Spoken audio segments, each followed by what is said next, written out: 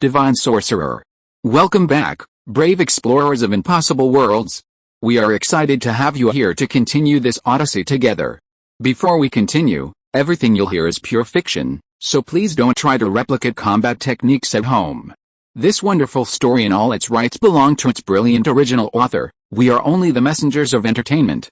Want another dose of adventure?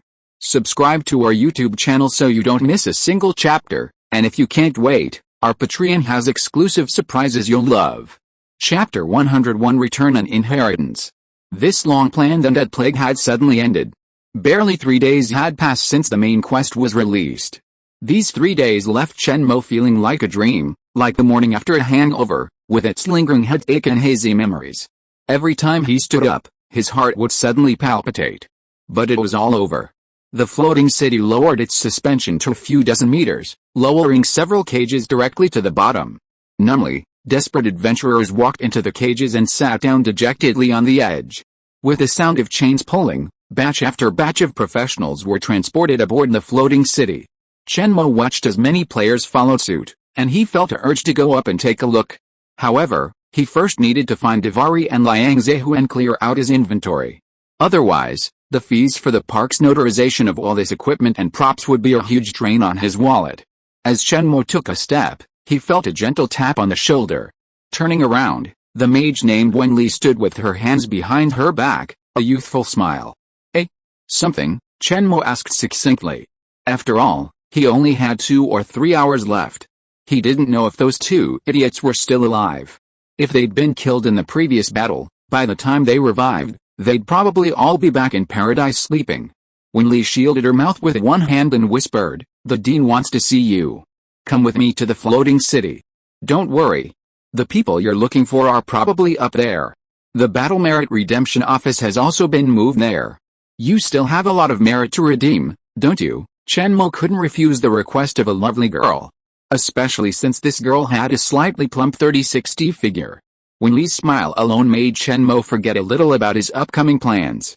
Especially when Chen Mo climbed into the broom-flying vehicle, hugged a waist that was notably slender, and inhaled a unique fragrance. He forgot even more. With a whoosh, Wenli, clutching the broom, soared skyward. The overwhelming push on Chen Mo's back nearly sent him flying. In less than a minute, Wenli carried Chen Mo to the floating city, to the location of the Lanyu magic tower. Chen Mo, with an air of utter innocence, gazed up at the azure-blue magic tower, over 100 meters tall. Its towering form, shrouded in halos, emanated a terrifying aura. "It's truly breathtaking." Wenli grabbed Chen Mo's hand and dragged him inside, mumbling, "Hurry up. Stop dawdling." "What's so great about a magic tower?" Chen Mo walked reluctantly, stopping and starting, reluctantly averting his gaze. "How, woman?" This time, Chen Mo learned his lesson and remained silent. However, a fireball the size of a face appeared before Chen Mo. The silence truly frightened Chen Mo, and he immediately became obedient. Not long after, Chen Mo spotted Aspen sitting behind a large desk in the tower's study. He looked a little tired, with a sleek cat resting on his knees. He was gently stroking the cat's back, observing the information displayed by the circles of magic circles. "Hello again. Little one. Come on. Sit down. No need to be polite with me." Chen Mo was actually a little embarrassed, but he didn't know where this embarrassment came from. Facing such a terrifyingly powerful 9th-rank master, Chen Mo could no longer maintain the same mindset as he had at the Paradise training grounds to talk to Aspen. After all, this wasn't the absolutely safe interior of the Black Abyss Paradise.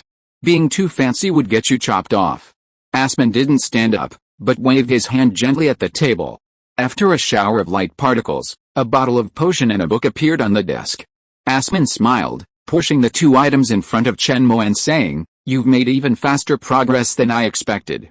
This time, Lanyu City's crisis is only possible thanks to your help.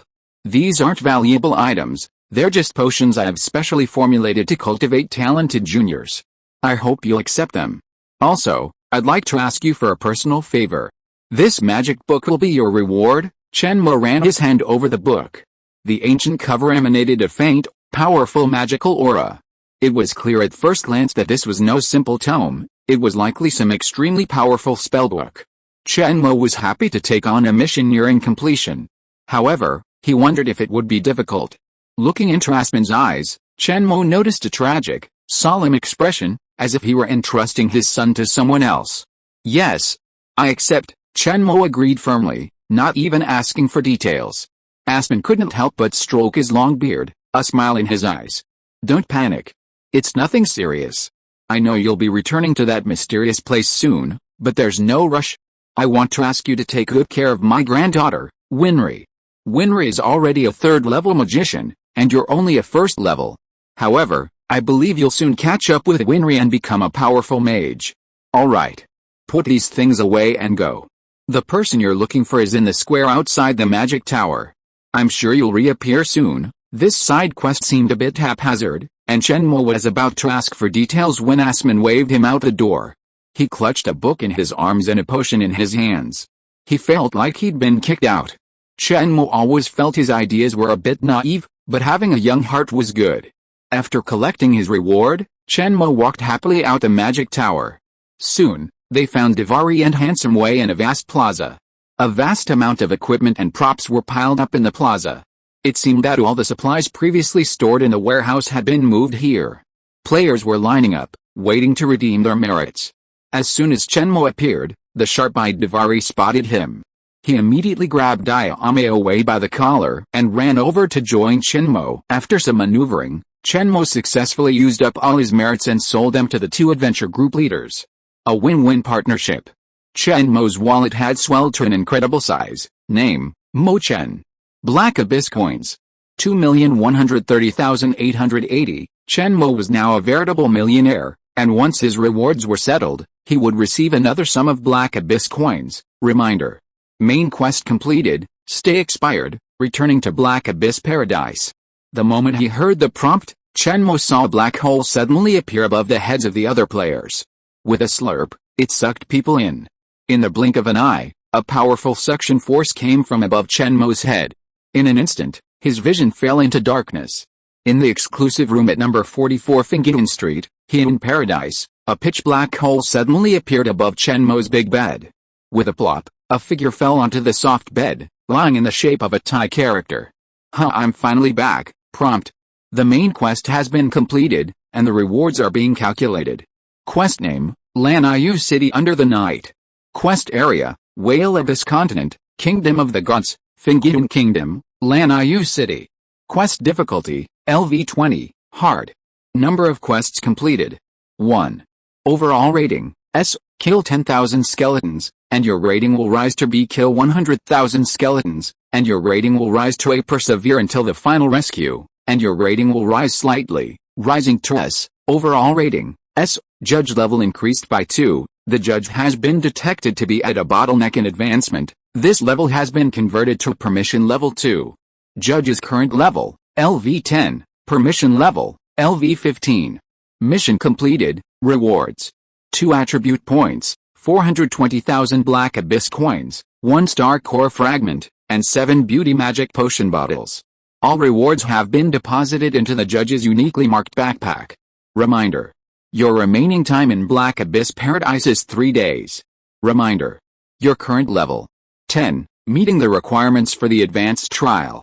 It has been detected that 4 of your 5 basic attributes, strength, agility, constitution, and intelligence, have reached their maximum values, meeting the requirements for the Inquisitor's advanced trial. The next mission will unlock an advanced trial specifically for Inquisitors. Detailed information will be available half an hour before the mission begins. Chen Mo flipped through his backpack, carefully counting the items. Although he didn't receive any rewards this time, he was simply going through the motions to collect some Black Abyss coins. Even the main quest clearly stated that the only reward was Black Abyss coins. If it weren't for Chen Mo's special identity as his clone, pushing the other attributes to their maximums would have been difficult. Now that 4 attributes have reached their maximum values, Chen Mo plans to max out his charisma as well, allowing him to directly embark on the advanced trial for all attributes. If you want to do something, you must be the best and the strongest. You can't follow someone else and let your charisma go negative. While the ideal is beautiful, Chen Mo estimates that he doesn't have enough time. After 3 days of staying and adding 2 attribute points, he still needed 1 more attribute point to reach 20 charisma. Just when Chen Mo thought he was at his wit's end, an idea struck him. He inquired with Paradise. Later, Chen Mo learned from Paradise's inquiry about his special service at the training ground. For a fee of Black Abyss coins, he could activate a time-accelerated training mode, allowing the body to absorb these potions more quickly. It was essentially trading money for time. What a damn capital, Chen Mo could only mutter. After all, he was about to use this damn service. After counting his belongings, Chen Mo's Black Abyss coins had reached nearly 2.55 million. He planned to use this money entirely to improve his magic skills, especially his passive abilities, which were particularly important. After witnessing Aspen's devastating magic, Chen Mo was filled with hope for his future. Such dazzling magic certainly required a lot of basic support. Chen Mo planned to invest heavily in building his magical foundation into titanium alloy, absolutely stable and solid. With a flip of his hand, a glass bead, resembling a crack, appeared in Chen Mo's palm. This was the star core fragment he had exchanged for earlier, a valuable item worth 300,000 merits. After gently tapping it to use, a black vortex appeared on Chen Mo's right chest. He swallowed a small bead. Instantly, Chen Mo felt his entire body sink, as if he were carrying something incredibly heavy. In the blink of an eye, the feeling of heaviness vanished. Reminder. Talent evolving, estimated time. 3 days. Watching his talent evolve smoothly, Chen Mo nodded in satisfaction. Then, he took out the potion and spellbook Aspen had given him. Reminder. Do you want to spend 10,000 Black Abyss coins to appraise these 2 items? After a slight pause, Chen Mo finally learned what the 2 special rewards were. Name, Lan Yu Secret Elixir. Type, Enhancement Potion. Rank, Perfect Rank 3.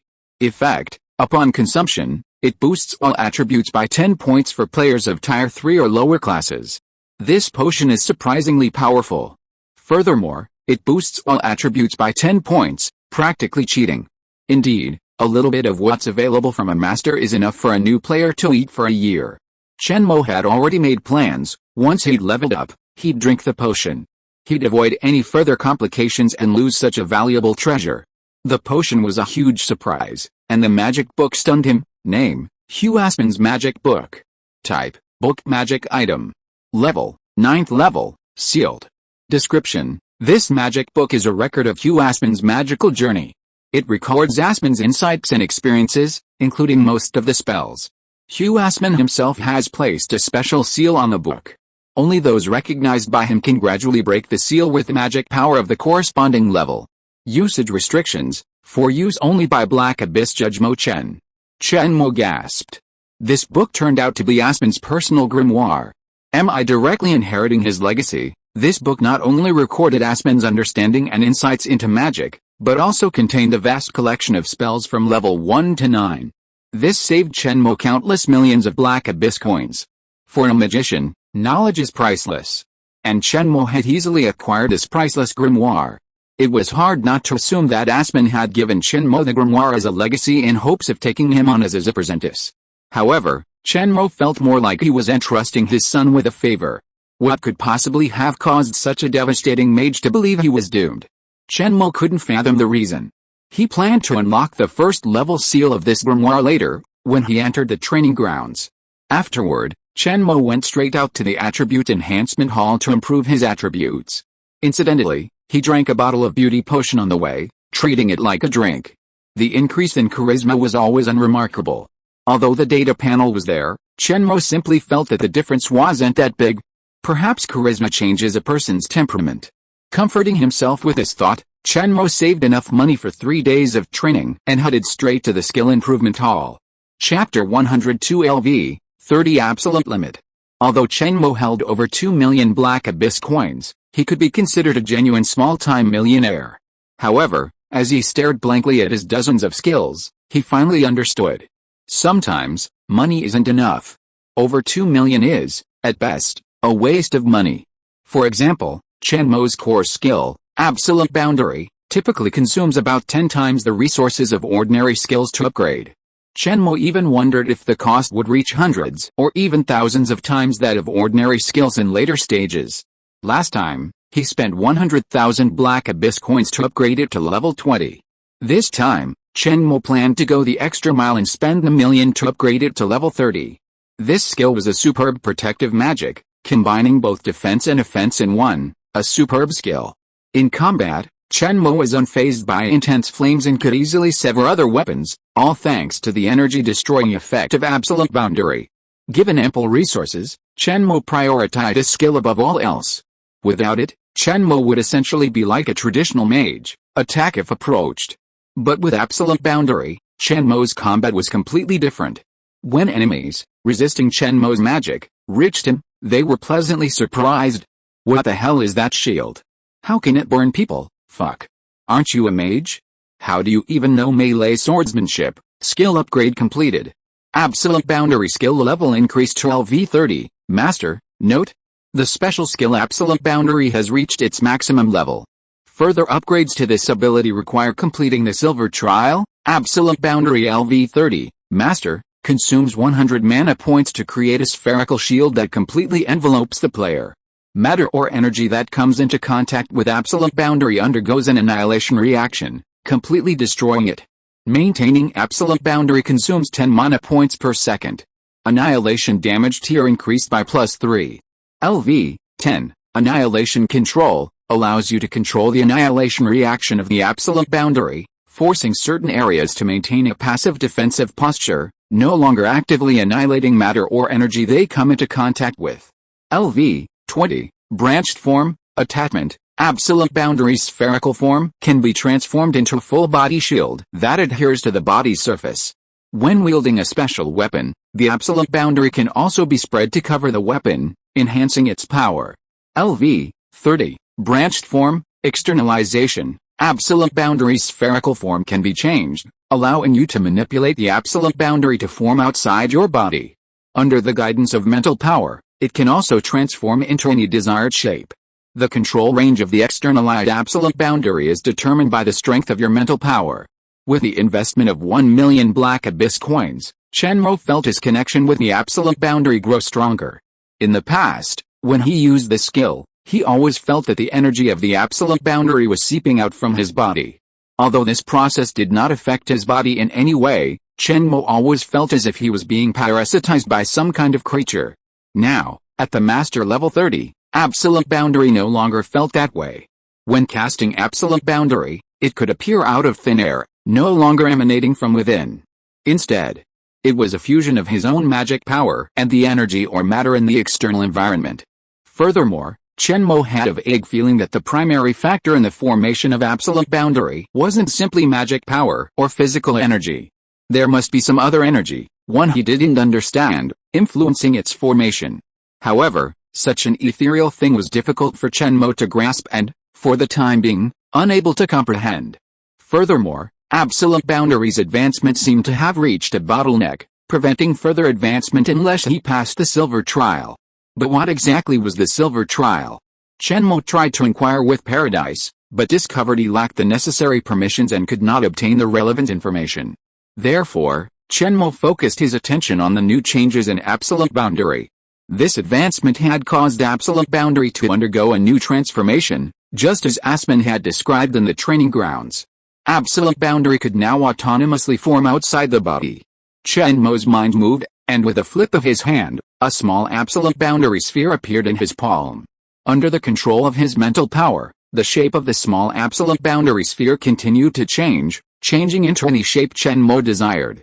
At the same time, Chen Mo's body could also continue to maintain the protection of the Absolute Boundary.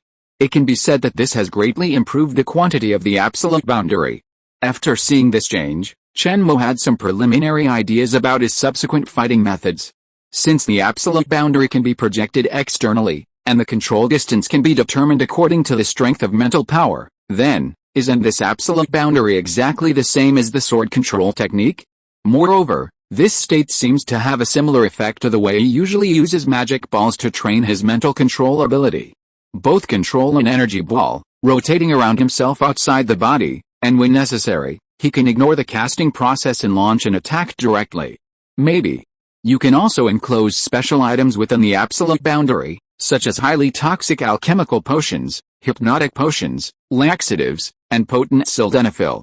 This way, protected by the Absolute Boundary's powerful shield, there's no need to worry about other attacks prematurely breaching the Absolute Boundary. Chen Mo had previously discovered this problem with a modified fireball spell he'd purchased from warehouse number 3. If the fireball spell incorporates other elements, the enemy will clearly know something's amiss and detonate the attack from a distance. Consequently, the poisonous mist created by the fireball's detonation won't necessarily envelop the enemy. Furthermore, if you're instantly detonated after casting a spell, the special effects within the fireball will harm you, creating a self-damaging spell. Mixing magic is still too risky and is best suited to those with agile minds. Chen Mo prefers the simple, mindless approach of maximizing power and range. A single shot could bring nuclear destruction to the world. Then, any demon or monster would be terrified by the sight of him. Now, back to the point. Chen Mo's new use of absolute boundary extends beyond magic. His flying sword can also envelop absolute boundary. This not only effectively protects the flying sword, but also enhances its power. Each time he inflicts a wound on an enemy, the annihilation energy attached to the sword burns the wound, further aggravating the damage. This has become Chen Mo's familiar bleed-out tactic. This ability is extremely useful in kite fighting, especially against enemies he cannot defeat head-on. After exploring for a while, Chen Mo decided to research it further during his trip to the training grounds. For now, he needs to improve some of his passive abilities. Besides the new magic he'd earned from using his military merits, Chen Mo has many other passive abilities, all at level 20. He doesn't intend to invest significant resources in upgrading these newly learned spells. His main focus will be on his passive abilities. Chen Mo is well aware of the power of late-stage, technically focused classes whose basic attacks can become ultimates. If he wants a strong future, he must be strict with himself early on. He couldn't waste too many resources on ordinary abilities. Chen Mo even decided that, aside from a few effective spells, he would only cultivate 2 types, wind and fire. Cultivating all types of magic was too laborious. With Chen Mo's current level of strength, it wouldn't be crucial. Therefore, concentrating resources on passive abilities and 1 or 2 active abilities was the best approach. 4 hours later, Chen Mo had spent 800,000 Black Abyss coins, pushing all his passive abilities to the master level of LV30. These abilities included crucial foundational abilities for spellcasting, magic shaping, spell modeling, mental perception, mental locking, mobile casting, and magic speed. They also included 2 melee abilities, elementary swordsmanship and basic combat. When all these abilities reached master level, Chen Mo could deeply sense the interplay of countless lights and shadows in his mind. This was the process of the knowledge bestowed upon him by Paradise, constantly imprinted upon his mind after these abilities were upgraded. Once the mental image stabilizes, these experiences will be thoroughly imbued into Chen Mo's body, forming muscle memory, as if Chen Mo had acquired them through countless trials and tribulations. However, Aspen had once said that this process was somewhat unreliable. While early development can help him quickly overcome the novice phase, later on, as he gained insights, he developed a dependency, hindering his mindset and strength. This is how barriers form. Therefore, Aspen advised Chen Mo not to rely too heavily on the knowledge bestowed by Paradise. Instead, he should apply what he learned, constantly summarizing his experience in battle, integrating these abilities into his own repertoire, and making them his true strength. While reviewing his skills, Chen Mo discovered a skill he had previously overlooked, physical enhancement. This skill had been extremely helpful during Chen Mo's initial journey through time. If it weren't for the fact that Chen Mo's attributes had gradually reached their limits, this spell would still be extremely useful. However, most mages disdain this spell, believing it's only used to bless others. What serious mage would cast such a buff on themselves? Was he supposed to personally pronounce arcane brilliance, staff in hand? Spending another 100,000 Black Abyss coins, Chen Mo upgraded physical enhancement to its maximum level, reaching LV30 Master. The effects of this spell at the maximum level were quite impressive. From its initial 10-point increase in strength, agility, and body, it now increased to 30 points. That's a tripling of the original value. Surely, after Chen Mo completes the advanced trial, this spell will once again become a staple in his repertoire. His skill upgrades weren't over yet. Chen Mo dug out new spells he'd redeemed in warehouse number 3. All of them had been upgraded to mastery level, save for the fireball variants, which lacked the necessary prerequisites and couldn't be used independently. Chen Mo could now wield spells like Electrocute, Stone Spike, Ice Spike, Wind Wall, Earth Wall, and entanglement with ease. These various first-level spells cost Chen Mo a total of 220,000 Black Abyss coins. Chen Mo would now have the confidence to face those despicable puppet mages in the training ground head-on. Meanwhile, Chen Mo also upgraded a newly acquired auxiliary spell to master level. This spell, Wind Swiftness, also known as Lightness, is a speed-boosting spell often used by melee classes. Wind Swiftness LV30 Max, Master, consumes 50 mana points to unleash a whirlwind of wind that wraps around the lower body, increasing movement speed by up to 100%. This spell is only effective at Tier 3 and below. Some rogues and swordsmen often use similar abilities to temporarily boost their speed, allowing for better evasion and attacking. Chen Mo's speed is exceptionally fast for a Tier 1 class. Casting this spell will boost Chen Mo's speed by nearly 100%. This means his speed will surpass the speed of sound, reaching a terrifying level. Of course, this requires his body to be able to withstand the pressure of such speed. After all, in the world Chen Mo knew, no human could break the speed of sound with their physical strength alone. Such things only existed in novels. Unexpectedly, he could achieve this himself. After spending half a day, Chen Mo finally upgraded all of his skills. This was truly a massive undertaking. Now, Chen Mo urgently needed to head to the training ground and utilize its powerful functions to stabilize his strength. At the same time, Chen Mo also needed to utilize the training ground's time acceleration mode to raise his charisma to its maximum value.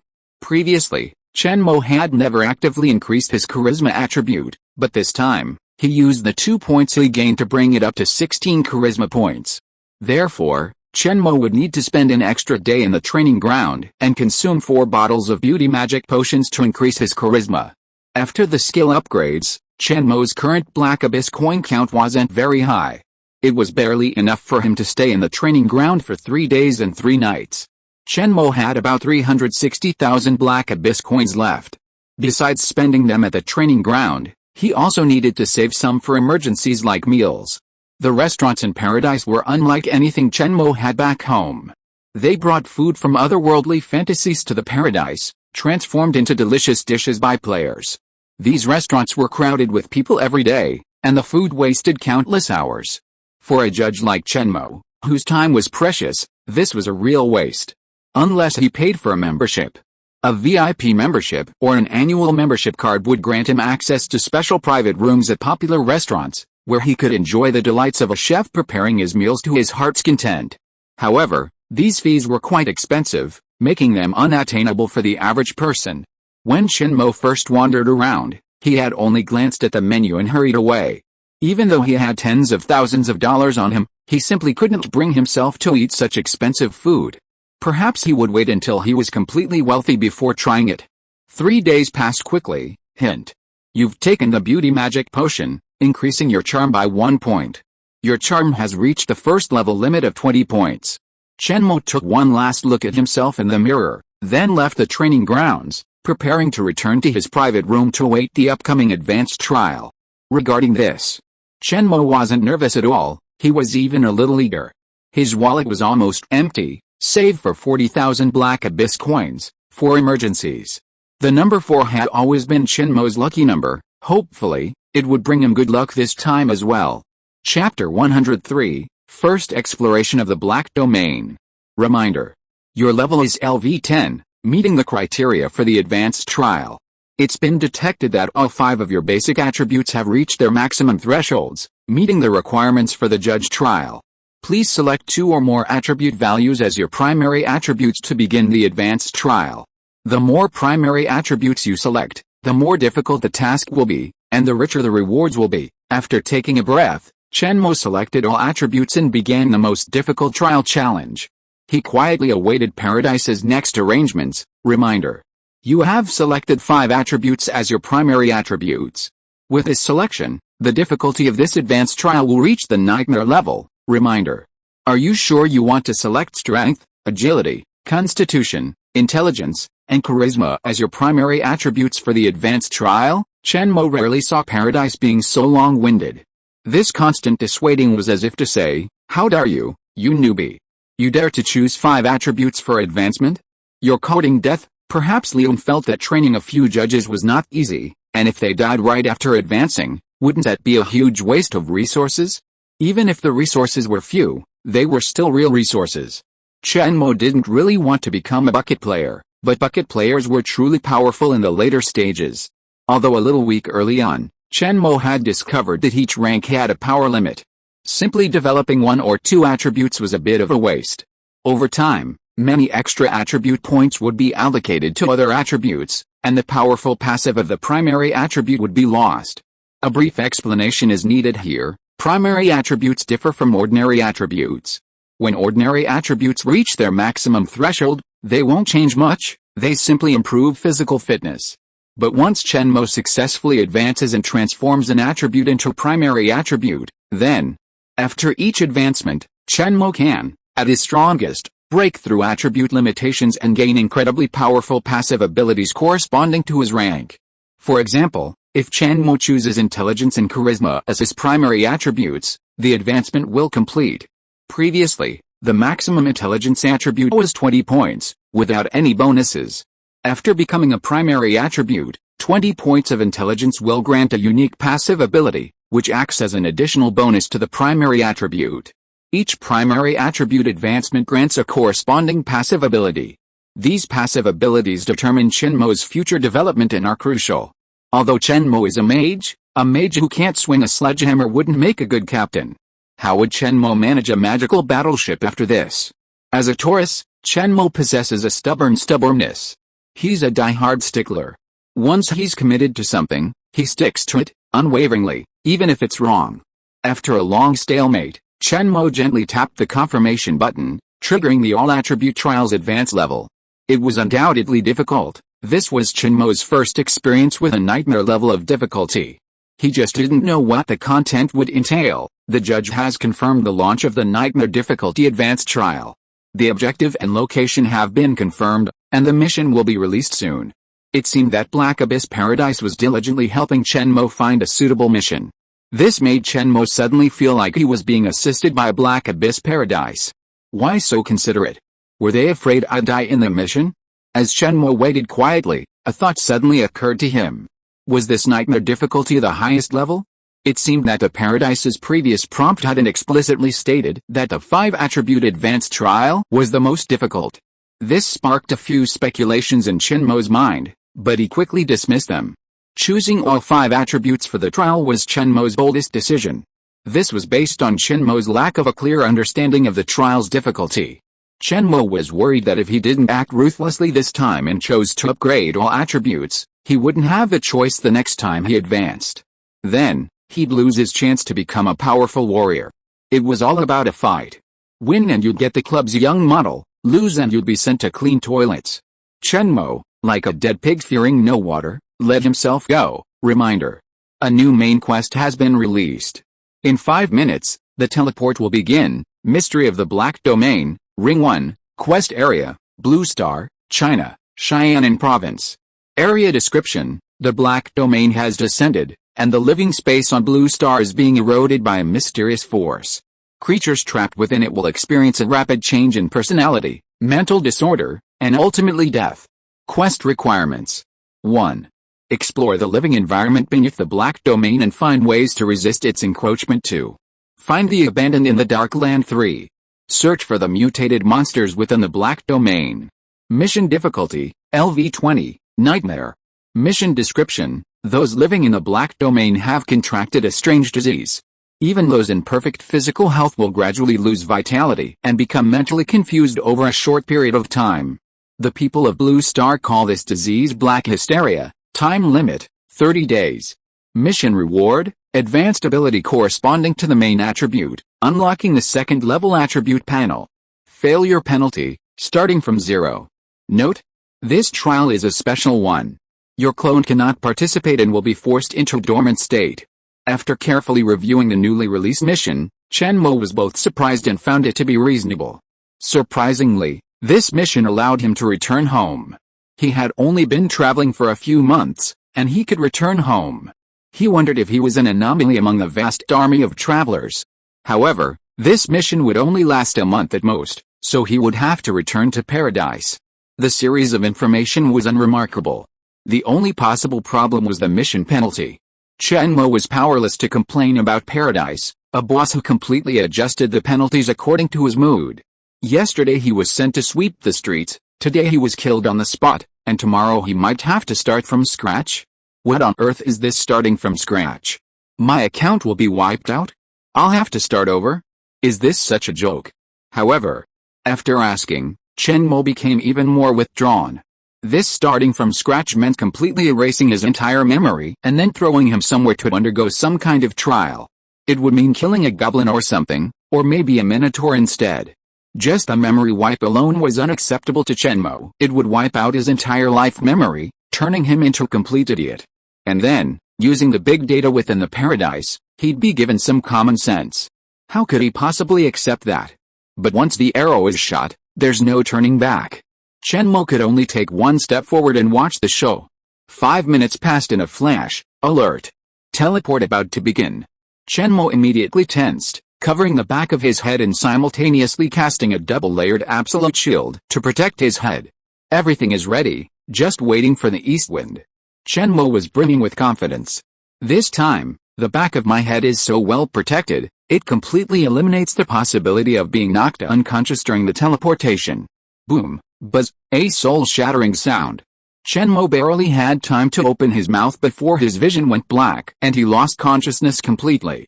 He fell backward, as if falling into the sea. Deep and cold. Dividing line, March 10, 2024, Chinese calendar, Xianzhou, capital of Xianan province. In a small, grayish-black room, a person lay on a rotten wooden bed. The temperature in the room seemed to be dropping, as if affected by something. The windows were covered by thick, dark yellow curtains, with only a dim light filtering through them. At that moment, a faint sound of footsteps could be heard. It sounded like someone returning home, approaching their home. The footsteps grew closer and clearer. Just then, it pulled out a key, with a crisp metallic clang. The person lying on the wooden bed fluttered their eyelashes, about to wake.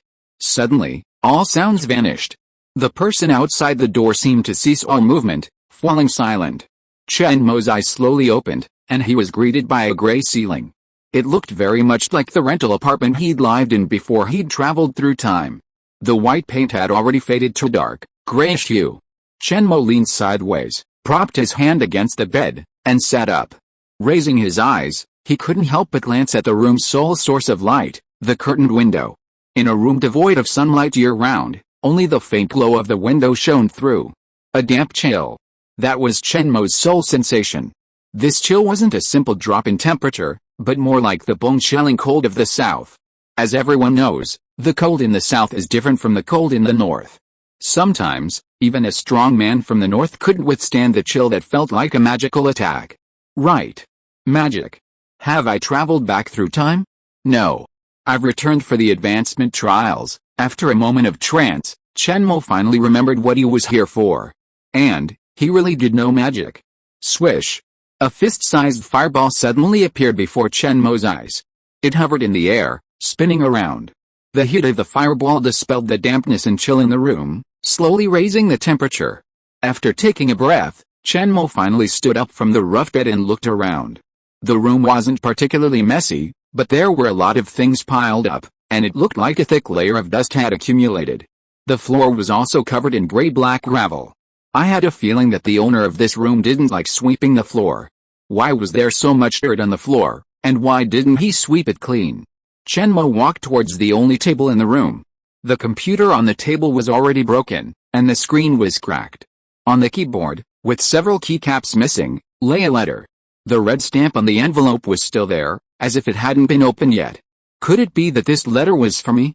Chen Mo couldn't help but think this, slowly reaching out to take the envelope. Suddenly, a chill ran through him, and goosebumps appeared on his arms. It felt like a refrigerator had suddenly appeared behind him. He opened the door without hesitation, letting the freezing air blow straight onto his back. Chen Mo's heart tightened, and he turned to look back. Nothing was out of place. The large iron door was tightly closed, and there was no shadow under the bed, let alone an arm. However, the eerie and gloomy atmosphere made Chen Mo nervous. Subconsciously, Chen Mo quietly extended his mental power, forming a sensory sphere covered by mental power, enveloping everything in the room. A familiar feeling returned to Chen Mo's control, and he smiled slightly as he continued to examine the envelope. It was as if he hadn't found anything. With a click, he opened the envelope. The paper inside was already slightly blackened. Who still uses envelopes to write letters these days? Could it be that the time I'm going back to isn't the same time I traveled back to before? Questioning this, Chen Mo unfolded the envelope and began to read. My childhood sweetheart was a spoiled and domineering girl. Her grades weren't great, and she constantly pestered me to copy her homework. I had to wait for her to go to school, come home from school, and even eat. In her freshman year of high school, she suddenly got a boyfriend and stopped bothering me. During the first semester of my senior year, her father kept urging me to take care of her. Our parents were family friends and had a good relationship. I agreed and started looking for her. The first thing I said when we met was to break up. Take the college entrance exam first, then have a boyfriend later. I thought she'd just ignore it. But she didn't hesitate at all. They broke up in a split second. In the second semester of our senior year, we spent almost every free moment together studying, like two inseparable lovers. She often asked me where I wanted to go and what sights I wanted to see, and she said she wanted to go too. I laughed at her dreaming. The college entrance exam results came out, and I got into my dream school. She failed and chose to repeat the year. During my freshman year, our contact gradually faded. The hustle and bustle of university life, with all the new things and people, was challenging my perspective. I was so busy participating in various activities and encountering new things that I completely forgot about her. She also didn't contact me again. I didn't think much of it. After all, I had a girlfriend, and she was still my ideal type. In my sophomore year, for academic credit, I took the initiative to greet the new students. Amidst the throng of people, she appeared before me. Her eyes, smiling like two crescent moons, chuckled playfully, and she said, "Are you happy? I can help you copy my homework again." I felt a sense of relief. This silly girl had finally become less silly. I took her to the registration process and helped carry her luggage up to the 8th floor. Downstairs, I ran into my girlfriend and introduced her. She just weakly complimented my girlfriend on her beauty. I thought she was jealous of me having such a girlfriend in college. So I comforted her, saying, "There are so many handsome guys in college, you'll get one too." She glanced at me, her eyes flickering, but she said nothing. Suddenly feeling awkward, I hurriedly helped her carry her luggage up and left. Since we were from the same hometown, she had come home with me for National Day during her freshman year. Inside the stuffy bus, we sat shoulder to shoulder. Her perfume was so pleasant, it alleviated my motion sickness. Not long into the ride, she asked how I met my girlfriend. I briefly recounted some fun stories from club activities. Afterward, she seemed to fall asleep, her head resting on my shoulder. Her hair fell across my arm, smooth and silky. I was feeling a little sleepy myself, so I closed my eyes to rest. Half asleep, I felt someone kiss me. So passionate. Suddenly, I jolted awake to find King Mai's lips dripping with saliva. She looked at me tearfully, her eyes full of resentment, and she didn't say anything. The atmosphere was silent until the next service area. I got out of the car, lit a cigarette, and tried to calm myself down. But she grabbed my hand and looked up at me. 2 tear marks slid down from the corners of her eyes. Her eyes were red, but full of possessiveness. She screamed and shouted, instantly. A sinister shriek suddenly sounded. The whole room suddenly darkened. The temperature suddenly became icy cold, and a gray-blue shadow, like a wronged ghost, suddenly penetrated the wall and pounced on Chen Mo's back. A smile of conspiracy emerged on the face of the looming shadow. The next moment, its smile suddenly disappeared, and its eyes were full of horror. Chapter 104. The old king is dead, the new king should be established. As a mage, channeling mental energy to perceive the surrounding environment is an instinctive method of exploration. This method is particularly comprehensive and detailed. It's like the divine consciousness of immortal cultivators, nothing escapes their reach. Chen Mo spotted the wandering ghost from the start. It was merely a life form in the form of energy. Chen Mo had even seen undead skeletons, so why would he fear this? He had already developed a strong resistance to such anomalies beyond ordinary comprehension. So, when he discovered the envelope was a trap, he wondered, was it set by a human, or something else? To his surprise, it turned out to be something truly anomalous. Has my hometown been invaded? How could there be ghosts? Chen Mo muttered to himself, his eyes fixed on the invisible ghost. And now, the ghost was also bewildered. Normally, ordinary humans wouldn't be able to detect them. He had used this trap, a surefire trick, to kill dozens of people, and was nearing a bottleneck in his evolution. Who could have imagined that, after a moment of misstep, I would fall prey to this human? What on earth is that thing? Why can it dissolve my hands? The vengeful spirit, now awakened, searched through the memories of dozens of people, but could not comprehend what had happened. Its eyes grew increasingly fierce, unconvinced. It could not believe it was all a coincidence. The next moment, the vengeful spirit began to float upward, disappearing into the roof. From the ceiling, it peered down at Chen Mo's head. Just as it was about to strike, Chen Mo suddenly raised his head and stared at it, startling it, its spirit trembling. This human seems to be able to see me? No. Run. Chen Mo had just experienced a minor incident, his innate talent fully awakened. At this moment, a powerful suction force was constantly working within his body, stirring with the urge to devour something. Or rather, to eat something. In a blink of an eye, the vengeful spirit on his face had flown above him. Could it be that if I were to change my location, I wouldn't be able to detect you? Haha. Mental perception is a spherical perception circle. Chen Mo stretched out his hand, and a terrifying suction force emerged from his palm. Instantly, a violent wind swept through the room, shredding all matter and non-matter into particles. It was stretched into a gray-black ribbon and disappeared into Chen Mo's palm. Devour the life of a spiritual being. Your mental strength increases by 10 points. The sudden notification made Chen Mo stop what he was doing. The room was already in ruins, crumbling. Chen Mo pushed open the door, and the large iron door slammed to the ground, sending dust flying through the room. After all, this iron door was more durable than ordinary concrete walls. Chen Mo knew that his innate ability was not simple, so he didn't dare to exert too much force just now, otherwise he would have buried himself. Passing through the pitch-black corridor, Chen Mo walked down the stairs, hoping to find a way out. He began to check the notifications about his talent. Your innate ability, Endless Devouring, has successfully reached level 2. Please check for details. Your innate ability, Endless Devouring, has been upgraded to level 11, increasing all attributes by 1.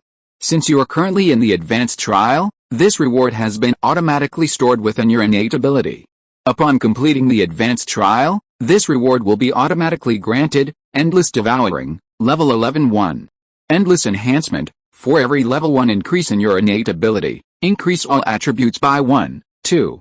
Horizon Devouring, automatically absorbs all types of energy and matter within the body, increasing the absorption range to 10-meter radius 3. Energy Refining, refines absorbed energy, increasing spell power by 100%, spell duration by 100%, casting speed by 100%, and magic refinement by 100%. 4. Gravitational Manipulation, after consuming sufficient matter and energy, a black hole singularity forms within Endless Devouring. Further amplifying the suction force, it generates gravity. Under mental control, you can manipulate gravity. The current maximum weight that gravity can manipulate is 10 to 20 kilograms. The advancement of the talent is quite interesting. First, the special energy rewarded by the talent upgrade, which comprehensively improves physical fitness, is automatically stored within the body. Then, the automatic cultivation function has also undergone a stronger transformation. When Chen Mo activated this ability before, he could only absorb magic power within a 5-meter radius. Other energy types were rarely absorbed, mostly explosive flames. Absorbing flames felt like someone forcing food into your mouth, which was actually quite annoying. But now it's different. The current talent description has changed. Chen Mo can now absorb all types of energy, from light to plasma energy, and even the kinetic energy of collisions and slashes. Chen Mo can absorb them one by one into the endlessly devouring singularity. This ability seems a bit buggy. If it can absorb all types of energy, wouldn't I be invincible? Invulnerable to swords and spears? In reality, he wasn't invincible. If the energy absorbed exceeded Chen Mo's tolerance within a short period of time, he would still die. It's like blowing too much air into a balloon and it bursts. Furthermore, Chen Mo's energy absorption efficiency was limited. It was impossible to absorb all the kinetic energy generated by damage instantly. Therefore, Chen Mo's ability could be understood as reducing the damage inflicted by the enemy, within his body's tolerance. This is commonly known as damage reduction. The degree of damage reduction is determined by a combination of Chen Mo's physical strength, mental strength, and innate abilities. Furthermore, what surprised Chen Mo even more was that he could devour matter. Just now, he had shredded much of the room's furniture, including the wooden bed and table, into tiny particles, devouring them within his body. Reaching out to devour was a subconscious move. He felt that devouring something would require a specific place to eat, but using his mouth was a bit uncomfortable. So, he simply reached out and tried to see if he could devour the surrounding matter. The wrong soul was completely shredded into basic energy units by Chen Mo and devoured. Therefore, Chen Mo also gained 10 points of mental strength. This unexpected bonus made Chen Mo a little worried. Could this 10 points of increased mental strength be the will of the deceased wronged soul, merging into his mind? If he absorbed too many wronged souls, would his consciousness be taken over by other souls? In other words, would he be possessed by someone else? Worried, Chen Mo immediately asked Leon about this question. The answer he received was rather surprising. Leon explained that after Chen Mo devoured the wronged soul, the conscious portion of its spirit would be completely suppressed within a black hole singularity. This singularity, like a black hole, allows only entry but no exit. Chen Mo's current strength was too low. If the target of his devouring was significantly stronger than Chen Mo, it might still be possible for them to escape the endless devouring state by leveraging their powerful spiritual form. However, this was essentially impossible. As Chen Mo grew stronger, the mass of the black hole would rapidly increase. Until one day, Chen Mo transformed into a full-fledged, humanoid black hole. Or a black hole with its own will, freely controllable. What kind of terrifying monster would that be? Chen Mo couldn't help but sigh after hearing the explanation. His innate ability seemed a little too incredible. If he truly transformed into a black hole, wouldn't even a grain of sand disappear wherever he went? Moreover, the terrifying gravity generated by the black hole would also distort space and time. Does that mean he could use it to control the abilities of time and space in the future? For a moment, Chen Mo felt a little elated. However, after a moment of satisfaction, he calmed down. This was all for the future. He had to keep a low profile. The advancement of endless devouring doubled the passive abilities attached to the spell.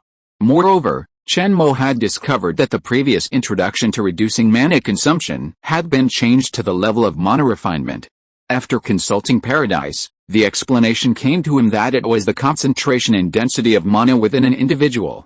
It was as if, once Chen Mo's mana refinement reached a certain level, then, his magic power could potentially condense from an ethereal energy state into visible mist.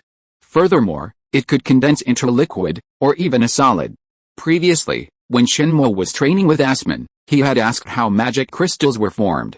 Asman's answer was that they were formed by life forms possessing magical power, which they continuously condensed.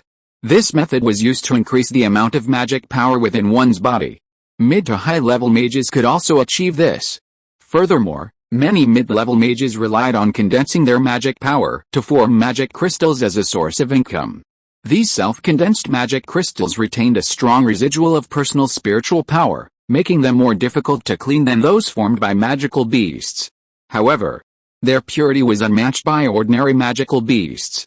Therefore, many mages used magic crystals as a basic unit of currency. This change was undoubtedly a boost for Chen Mo. With his own magic power more concentrated, the cost of spellcasting would also be reduced. Therefore, this new introduction was more detailed. Finally, endless devouring added a new ability, gravity control. Chen Mo was very familiar with the effects of this ability. It was similar to his current mental manipulation ability. He could teleport objects and command flying swords to kill enemies. However, this ability wasn't magic. It was a natural process caused by the endless devouring within Chen Mo's body, a natural law of the universe. A question lingered in Chen Mo's mind: had he implanted a black hole within him? All these signs pointed to it. This gift Chen Mo had acquired, endless devouring, was a black hole in the process of forming. A black hole? The Black Abyss? Chen Mo suddenly had some suspicions. Perhaps this gift was closely related to the Black Abyss Paradise. And perhaps he was its top thug. The thought made Chen Mo cover his face with his hands, a look of shame covering his face. What was he thinking? He'd already boarded a pirate ship, a pirate himself, so why would he maliciously speculate about his own pirate ship? At this point, Chen Mo finally felt relieved and began to identify with the Black Abyss Paradise. Over the past few months, he seemed to have enjoyed resources and treatment unattainable for ordinary players. It seems this boss treats me well. But have all the ghosts around here gone into hiding? There shouldn't be just one. After walking up a few flights of stairs, Chen Mo found the building's exit. His only regret was not encountering a ghost wall. He even had ghosts, but not a ghost wall that formed a maze due to distorted mental perception. That didn't make sense. Exiting the door, Chen Mo found himself in a residential complex. Everything seemed stained with a gloomy gray, creating a particularly depressing atmosphere. Chen Mo had initially assumed it was due to the dim light inside the room, but unexpectedly, the outside world was just as gloomy. This scene reminded Chen Mo of the strange resurrections and Cthulhu mythos depicted in certain novels. This mysterious force corrodes the entire world, plunging it into a state of decay. Ultimately, it causes the world to collapse and shatter. So, is this the true nature of the Black Domain? Chen Mo began searching the complex, seeking any living people, or even living ghosts. After several hours, Chen Mo had captured 9 ghosts within the complex.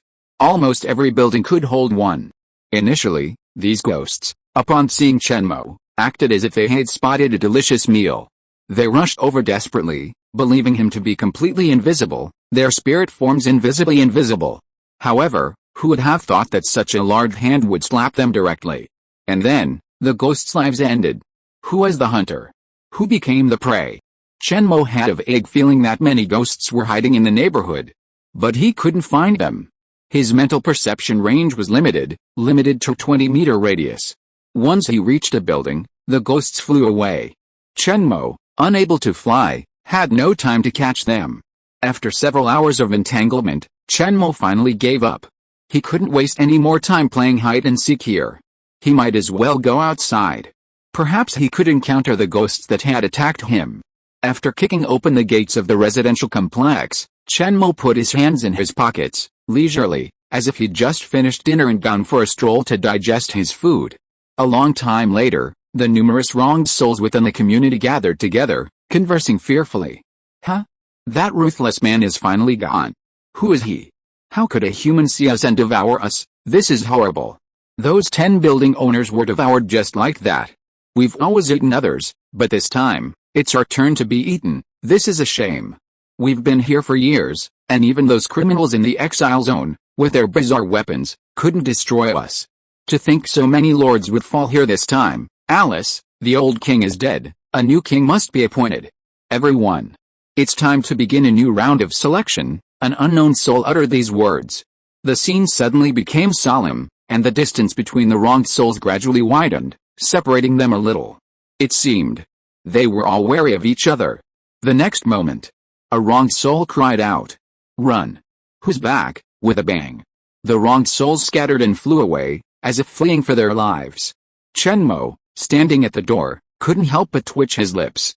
He had guessed that many wronged souls were hiding here, but he didn't expect there were actually hundreds of them. They were so densely packed that they covered the entire sky. Oh my god. Had he entered a den of wronged souls? Chapter 105 Big Cat. Strolling through the streets, surrounded by towering skyscrapers and wide, yet deserted, it felt like the kind of apocalyptic scenes Chen Mo often saw in his movies. Cars lay abandoned carelessly on the road, scattered garbage and leaves scattered across the ground. The vegetation withered, yet still stubbornly growing. Is the Black Domain really that terrifying? Chen Mo slowly exhaled the foul air from his chest, a wave of worry rising in his heart. The objectives of his mission this time were relatively simple. One was to find someone, another to find a monster, and finally, to find a way to resist the Black Domain. But the simpler the task, the more terrifying it seemed to Chen Mo. This was a nightmare-level mission. He'd been beaten to a pulp at that hero level, nearly dying. Maybe there was even a legend level in between. What the hell, I had to choose nightmare difficulty. Chen Mo cursed the entire way, a faint black aura emanating from his mouth and nose. Instantly, Chen Mo realized something was amiss. He suddenly expanded his mental power, carefully scanning his surroundings for anything amiss. However, after more than 10 minutes, Chen Mo found nothing amiss, except himself. Therefore, the key to the anomaly lay within himself. My mental power hasn't detected any information, and my identification techniques haven't revealed any useful information. That leaves me with one last solution. After some haphazard analysis, Chen Mo decided on a simple, drastic approach to solve the problem. Suddenly, a nameless wind arose, and a tornado descended. Standing in the tornado's eye, Chen Mo activated his endless devouring, with all his might, frantically absorbing the air around him. In just a few seconds, Chen Mo suddenly noticed that the colors around him seemed brighter. The gloomy, desolate colors seemed to have been devoured by endless devouring. The black aura that had previously infested his body was completely suppressed by the black hole in his right chest. At that moment, Chen Mo's eyes regained clarity. However, the area beneath his feet had become a massive pit over 40 meters in diameter. Fortunately, it wasn't very deep, less than 10 meters. It was probably because Chen Mo's devouring power was too weak, unable to quickly shred the solid ground. After adjusting his body's suction power to absorb only the surrounding air and no solid matter, Chen Mo leaped up and out of the pit. This black domain is truly bizarre. Even I've been caught without realizing it. This state is like that time when I was cast under the mental spell of a high-level undead. Could it be? Through analysis, Chen Mo began to gain a clearer understanding of his situation. Fortunately, the effect of the endless devouring was too powerful, absorbing all damage to Chen Mo into the black hole, allowing Chen Mo to awaken from his special state in time. However, this awakening was conditional, requiring Chen Mo to maintain his innate devouring ability. However, it wasn't a big problem. Chen Mo's innate ability could remain activated at all times, automatically absorbing external energy and matter. Chen Mo didn't activate it normally because he absorbed too much, and if he didn't release it, he would easily become exhausted. It's like someone force-feeding food after they're already full. The result is predictable. 99% of the time, they'll suffocate. Therefore, Chen Mo only activates about half of his natural talent during training, rarely fully unlocking it. Once his natural talent is fully unlocked, he'll have to fight tooth and nail. Unfortunately, Chen Mo's current physical condition isn't up to par with this gift. Otherwise, controlling it would be much smoother. This is why his natural talent is constantly feeding back energy, strengthening Chen Mo's physique. As Chen Mo began to move again, the 20-meter radius around him became like an air purifier. Everything was wiped clean of its grayness, becoming bright once again. This abnormal phenomenon was incredibly glaring in the darkness. Many powerful monsters also began to take notice of the relentlessly moving robot vacuum. Roar, a 3-meter-tall black cat suddenly landed 20 meters in front of Chen Mo, roaring furiously. Black smoke shrouded the black cat, its eyes filled with malice. Its furry claws extended, and sharp claws suddenly emerged. At first, Chen Mo was startled by the sudden appearance of the giant cat. After all, the sudden appearance of such a large creature would be a bit of a surprise. Its size was very similar to the demonic wolves Chen Mo had seen before. He just couldn't tell which was stronger, the wind demonic wolf or the wind demonic wolf. With a light step, Chen Mo vanished, and in the blink of an eye, he was at the giant cat's heart. Meanwhile, the black cat was still scanning its surroundings, lost in thought, searching for its prey. The next moment, Chen Mo tilted his head back and reached out to touch the cat's heart. The fuzzy feel of the cat was captivating. Meow, the black cat leaped over 10 meters high and instantly leaped away, its fur standing on end.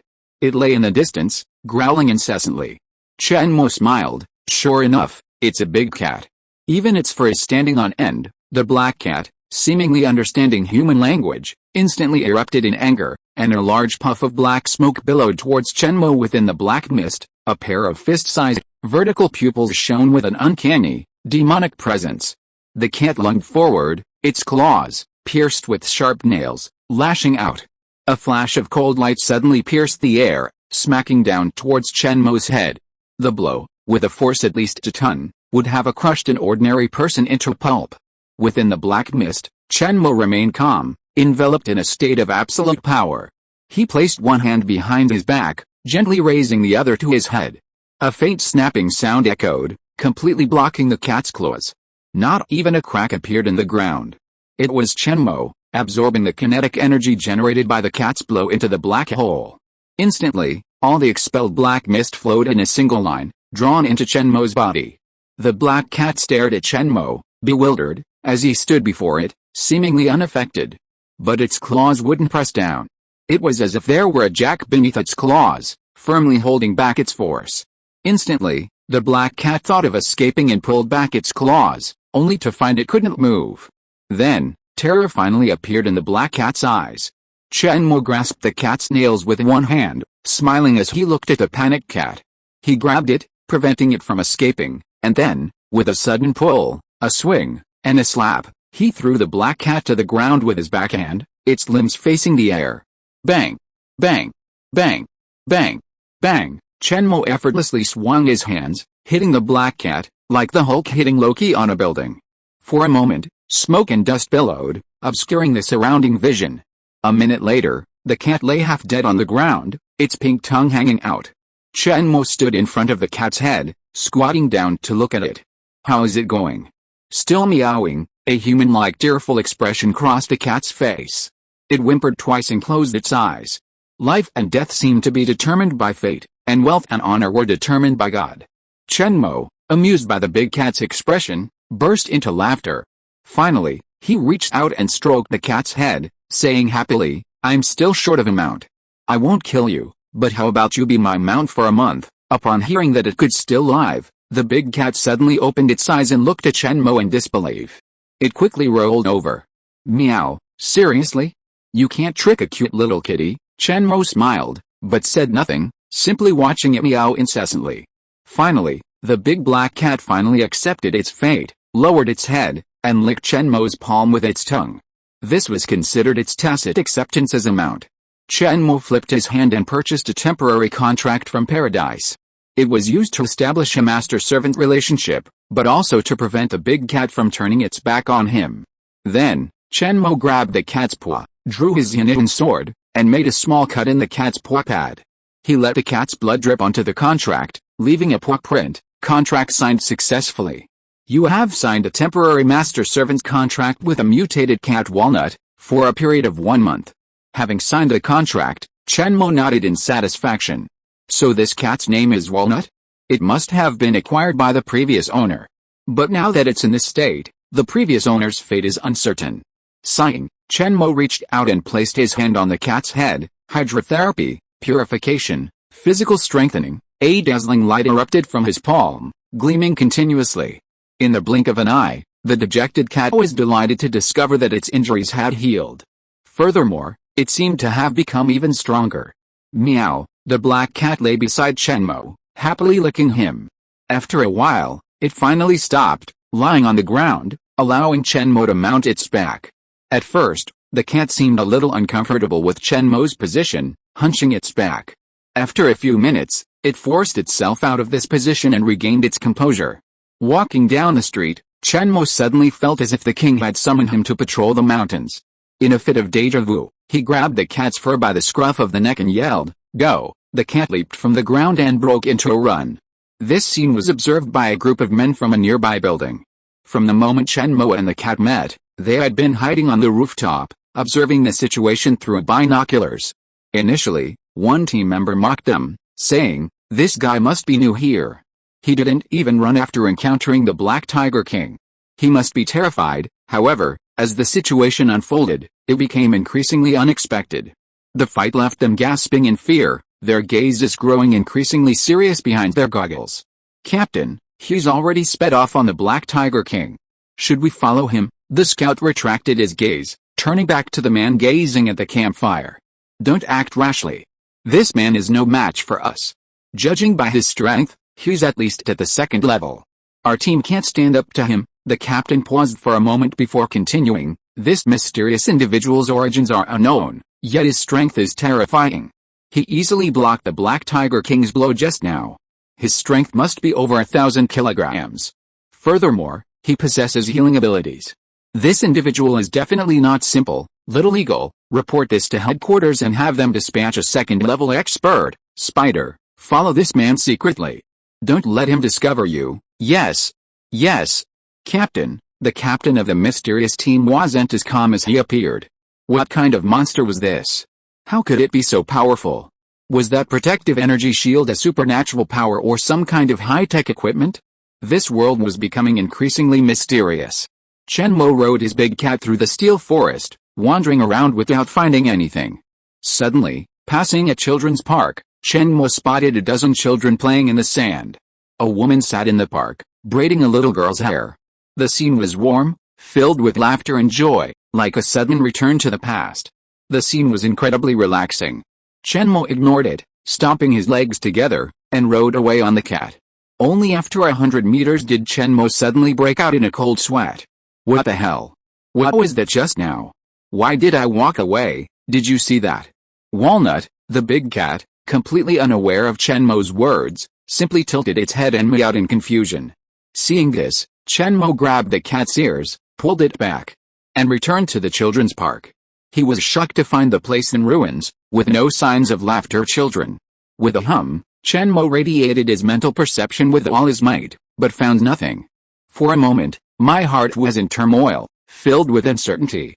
This could affect my level of mental strength. I'm afraid this opponent must be a very formidable one.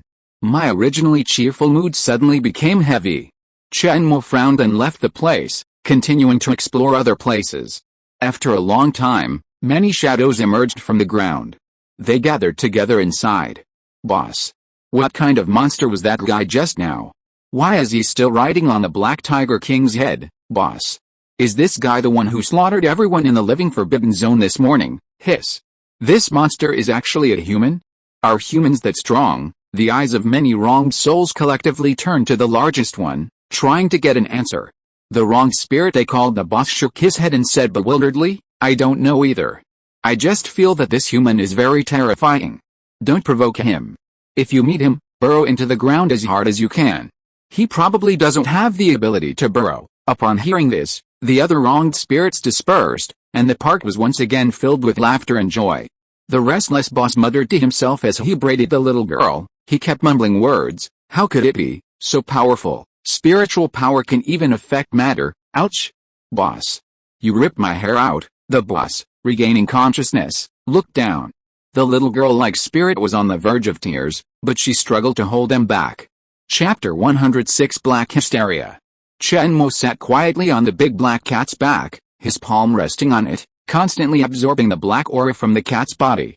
Initially, the big black cat scratched around as soon as it saw him, its eyes evil and cloudy. Chen Mo wondered if it was possessed. Originally, Chen Mo wanted to just chop it down and be done with it. But when he saw the big cat, its fur was smooth and it looked majestic. It must be a good cat to ride. That's when he decided to investigate the big black cat's condition. In fact, if it were easier, Chen Mo would just kill the big black cat and then study its corpse. It would be the same. However, after finally finding a living one, Chen Mo didn't want to wander around this dark and spooky place all day. Having a cat to keep him company was better than being alone. So, Chen Mo first ran to the big cat's chest and reached out to touch its belly.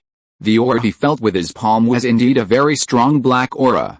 Then, while beating the big black cat, Chen Mo quietly dispersed and absorbed the black energy within its body.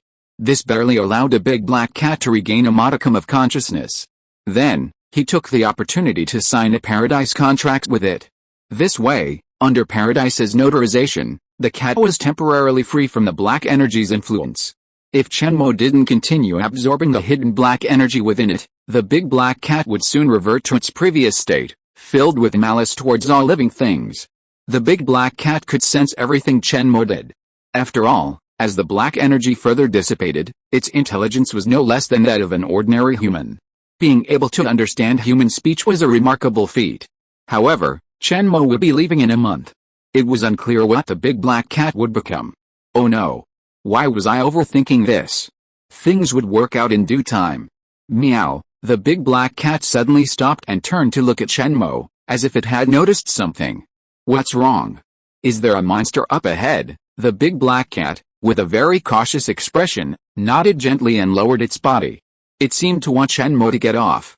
After all, it wasn't used to carrying a person in battle, as it would greatly affect its agility. Chen Mo dismounted and walked to the front. Ahead lay a square. In the center, a dried-up fountain stood.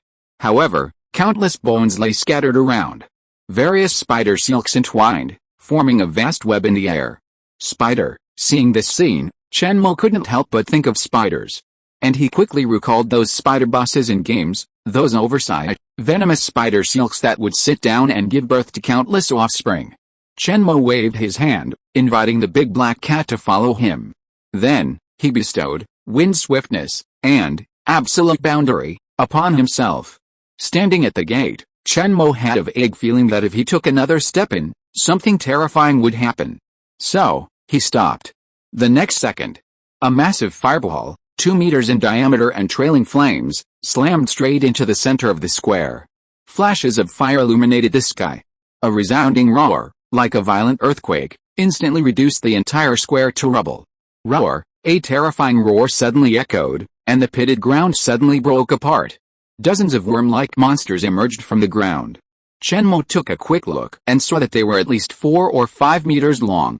Strange. Why aren't they spider monsters? He muttered to himself, but Chen Mo's hands were not slow. The moment the worm monster appeared, 2 wind blades materialized between his hands. With a casual throw, the wind blades roared and slashed away. 2 cyan crescents, piercing the worm's body and splitting it in 2. Then, suddenly turning, they sliced through every worm monster in the square. Finally, under Chen Mo's mental control, they collided with each other, shattering into countless whirlwinds. As he flung out his wind blades, Chen Mo strolled toward the square. He wanted to use his mental power to control the blades and kill his enemies, but he also wanted to observe any anomalies. Chen Mo didn't believe a monster so easily revealed itself could be the dominant boss of this area. These dozens of worms weren't even at the first level. Chen Mo was prepared to take the risk, using himself as bait to investigate. Splashes of green blood fell on Chen Mo, instantly obliterated by the absolute boundary, vaporizing into a green, poisonous mist. A sizzling sound. By the time Chen Mo reached the center of the square, the edge of the large pit, nothing unusual had occurred. Huh? Looks like they've escaped. After searching fruitlessly, Chen Mo prepared to call Big Cat and leave. Turning back, he saw a flash of cold light descend upon his head. Bang! Dust and smoke flew into the air. Chen Mo shielded himself with his hands before being slammed into the pit's bottom. At that moment, a half-man, half-spider monster stood at the edge, gazing coldly at Chen Mo at the bottom. That single slash had ripped a crack several dozen centimeters wide through the entire pit. And it was all done with pure physical force. If any ordinary person had witnessed this, they would have been terrified and fled in fear. However, Chen Mo's leisurely voice suddenly rang out from within the smoke. Wow! It's a beauty spider. I feel so sorry for it. The upper body of the monster attacking Chen Mo was indeed a beauty, but beneath its completely exposed skin, strands of spider silk entwined its vital parts. Its long purple hair flowed in the wind, a truly enchanting sight. Its vertical red eyes, however, were filled with murderous intent, and its expression was impassive, giving it the appearance of a cold and ruthless killer. Without its lower body, it would have been perfect.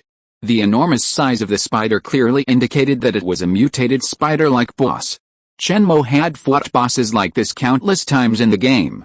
Their weakness was obvious. Breaking their 8 legs and destroying the silk sacks on their backs was a surefire way to defeat them. In a blink of an eye, Chen Mo recalled dozens of methods for dealing with spider monsters from previous games. Suddenly, his face darkened as countless green venomous liquids rushed towards him. Immediately afterwards, a piercing whistle echoed through the sky. In front of him, behind him, and in all directions, slashing attacks followed. In an instant, Chen Mo realized that there was more than one monster. Clang! Boom! Sharp spider blades collided, sending out dazzling sparks. The terrifying slashing blows slammed into the ground, deepening the already sunken pit. With a whoosh sound, as if something had pierced flesh, a cold liquid sprayed out, and an eerie blue smoke hissed. Suddenly, the beauty spider's enormous body seemed to be grabbed, slowly being pulled towards the rising mist of earth. A look of fear crossed the beautiful woman's face, which had been previously indifferent. Roar, hing, buzz, various strange and bizarre cries continued to emanate. Crack, the beauty spider darted through the dusty mist. Missing a leg, it seemed to be running for its life. It swiftly crawled past houses and up tall buildings, attempting to escape. In an instant, 2 wind blades whizzed past, a faint buzzing sound echoing back. The beauty spider, having climbed dozens of meters high, was instantly struck by the wind blades, hitting its silk sack and falling. A cloud of dust rose in the distance. The mist in the pit slowly dissipated, revealing Chen Mo clutching a massive spider leg. And now, another beauty spider was struggling in Chen Mo's grasp, wailing incessantly. 4 or 5 spider legs lay scattered on the ground. All of them had been broken off and thrown by Chen Mo. These mutated creatures were completely powerless to resist the annihilation fire of Absolute Realm. Purely strong flesh would be ignited by Absolute Realm like firewood. Only half of the beauty spider remained. Chen Mo frowned at it. It seemed as if this monster couldn't understand humans, lacking any intelligence. Its mind seemed focused solely on killing. Why does this monster feel even weaker than the big black cat? Chen Mo waved his hand, and two curved blades, formed from absolute energy, slashed through the beauty spider, shredding it into countless pieces. Dark blue smoke rose from the annihilation. Desperate roars echoed throughout the surroundings. For a moment, the monsters that had arrived from other places froze at the edge of the square, hiding in the buildings, afraid to emerge.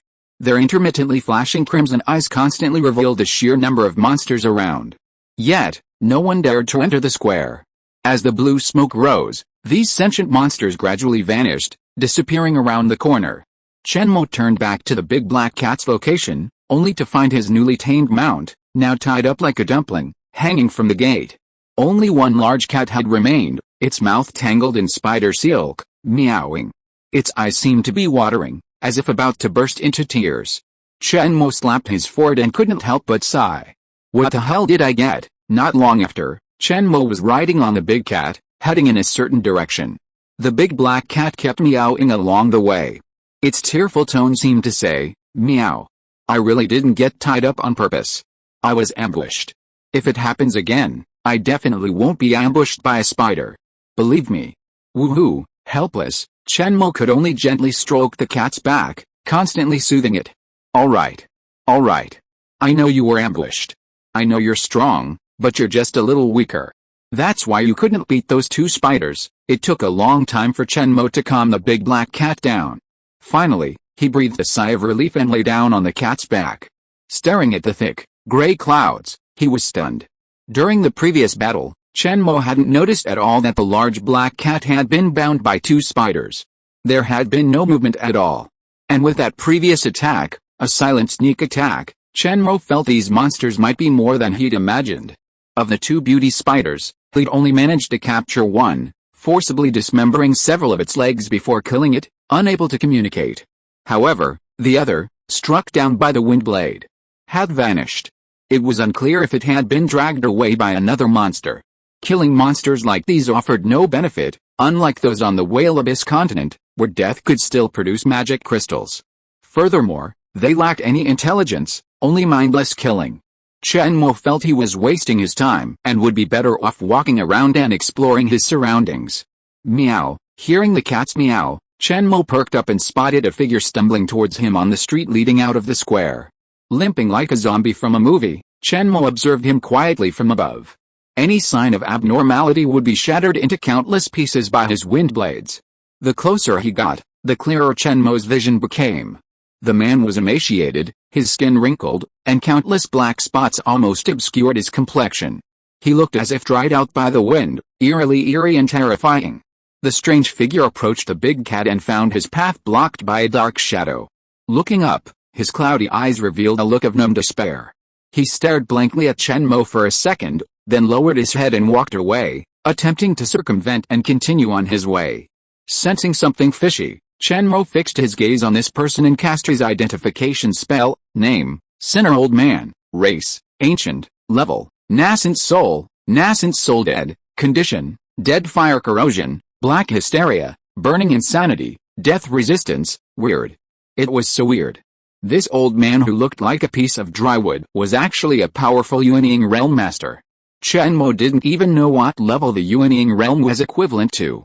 However, this dying person was actually like a zombie. Walking towards him, is he going to go to the square to find the two beautiful spider monsters?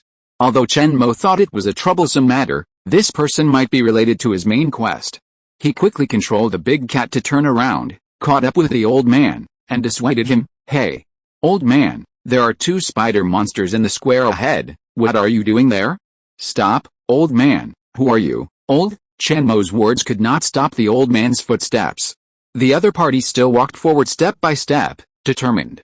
After taking a deep breath, Chen Mo calmly shouted, a mighty Undying Realm Master has now fallen to such a state.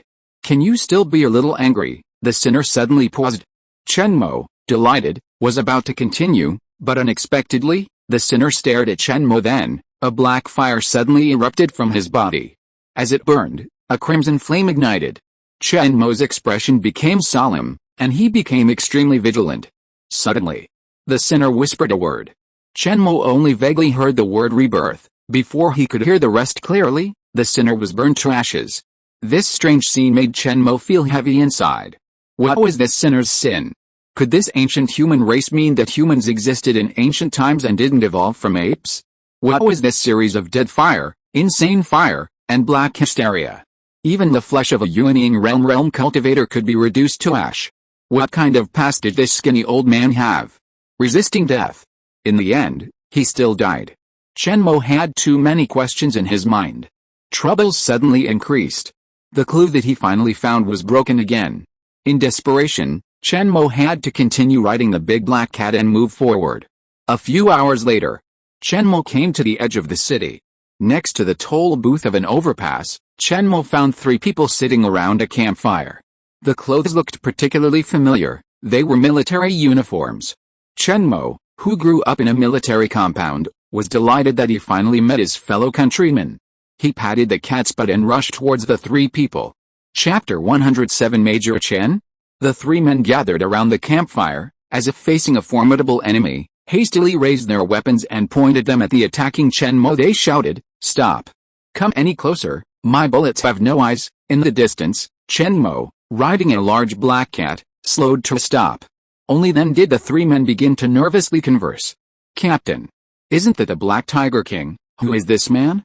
Riding a super-evolved black domain beast. Be patient, he doesn't look like he's looking for trouble." The chattering didn't faze the man at the front. Instead, he grew calmer. He was the captain of this squad, holding absolute command. Useless panic only instilled fear. Even when facing a super beast, he had to maintain his captain's authority. He couldn't show any weakness. "Captain! Captain! He's coming! He's coming!" The man called Captain frowned and shouted, "Why are you panicking?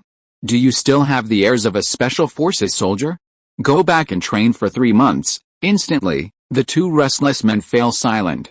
Watching the 3 men as if facing some terrifying monster, Chen Mo sighed inwardly. There's a huge wall between ordinary people and the extraordinary.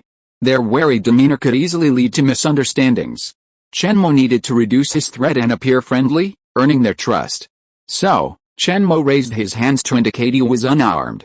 Step by step, he walked towards the campfire. On the way, Chen Mo smiled and said, "Don't get me wrong. I saw you guys and wanted to check in with you to learn about the surroundings." The 3 men by the campfire ignored him, their guns pointed at Chen Mo as he approached. The 2 men hiding behind him swiftly stepped forward and surrounded him. The gun was almost pointing at Chen Mo's face. The man in the front put away his weapon and asked in a deep voice, "What are you doing here? What do you want to see us about? Who is that behind you?" Looking at the sturdy man with a sharp and powerful look in his eyes, Chen Mo felt that this man must be a powerful figure in the army. Chen Mo didn't mind being treated like this. In a dangerous place like the Black Domain, it is always right to be vigilant. Without putting down his hand, Chen Mo maintained goodwill and tried to explain his purpose to them in a gentle tone. Just as he was about to turn around and point at the big cat in the distance, the 2 people who were still holding weapons shouted angrily, "Stop! What do you want to do? Don't move, don't move. Be careful or I'll kill you." This made Chen Mo's hand freeze in the air awkwardly. He couldn't help but sigh in his heart. "Alice. These guys are so difficult to deal with. And we can't tell them that bullets won't work on us. Otherwise, I'm afraid they'll pull out their individual nuclear bazookas and use them against me." The leading man used both hands to suppress the weapons of 2 team members, forcing them to put them away. Then he politely said to Chen Mo, "Excuse me, classmate. In the Black Domain, besides resisting the mysterious invasion, we also have to guard against the treacherous nature of human hearts. We have no choice but to do this." He extended his hand, as if for a polite handshake. Chen Mo breathed a sigh of relief, finally gaining their initial trust, which was a bit too much for a social cold. Then, Chen Mo lowered his hand and shook the other man's. Suddenly, a strange wave passed by, like some kind of scanning wave. Chen Mo simply frowned, unable to sense it clearly. It was not appropriate to use his mental power to investigate directly. So, he dismissed it as an illusion. Following the three people's instructions, he sat down around the campfire. Although Chen Mo had gained the initial trust of the three men, he still felt they would suddenly pounce and strike him if he misstepped. A faint, almost murderous aura lingered. My equipment is simple, but if you don't mind, please have this. This is hot coffee. Chen Mo obediently accepted the large iron cup offered and took a sip. It's quite hot. The two team members sitting to his left and right, their mouths dropped open in shock. The internal panic was driving them completely insane. What the hell? Is this just boiling? Over 100 degrees Celsius, and they just took a sip? Is this guy's stomach made of iron? Chen Mo, smacking his lips, suddenly felt a strange gaze. He tilted his head and asked in confusion, "What's wrong?"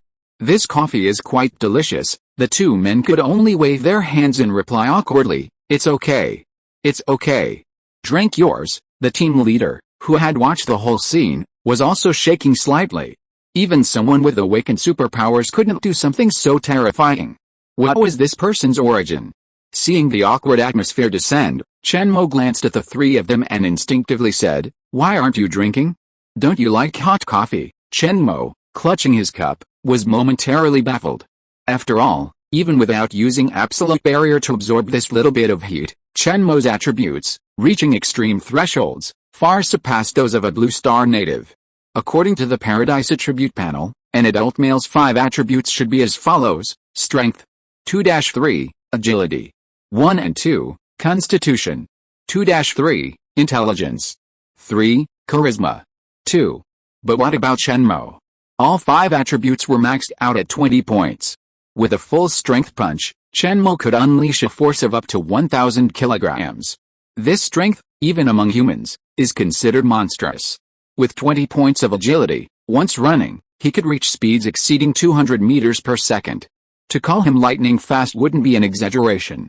With Chen Mo's current physique, he could practically be called a little Superman. However, Chen Mo's understanding of the Blue Star people still remained at the level before his time travel. This led to some common-sense misunderstandings. After a long silence, the leading team leader slowly said, "Hey classmate, I don't know your name. Are you here to see us because you need our help?" "My last name is Wang, and you can call me Captain Wang." Chen Mo, who had been holding the cup, feeling extremely embarrassed, suddenly said happily, "That's great. Captain Wang, I just encountered some difficulties, which is why I wanted to come to you." "Difficulties?" At this moment, the three team members were sweating profusely. They all looked at the big black cat not far away. "You have this problem, I'm afraid we can't help you." Ignoring the three men's strange movements, Chen Mo pondered for a moment before speaking gravely, "My name is Qin Mufin. I've come to the Black Territory to gather intelligence. I'd like to ask for your help. Could you give me a map? It would be even better if you could also tell me the locations of the people and monsters living there." Captain Wang's eyes flashed, and his expression grew serious, cautious, as if testing something. "Ahem, Qin Mufin. Do you believe that immortals exist in this world? Those immortal cultivators you often see in novels, those who fly, wield swords, and possess magical powers? What are your thoughts on them?" At these words, the two team members, who had been somewhat relaxed, tensed up immediately. One hand, expressionless, reached for the weapon at his side. It seemed that if Chen Mo's answer disagreed with theirs, he would burst into a murderous rage. Chen Mo ignored their subtle movements, stroking his chin and recollecting his thoughts. "Immortals? Ah, I remember. I fought a few before. Some wielded swords, some deployed formations, and some threw talismans. They weren't very strong, but they were pretty impressive." This answer immediately left the three team members speechless. "Fought, and a few more, awesome, what kind of answer is that?" However, Captain Wang and the other two breathed a sigh of relief. As long as they weren't immortals, it wouldn't be a big deal. Chen Mo looked at them, a little bewildered, before they started laughing again. It seemed the atmosphere had become more harmonious. They seemed a little less wary of him. What was going on? Captain Wang turned to the team member to his left and said, "Xiao Su, any results?" Chen Mo then realized that the team member, Xiao Su, was carrying a green briefcase. Inside, it was a computer device, seemingly some kind of high-tech one, and it came with camouflage. It looked just like the clothes he was wearing, highly concealable. He handed the computer to Captain Wang. A few seconds later, The atmosphere grew solemn once again. Captain Wang sullenly closed his computer and gazed warily at Chen Mo, demanding in a deep voice, "Student, impersonating someone else is not a good idea. You and King Yufang are both handsome, but I can still tell they belong to two different people." The three men, glaring at Chen Mo with unwavering intent, unabashedly grabbed their weapons. This time, Chen Mo felt a wave of social dissent. Shit. Han Xianzhen's secret technique isn't working. He was deeply troubled. Why had he resorted to such treachery by using a false name? This was truly humiliating. After coughing repeatedly to ease the awkwardness, Chen Mo, feeling guilty, revealed his true identity. "Well, actually, my name is Chen Mo. Qin Yufang is actually a friend of mine." Captain Wang stared at him suspiciously for a long moment before opening his computer again and searching. After a long pause, he stared at the computer screen, comparing it to Chen Mo's face several times. After two more team members verified Chen Mo's true identity, they finally confirmed it. The next moment, all three members of the team stood up, their right hands pointed at their brows like blades, and with a military salute, they declared, "Attention! Greetings, Major Chen Mo, what the hell? How did I become a major? Did I recognize the wrong person?" Before Chen Mo could even ask, Captain Wang explained the situation. It turned out that the judge trial Chen Mo had participated in consisted of 100 people, all of whom had traveled directly through time. Later, only 15 passed the trial and became judges. The others returned to Blue Planet, but had lost their memories. Meanwhile, the nation had already launched the Divine Arrival Project, sending 1 million young people through hibernation chambers to connect to a mysterious world to become the fourth calamity, Chinese players. Among these players, a few advanced rapidly in strength and cryptically leaked information about the paradise to relevant academics. Subsequently, Chinese psychological experts, through various analyses, ultimately determined the true nature of the destination visited by Chen Mo and his group and the millions of players. This meant that Chinese officials were fully aware of the existence of Black Abyss Paradise. Furthermore, they understood that Black Abyss Paradise was their only hope against the encroachment of the Black Domain. Therefore, the 15 individuals still on the missing list were recorded in the secret files of all teams. This was because someone had previously encountered one of these 15 individuals in the Black Domain. Captain Wang had already memorized their information, but initially, he was unsure of Chen Mo's current appearance. After all, with a 20-point bonus to charisma, Chen Mo's aura had been completely elevated. While his appearance had changed only slightly, his overall appearance had become even more appealing. Therefore, Chen Mo wasn't immediately dispatched by the three of them. "Meet you again. Comrade Chen Mo. Hello. My name is Wang Hu, and I'm from the Red Tiger Squad of the Xianan Town Evil Army. This one, Su Ming, is our staff officer, and this one over here, Li He, is my secondary attacker." Su Ming pushed his glasses up, smiled and said nothing while holding his computer. Li He, on the other hand, was grinning from ear to ear, almost giving Chen Mo a bear hug. Seeing these three people completely transformed, with their enthusiasm beyond words, Chen Mo felt a little uncomfortable. He had to stand up awkwardly, shook hands with each of them, and then asked them to sit down quickly. "Why are you calling me Major Chen? Did you get something wrong?" Chen Mo was still a little unsure. After all, he had not listened to his deceased grandfather's advice to join the army, but had chosen to escape. This made Chen Mo a little entangled with his past. Wang Hu explained with a smile, "Well, to better handle the affairs of heroes like you who journey to other worlds, the country has assigned military identification to all those who can return to the real world. This is also to better protect your information and provide convenient services." Hearing this explanation, Chen Mo sighed inwardly. A heavy burden that had weighed on his heart for years seemed to finally fall to the ground. It seemed as if his grandfather's last wish had been fulfilled in a special way. Perhaps this was fate. He wanted me to protect my homeland and stand guard over this great wall. For a moment, Chen Mo felt a little down. But then, Wang Hu's next message was a complete revelation. "Major Chen Mo, I wonder if you have time to return to Wanghe City this time. Your grandfather is very worried about you." "Grandfather?" Chen Mo froze in his tracks, long-lost memories surfacing with the word grandfather. It seems he was also a veteran in the army. Wang Hu, looking at the stunned Chen Mo, seemed to be moved. After all, in Chen Mo's file, his grandfather was his last remaining relative. This place is thousands of kilometers away from Wanghe City in the northwest. It would be difficult to get there by manpower alone. The special transport vehicle in the base will not come here until the end of the year. Presumably, they will not be able to meet this time. Looking up at Chen Mo, who was in a daze in the distance. He kept recalling everything about his grandfather, but found that he had very few related memories. So few that he could not remember what his grandfather looked like. However, a different scene was seen in his pupils. A long spear with twisted flesh and blood attached to it was shooting straight towards their campfire. Su Ming, who also discovered this scene, shouted, "Danger! Get down!" Boom. Chapter 108 Mortal Body. Crimson smoke dispersed, and the projected spears shattered into countless shards of flesh.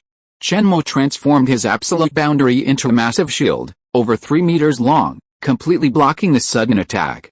A sizzling sound emanated from the inky blue absolute boundary, accompanied by rising black smoke and a scorching odor. The next moment, everything was sucked into the absolute boundary by the energizing black hole within Chen Mo's body. The absolute boundary served as a transit point, forcing external matter and energy into annihilation reactions, making them easier to devour and absorb.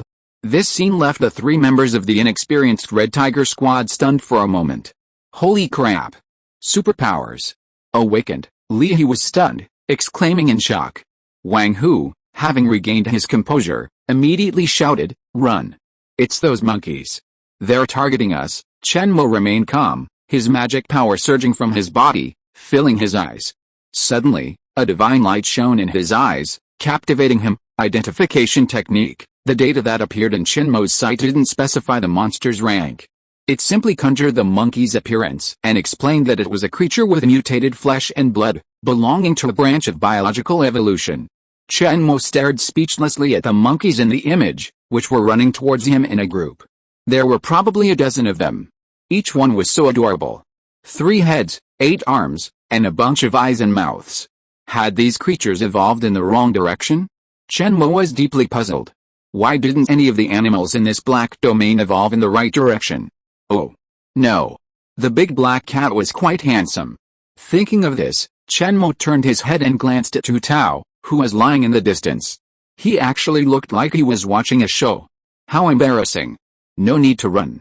I can handle this little trouble. Wang Hu and the other 2 had already grabbed their equipment and were ready to run, but they were stunned by Chen Mo's words. Huh? You can handle so many mutant creatures by yourself. However, Chen Mo was already accelerating, charging towards the mutated monkeys. In the blink of an eye, Chen Mo's running speed reached a maximum of 200 meters per second. It was lightning fast. The wind whipped up by his running whipped up a howling wind, blowing towards the ugly, gorilla-like monsters. The dust and sand that swirled directly blinded their vision. The next moment, flames shot up from the monster ranks, and violent explosions suddenly erupted from their midst. With a bang, countless twisted pieces of flesh were blown away. In the flames, Chen Mo's figure pierced through them, hurling wind blades with sparks in their wake. Puff, Chen Mo slew a dozen mutants. Standing among the monster corpses, Chen Mo looked like the reincarnation of a killer god, his brow furrowed with a hint of disgust. The scene of blood and fire left Wang Hu and the other 2 stunned. This. You're a dual-element awakener. No. That shield of yours, you're a multi-element awakener. Upon hearing this, Chen Mo turned and looked at the speaker, Li He. The firelight reflected in Chen Mo's eyes, flickering continuously. Awakener, a kilometer away from the overpass toll booth, in a building, a mercenary squad was lurking, monitoring Chen Mo's location. Captain. Big discovery. That weirdo just now was able to throw a giant fireball and a science scimitar out of thin air, and even a huge shield he pulled out from nowhere. Marcos, the captain of the Shenhu mercenary squad, began to worry as he read his men's frantic reports. They had been following Chen Mo all along, uncovering so many incredible things. The more they dug up information about this mysterious and powerful individual, the more they felt he was unmatched. Each time, a new superpower emerged, one they couldn't even imagine. He was practically more superhuman than Superman. Marcos took the binoculars and peered carefully into the distance. The small bonfire wasn't particularly conspicuous, but it was incredibly deadly. You've subdued the Black Tiger King, killed the twin spiders in the square, and slain over a dozen giant flesh shapes. Who the hell are you, little K? If you set up your sniper, are you sure you can kill that guy? Feeling unsure, Marcos glanced into a corner of the room. There, a young man was cleaning a massive sniper rifle. Hearing the captain's question, he simply looked up and said in a cold, indifferent tone, "I need armor-piercing ammunition. And I need to borrow the Black Rose." The other teammates immediately exclaimed in shock. "What? I need the Black Rose to kill him? That's a waste. Do you know how much the Black Rose costs? 10 million. A full 10 million. We couldn't even scrape together that much money even if we did 10 more jobs." Marcos ignored his clamoring subordinates and grasped the meaning of Little K's words. The reason they needed the Black Rose was because Little K wasn't confident either. Ordinary sniper bullets wouldn't be enough to kill the target. Instead, they had to use the Black Rose sniper rifle, a product of advanced technology and a superweapon imbued with mysterious energy, specially supplied by the organization. It was a strategic weapon, known as the Flower of Nuclear Peace. Within their branch, only a few authorized instances allowed the use of this weapon. The price was too high. After a long moment of contemplation, Marcus growled, "Quiet. Everyone, remain silent. Continue observing the target. Report all intelligence to the organization and await further instructions." "Yes, boss." Elsewhere, Chen Mo and the others extinguished their campfire and moved to a suburban area several kilometers away. Here, overgrown grass covered the ground, with dilapidated brick houses scattered sparsely. Chen Mo and the other three took refuge in a house. Wang Hu had led them here, a small, safe zone within the immediate area. Powerful mutated monsters were rare on the outskirts of the city. Although Chen Mo had completely eliminated the invading monsters, the pile of corpses would inevitably attract more mutants. At Wang Hu's insistence, Chen Mo had no choice but to move with him. Earlier, the captain had dragged away the smallest mutant, claiming he was taking it back to the base for the scientists to study. Naturally, the task of carrying the corpses fell to Li He. He had originally considered having Chen Mo's big black cat do it, but after a glance with Hu Tao, he abandoned the idea. This small gesture made Chen Mo almost laugh. This guy had been terrified of the big black cat. When Chen Mo called Hu Tao over, he even dared to reach out and touch the cat's butt. Hu Tao nearly bit him to death. The big black cat now held a deep grudge against Li He, purring and wagging its tail from time to time. In response, Chen Mo had no choice but to let Hu Tao lie down behind him. He held the cat's head with one hand while continuing his conversation with Wang Hu and the others. "What are these dual and multi-element awakeners you're talking about?" Su Ming and Li He simultaneously glanced at Wang Hu, who sat across from Chen Mo, their words clearly implying, "Brother, you're the only one who's qualified to speak up. Come on, tell me." Wang Hu, a grown man, suddenly felt shy, rubbing the back of his head sheepishly, his head lowered like a child admitting a mistake. Sorry. When I shook your hand earlier, I used a psychic awakening ability. The country now groups those with special abilities into a special group, calling them awakeners. The strength of awakeners is based on their game levels in Shenlin. Someone like me is barely a beginner, barely reaching the first level. Chen Mo was quite surprised by this explanation. The motherland was so powerful that it was even beginning to explore otherworldly cultivation systems. No wonder he'd felt a faint sense of strangeness during their handshake. However, that was still far too weak, completely inadequate for combat effectiveness. "Can you tell me what's happened over the past few months?" Chen Mo calmed down, trying to understand what had happened on Blue Star during his time traveling. Wang Hu's expression grew increasingly serious, and after arranging his words, he slowly began to speak. It turned out that ever since the day the 100 Sons of China disappeared, the Divine Arrival Project had been simultaneously activated. Millions of young Chinese people had been placed in hibernation chambers, their consciousnesses transported to an unknown world, seeking greater power. Initially, the scientists maintaining the chambers were concerned for the players' safety. However, as time passed, the players' physical fitness improved, some even managing to survive healthy and strong without any life support devices. Soon after, some of the missing players mysteriously returned, appearing in the chamber halls.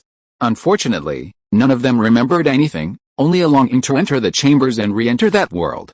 A month later, the first player returned to the hibernation base. She emerged from hibernation, bringing with her technology from an unknown world. This gave the entire Chinese territory the power to explore the Black Domain. Her name was Taboo, and according to legend, her codename was 001. She was hailed as the greatest in China. Besides high-tech equipment for exploring the black domain, she also brought back a mysterious substance. She called it the magic crystal. Chen Mo raised an eyebrow and uttered a no. He couldn't help but wonder, what was the magic crystal for? It was both technological and magical. Could it be a product of some magical world? And how did she bring something out of the whale abyss continent?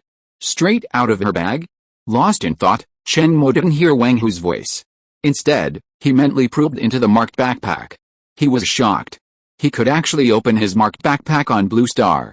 This was outrageous. If she brought back some kind of virus or organism, wouldn't it be the end of the world? Oh. No. It seemed like the end of the world was just the same. Chen Mo relaxed and took out a soul crystal, successfully verifying his hypothesis that the marked backpack was functional. Unexpectedly, Wang Hu pointed at what Chen Mo was holding and exclaimed in surprise, "Ah, yes, yes. That's it. That little stone. It's what activates my abilities." "But why is the color wrong?" Chen Mo shrugged and tossed the soul crystal to Wang Hu. After Wang Hu fumbled to catch it, he explained. "This little grayish-white stone is called a soul crystal. It's not the magic crystal you awakened. They're two different things. This thing is for the dead, like clueless newbies." The three members of the team poked their heads out and asked, bewildered, "Dead?" "For the dead." Chen Mo crossed his arms, resting his elbows on his knees, watching the flickering flames of the campfire. "Yes. It's for undead creatures to enhance their strength. Living beings can't use this. If you absorb it, it's like taking poison." At that moment, all three looked disappointed. They knew so little about this mysterious thing. By chance, Wang Hu obtained a magic crystal, luckily activating his innate ability. According to Wang Hu, his ability is similar to hypnosis, capable of inducing people to speak subconsciously. This, in Chen Mo's opinion, seemed rather foolish. This ability should lean towards mind control, corresponding to magic spells like charm, charm human, and mind shock. However, when he thought of these people brave enough to experiment with these mysterious powers, Chen Mo admired them from the bottom of his heart.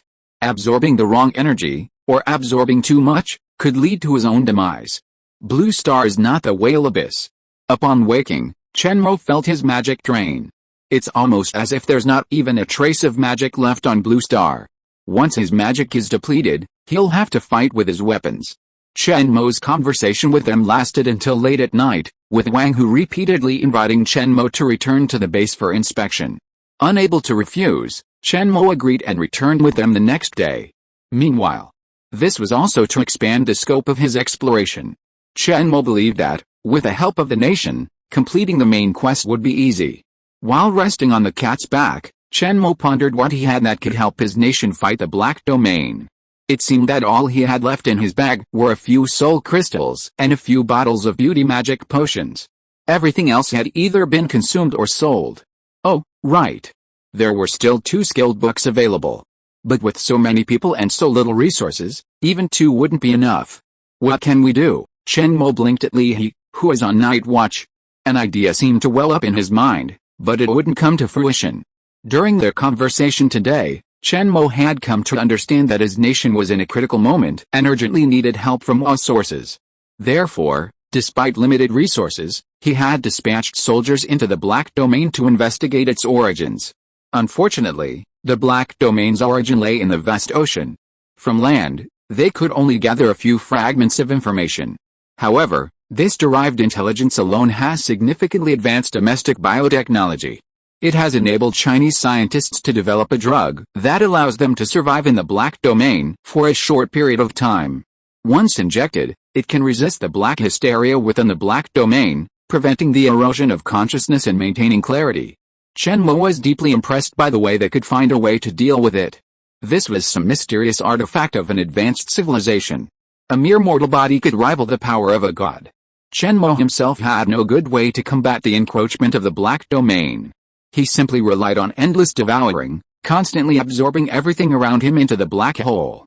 This way, he would be immune to the encroachment. But this method didn't work for everyone. He couldn't act as a walking air purifier. When the time came, he would have to return. So, can everyone in China access Paradise's cultivation system? This question shone brightly in the early morning light. If you are listening to this novel on a channel other than Fanfic World, It means it was downloaded and re-uploaded without effort. We warmly invite you to visit our channel, Fanfic World. There you will find the original version of this story and many other novels of various genres. We look forward to seeing you dive into a world of incredible novels. Chapter 109 Hidden Underground Base. The light of dawn could not break through the thick clouds of the Black Domain. Every moment of daylight marked the beginning of a new day. The small cabin where Chen Mo and the other three lay was calm and peaceful, a tranquil scene amidst this perilous landscape. Even the gloomy colors seemed to brighten. Chen Mo had spent the entire night in meditation, also helping with the night watch. During this time, he had applied his magical knowledge to seek a method to teach ordinary people how to cultivate their spiritual power. Meditation, in other words, would allow ordinary people to embark on the path of magical cultivation. Chen Mo reasoned that since magical technology was capable of resisting the encroachment of the Black Domain, then even more powerful magical civilizations should be even more adept at dealing with it. If the motherland implemented a system of magical cultivation, allowing everyone to master the secrets of spiritual power, could they then use their powerful spiritual power to counteract the encroachment of the Black Domain? This research would require more time, or rather, more knowledge. Last night, while taking turns on the night watch, Wang Hu and the other three had experimented with meditation. Aside from Wang Hu, the other two were barely able to sense anything. Wang Hu, on the other hand, could only sense subtle energy fluctuations in the external environment. When Chen Mo attempted to use his mental power to closely guide him, he found his own mental power too vast for such delicate manipulation. Chen Mo abandoned the method Aspen had previously used and opted instead to teach them magical knowledge, hoping to help them break through the shackles of the transcendental. Unfortunately, the three were completely bewildered, unable to fully grasp any of Chen Mo's teachings. 2 hours later, Chen Mo, leading Big Cat, accompanied Wang Hu and the others on their way to the Xianzhou base. The Black Domain was no longer suitable for human survival. Within China, everyone had relocated to the central and western regions. The great seaports of the past were a thing of the past. The ocean was now a forbidden zone of death. Anyone who ventured out would surely perish. However, with the help of magical technology, scientists had been able to remain in the Black Domain for a short period of time. After 4 or 5 hours, Chen Mo and the others finally reached their destination, a wilderness on the outskirts of the city. This was a vast expanse of farmland, dotted with countless green tents. Large trucks surrounded the camp, protecting it. Numerous heavily armed men were stationed inside. From a wooden platform, someone was observing with a telescope. The camp's inmates had long since discovered the identities of Chen Mo and the others. Early on, guards were stationed at the camp gate, waiting. Had the soldiers not spotted Wang Hu and his two companions in the lead, the sight of the large black cat would have been a matter of alarm. Oh my! Had these three been possessed by some evil villain, bringing the big boss back to base camp? Fortunately, Wang Hu, while entering the security perimeter, discreetly made special hand gestures to identify himself. Soon, Chen Mo followed Wang Hu outside the tented camp. However, they were unable to enter the camp and were instead stopped outside by soldiers. Soldiers armed with live ammunition stood vigilantly, their weapons trained on the large black cat. And Chen Mo. Despite Chen Mo's harmless and obedient demeanor, he received no special treatment. Then, Chen Mo spotted the base's leader, Captain Li. "Captain. It's me. Wang Hu. Don't you recognize me?" Wang Hu, upon spotting his captain, anxiously called out, attempting to identify himself. Unfortunately, Captain Li simply snorted and ignored him. Then, he turned and approached Chen Mo holding a strange stone. He aimed it at Chen Mo. The next moment, a flash of white light emanated from Chen Mo's head. A green aura emanated from the stone. Captain Li's tense expression finally relaxed slightly. Then, after using various bizarre and strange items on Chen Mo, he finally released the restraints on Chen Mo and the others. During this time, Chen Mo periodically used identification techniques to examine the items in their hands. He discovered they were all tools for determining the target's alignment, good and evil karma, and the causes and effects of good and evil. It seemed the previous leader had left behind quite a few items. "Excuse me, Comrade Chen Mo, these operations are necessary procedures. Please forgive our caution. Let me introduce myself. My name is Li Yanlong, and I'm the leader of this exploration team." Li Yanlong extended his hand, apologetically offering a slight apology. After all, Chen Mo was a player, perhaps the ultimate in the field, possessing superpowers. The strong demanded respect, but also caution. Chen Mo directly grasped the rough, large hand. The strong touch brought a strange feeling to him, and then he felt relieved. The other party was a little nervous, his palms sweating slightly. Was he afraid I would have a stress reaction to all the inspections? It's okay. It's okay. It's only right to be cautious. My name is Chen Mo, and I just happened to run into Wang Hu and the other two. Chen Mo's words were like a calming salve, his humble tone winning the favor of everyone present. Captain Li was also relieved. This person didn't seem to be a difficult one, but rather easy to deal with. He leaned over and waved, a gesture of greeting. Thank you for your understanding. Comrade Chen Mo, please proceed inside. This isn't the place for business. However, you, Big Cat, may need to stay outside. Upon hearing this, the big black cat, Hu Tao, suddenly looked displeased, arching its back and purring. Chen Mo smiled and agreed to Captain Li's request. He then walked over to the big black cat and punched it in the head. Knocked it to the ground, looked at Hu Tao kindly, and said, "Be good." Then, he reached out and pressed down on the big black cat's head. The endless devouring energy raged, abruptly sucking large swathes of black mist from the big black cat's body. The campers watching this scene swallowed hard, their eyes growing serious. This didn't seem like a good person. Captain Li? Let's go. Big Cat will stay here quietly. Chen Mo waved at Li Yunlong, signaling that he was ready. Li Yunlong, regaining his composure, gave an awkward smile and feigned composure as he led Chen Mo towards the center of the camp. Wang Hu and the other two followed Chen Mo's lead. As they approached the camp, Chen Mo realized that what he had seen from the outside was quite deceptive. While the camp was composed entirely of tents and situated in a field, many steel structures lay buried within. Only a few black gun barrels, concealed by green camouflage, peeked through. Weapons, typically seen on television during military exercises, were scattered about the camp. They seemed to be conventional weapons, used for daily defense. Chen Mo's heart raced as he watched, eager to touch the high-tech weapons. Li Yunlong, seemingly lost in thought, remained silent throughout the journey, appearing rather subdued. He seemed to exchange glances with Wang Hu several times. Finally, Chen Mo and the others arrived at the largest tent in the camp. It was the safest spot amidst the encirclement. Chen Mo had expected a military command post, but it was merely an empty shell. Inside the main tent was an elevator leading underground. The underground base was the true headquarters of this place.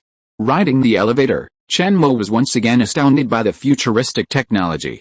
Before his time travel, his country didn't seem to have such futuristic equipment. Could magical technology really be that advanced? The elevator door swung open with a clang, revealing a sci-fi, azure laboratory reminiscent of the Men in Black's headquarters. Countless scientists in white robes flitted about like butterflies around flowers.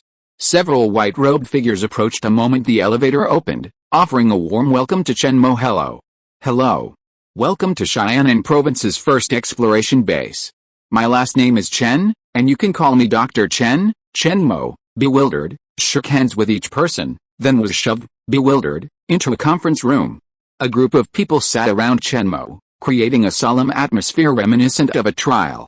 Chen Mo listened quietly as the scientists tossed around a tangle of unfamiliar jargon, then felt a subtle sensation. Subtle currents of energy constantly swept through the conference room.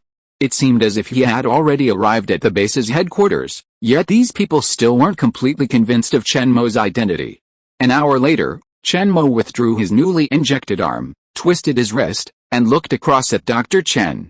Is this all right now? Dr. Chen nudged his glasses with his palm, the lenses reflecting a white light. His eyes narrowed, fascinated by the vial of Chen Mo's blood. With a relaxed expression, he said, All right. All right. I promise. This is definitely the last time. Thank you very much for your cooperation, Comrade Chen Mo. Hearing this, Chen Mo felt happy. After all, this was the phrase the other person had said for the umpteenth time. Hair plucking, nail cutting, blood drawing, X-rays, skin scrapings, saliva collection. In this small conference room, Chen Mo enjoyed a comprehensive, one-stop physical examination.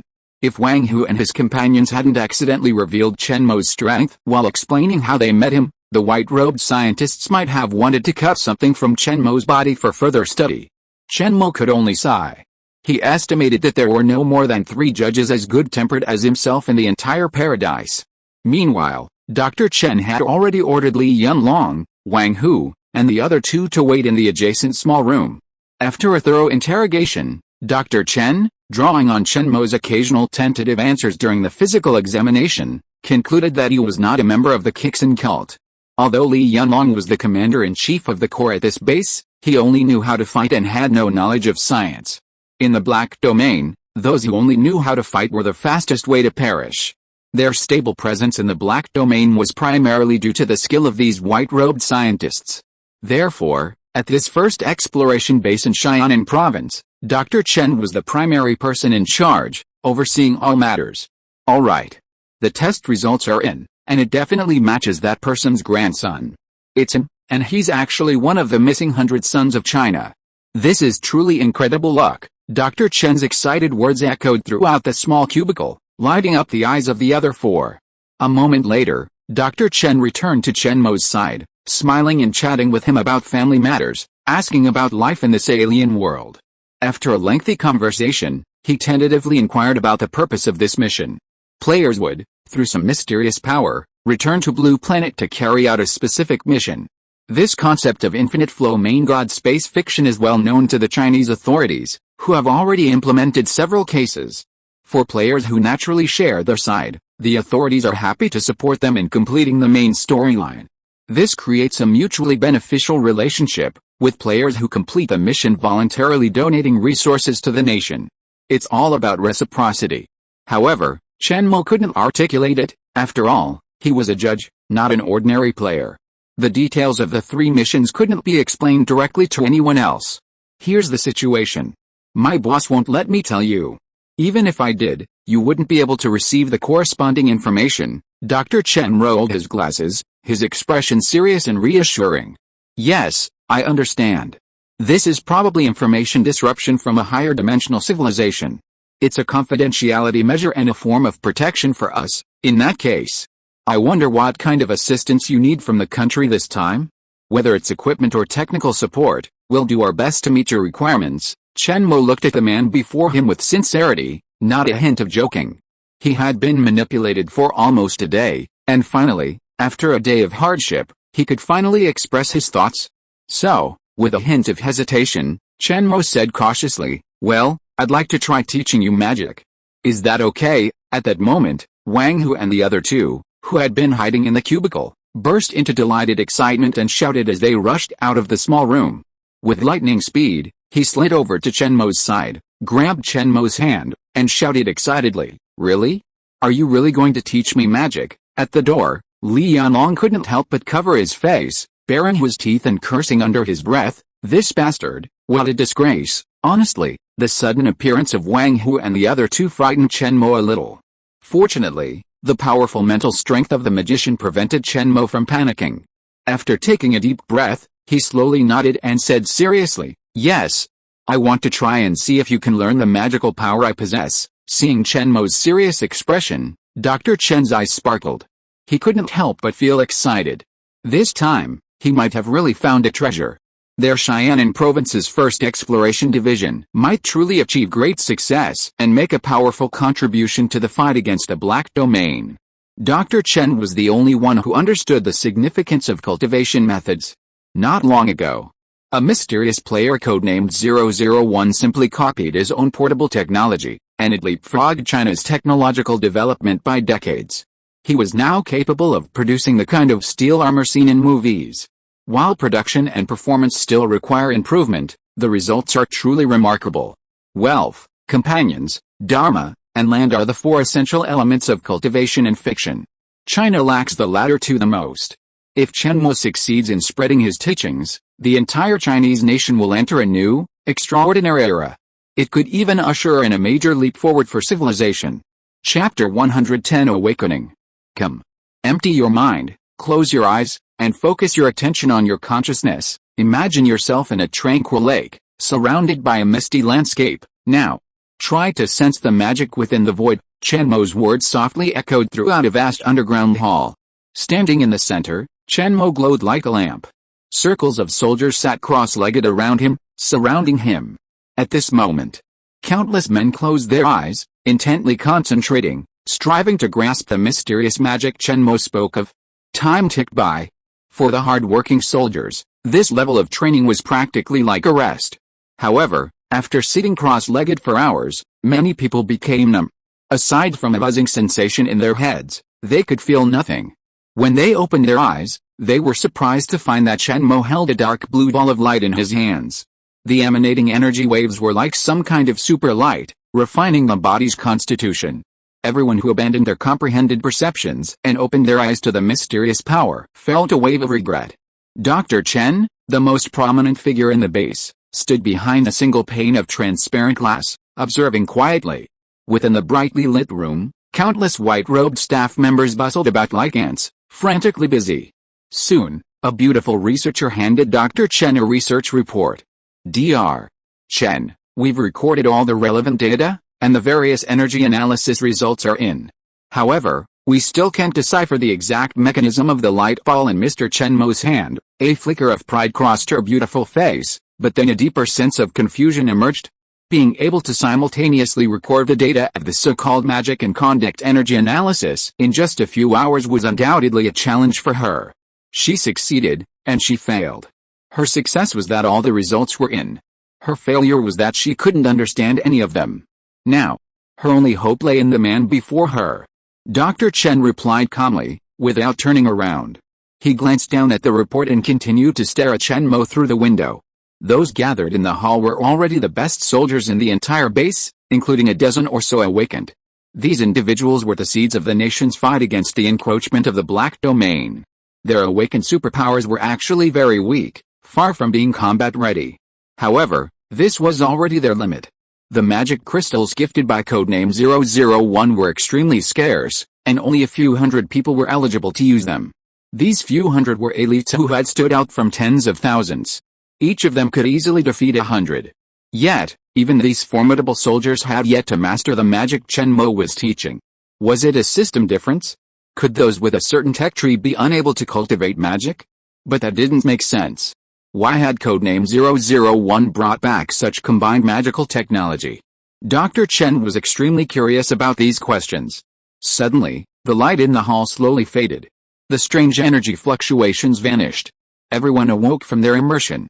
Most clutched their heads, feeling a surge of fatigue and headaches. Chen Mo sighed and glanced at the people closest to him. Only these few appeared to be in good condition, showing no signs of abnormality, though their eyes seemed hazy and unintelligent. Chen Mo waved his hand, tapping it a dozen times, and cast hydrotherapy on each person in turn.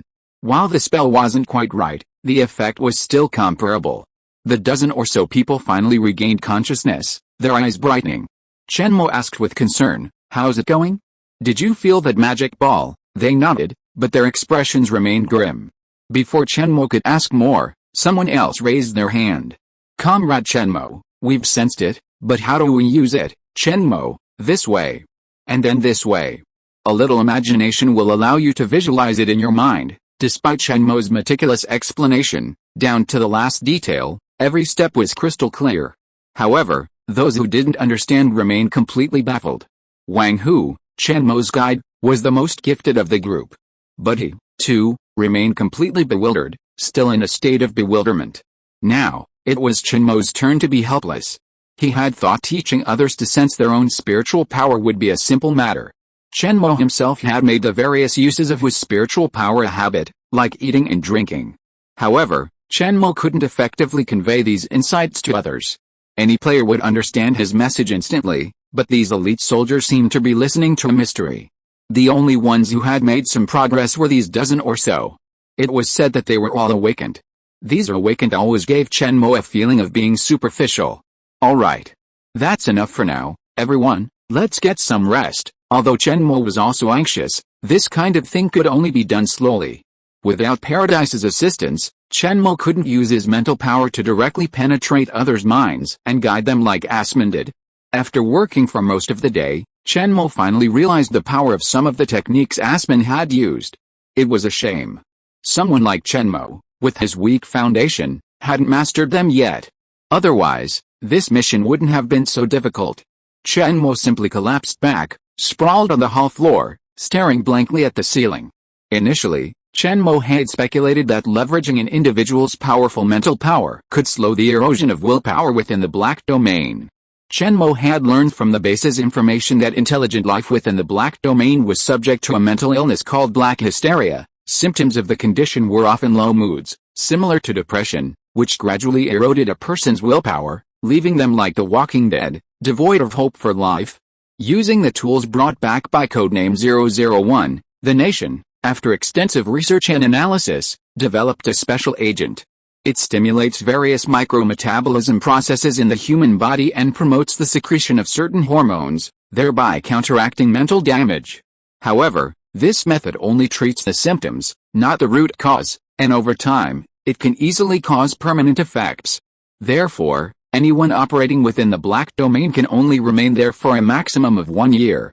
Upon reaching this time, they must leave the black domain to recuperate physically and mentally, recuperating for 3 years before re-entering the black domain for exploration. This undoubtedly presents a significant challenge for exploration. Hence, the creation of this underground base. While the underground still retains the effects of the black domain's mental radiation, the protective effects of a special synthetic material are reduced to a tolerable level. This allows researchers with limited physical fitness to remain within the base for several years.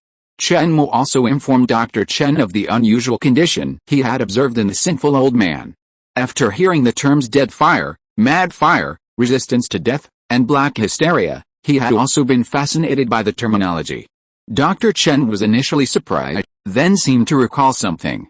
After quickly reviewing the information, he finally handed some specially sealed documents to Chen Mo for review.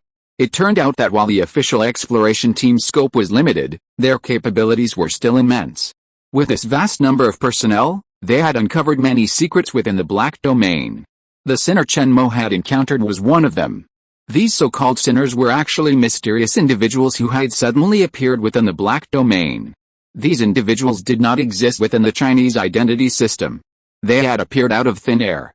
They spoke a rather archaic form of Chinese, making it difficult to distinguish them without careful listening.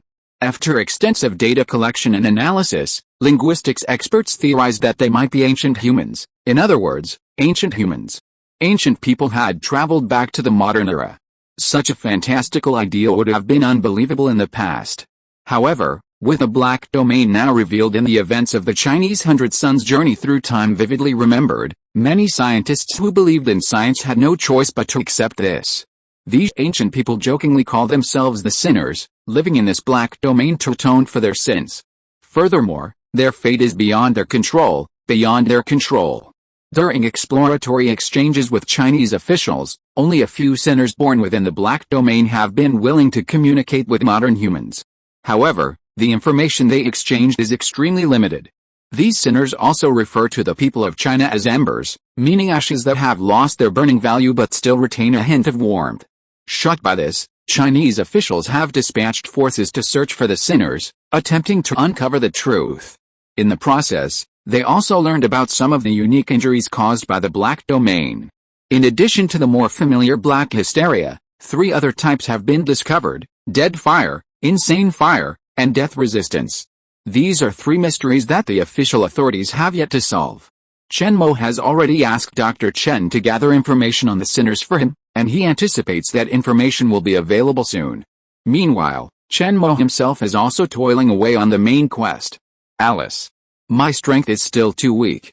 Otherwise, it wouldn't be so troublesome. Dr. Chen's sharp, calm face suddenly appeared in his sight. He habitually pushed his glasses up and said with a smile, "What? You've given up? Are you trying to train their minds so they can sense the magical power in your hands?" Chen Mo sat up straight, turned around, and replied helplessly, "That's right. But I think I'm overthinking it. Although these people are very talented, once they encounter things that exceed their limits, they become confused. I don't have any good ideas." Dr. Chen didn't put on airs and simply sat down cross-legged on the ground, facing Chen Mo. With a casual tone, as if joking, he urged Chen Mo to release his magical power again. The next moment, Dr. Chen, posing with his 5 hearts facing the sky, slowly closed his eyes and fell into a mysterious state.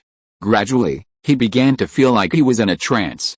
Chen Mo said nothing, but slowly brought a ball of magic in his hand closer to Dr. Chen. After releasing his mental restraint on the ball of magic, it didn't dissipate. Instead, it emerged in wisps, drilling into Dr. Chen's body. Chen Mo's gaze focused, and he instantly increased his magical output. A surge of magic surged forth, enveloping Dr. Chen completely. Suddenly, alarm bells blared in the adjacent research and analysis room. Numerous sirens wailed. The frantic researchers frantically rushed, sweating profusely. This state of affairs lasted for 5 minutes before suddenly fading. Without warning, the beautiful researcher stared blankly at the one-way window. Within, 2 figures were reflected. Dr. Chen's calm eyes shone with a mysterious light. His entire body was bathed in an inky blue glow, like a luminous golden figure. He was incredibly captivating. Like a god born with innate knowledge, he gently raised his right hand and, within his palm, condensed a bowl-sized fireball. Like a miniature sun, it radiated endless light and heat. Within a dozen seconds, every researcher in the room paused their work, staring blankly at Dr. Chen through the glass window. Suddenly, someone shouted, "Success! Dr. Chen did it!" Everyone dropped their papers, cheered jubilantly, and embraced each other. Inside the hall, Chen Mo felt a surge of relief, watching with satisfaction as Dr. Chen toyed with a small fireball. Dr. Chen's face remained as calm as ever, as if he had gained this supernatural power, his mood unperturbed. He murmured softly, "Is this the power of magic? It's truly amazing, but this method of casting magic seems to have some scientific basis. I feel like some inspiration is about to burst forth, soon." The magic energy Chen Mo had channeled was completely consumed by Dr. Chen. The flame gradually died down. Chen Mo looked at the frowning Dr. Chen and smiled, saying, "You see, magic is like a special fuel, used to supply energy. Essentially, it's treating the human body like an engine, harnessing the properties of magic to perform various types of magic." With a gentle wave of his hand, Chen Mo instantly swirled dozens of fist-sized fireballs around him. Like asteroids orbiting the sun, they spun erratically, radiating heat. As Chen Mo's innate abilities unleashed, a faint vortex seemed to form at the ceiling of the hall. The lighting in the surrounding room suddenly dimmed. Suddenly, Dr. Chen felt the presence of magic once again. Flames ignited from his palms. At that moment, a strange desire suddenly rose within Dr. Chen. At this moment, Chen Mo shone like a dazzling sun, a magic undetectable to ordinary people. It radiated from him like surging ocean waves. At first glance, he looked like a god. In the next room, time seemed to have stopped. Everyone's mouths dropped open in shock, their hands gradually losing their grip as the objects they held fell to the ground. Every thud felt like a blow to their hearts. Chapter 111 Humanoid Nuclear Power Generator. With a wave of his hand, the dozen or so fireballs surrounding Chen Mo suddenly expanded. A billowing heat wave instantly engulfed the entire hall. But Dr. Chen, sitting less than a meter away from Chen Mo, felt no heat at all. Instead, he felt quite cool. This was because Chen Mo's absolute realm was blocking the heat. Under Chen Mo's powerful mental control, the dozen or so fireballs gathered together, condensing into a sun. The dark blue light of the absolute realm climbed towards the sun, swallowing it whole. Suddenly, the entire dark blue sphere suddenly expanded, forming various twisted ripples. Finally, it calmed down, shrank to the size of a fist, and disappeared into Chen Mo's body. Chen Mo opened his mouth and exhaled a circle of white air, completely swallowing the suddenly expanding high-temperature energy into the black hole. Dr. Chen, sitting across from Chen Mo, had been silent for a long time. Finally, he regained his composure and asked, puzzled, "Did you absorb the energy from the fireball explosion into your body? How did the energy released then become magic?" Dr. Chen stared at Chen Mo in disbelief. If Chen Mo had been like a furnace just now he was a sun so close at hand. The raging magic ripped Dr. Chen's perception apart. It was like a small boat caught in a storm at sea, helpless in the face of natural disasters. Chen Mo paused, about to extend his hand, and stopped releasing the massive amount of magic. He spoke uncertainly, "That's true, but my situation isn't as simple as you see." Chen Mo's self-doubt only caught Dr. Chen's attention. How could he, in this world devoid of magic, create such mysterious magical power out of thin air? Chen Mo raised his right hand, and a dark blue sphere of boundless energy emerged from his palm. In his left hand, a small, palm-sized fireball clung to his left. What you just saw was actually me first enveloping the fireball with absolute boundary. Then, I directly detonated it, unleashing even more violent energy. Finally, all the energy generated by this explosion will be absorbed by my innate talent. After a process of digestion, the talent will return this refined energy to my body. A portion of this energy will become my restored mana. Chen Mo was a bit incredulous as he spoke this. He had never considered why consuming energy could restore mana. In his mind, he had always considered mana a higher form of energy. Thus, ordinary energy, after endlessly absorbing essence, becomes more concentrated and pure. The mana hidden within this ordinary energy would also become more concentrated and pure. Therefore, restoring mana was normal, but how could it be restored on Blue Star? There wasn't even a trace of mana on Blue Star. Could the problem be with me? Lost in thought, Chen Mo didn't notice that the doctor's gaze was distorted. It was like seeing a humanoid magical crystal. More accurately, it was like a researcher seeing a controlled nuclear fusion technology. Who could resist such temptation? After a long lull, the doctor interrupted Chen Mo's thoughts. He began to suggest that Chen Mo replace his fantasies with practice. Chen Mo clapped his hands, suddenly realizing, "Doctor, you're clever. Practice is the first test of scientific truth.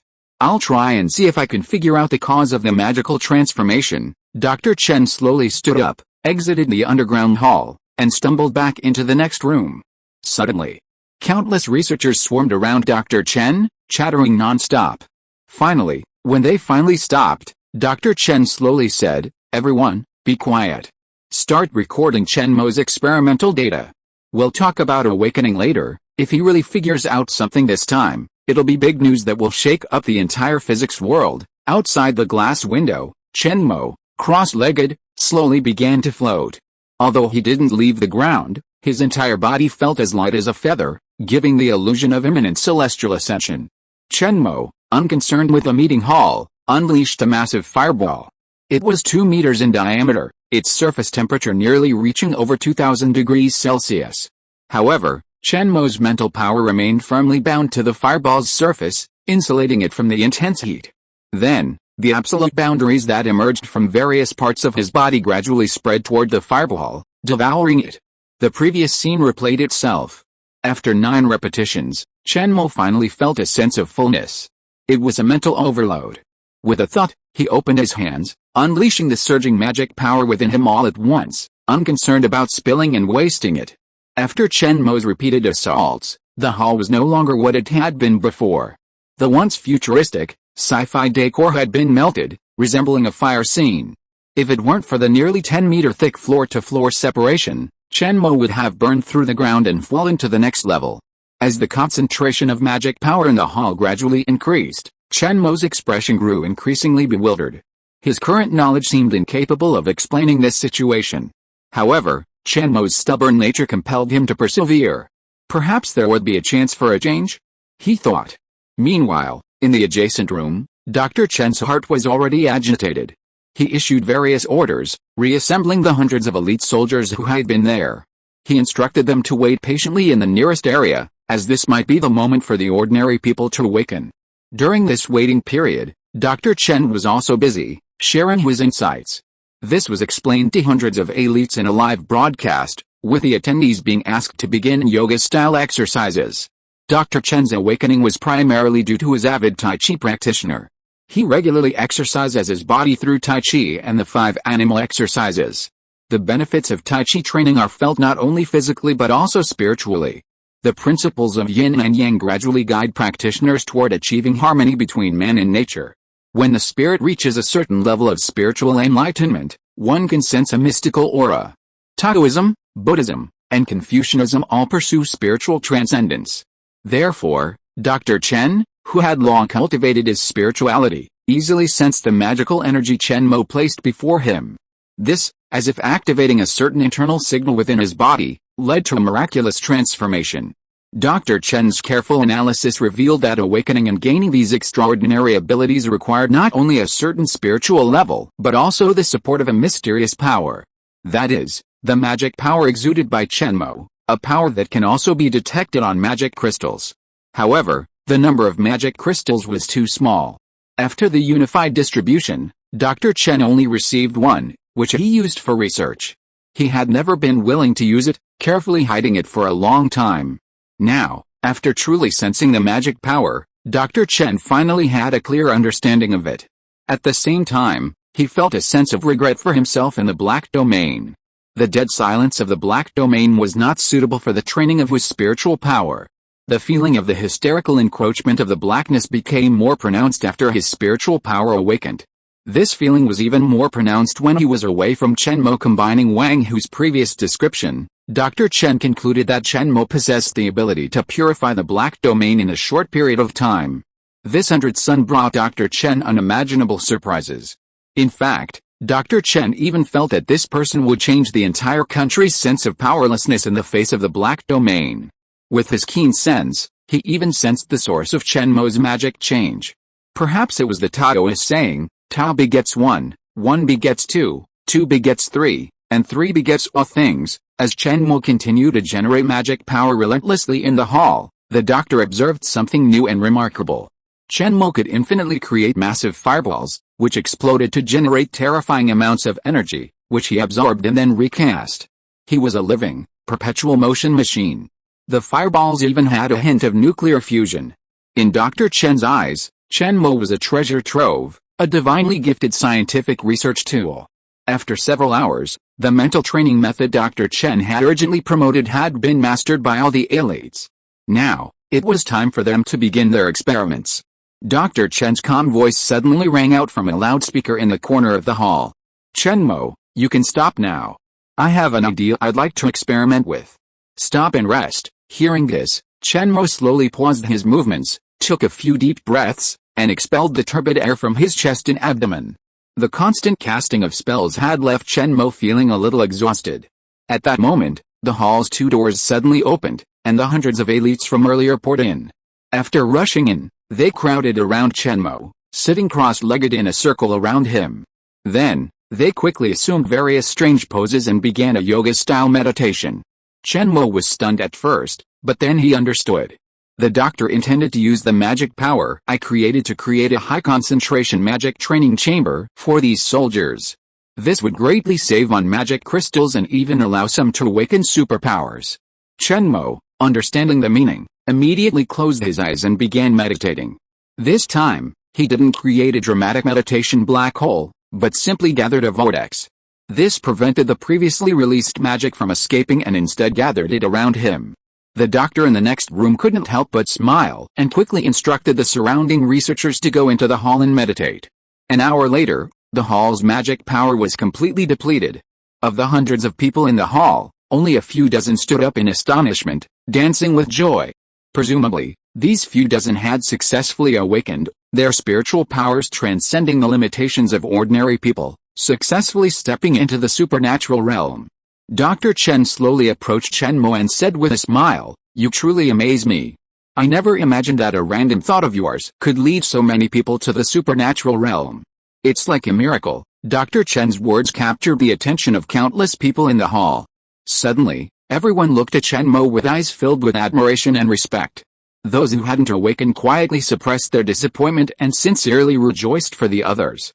Chen Mo looked up and saw a voluptuous woman following behind Dr. Chen. Her loose research robes couldn't even conceal her impressive figure. Her skin, as delicate as snow, was tinged with a faint blush. She was holding a folder, her face flushed as she looked at Chen Mo. Her eyes seemed to devour him. Chen Mo quickly turned his head away and looked at Dr. Chen, ignoring his meaningful smile. Only then did Chen Mo reveal his fatigue, and with a wry smile, he said, "This is exhausting. I need a break." "I'm sure you've already thought of many interesting things, Dr. Chen. Why don't you tell me later?" Dr. Chen nodded slightly and began to arrange for everyone in the hall.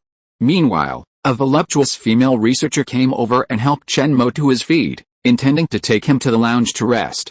Dr. Chen smiled and shook his head, saying, "Interesting." Then, with a cheerful look, he turned to the hundreds of soldiers. "Don't be discouraged. I predict there will be more opportunities for awakening like this in the next few days. For those who haven't awakened today, don't be discouraged. Remember the tips I mentioned and maintain a high level of mental focus. This will make it easier to perceive that mysterious power." "All right. Everyone who has awakened this time, come to the examination room. I'll give you a thorough examination." Dr. Chen's words undoubtedly encouraged those who didn't seize the opportunity. With powerful mystical powers within reach, who could truly not care? Not to mention the godlike power displayed by Chen Mo. It made these elites, who had always lived in the world of ordinary people, crave greater power. Dr. Chen also cared to encourage them to cultivate their minds. The magical power Chen Mo brought seemed to emphasize spiritual cultivation. Only a strong will could wield such a powerful force. The next morning, Chen Mo and Dr. Chen were sitting together, drinking traditional pu'er tea. Chen Mo hadn't expected Dr. Chen, who looked like he was in his 30s, to actually enjoy tea. After habitually adjusting his glasses, Dr. Chen slowly shared his experience from the previous day. He also urged Chen Mo to experiment with integrating his magical powers with modern blue star science and technology.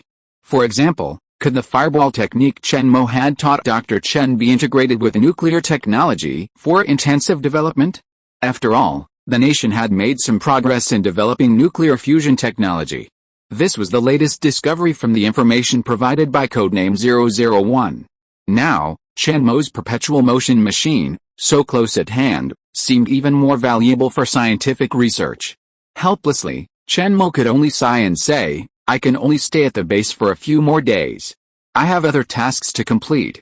My current strength is at a bottleneck. After completing this mission, I will have a great breakthrough." Chapter 112, Coat with Flour and Fry in Oil. Don't worry, I've already prepared all the information you need. Not only that, I've also prepared some top secret information for you. I hope it will help you grow.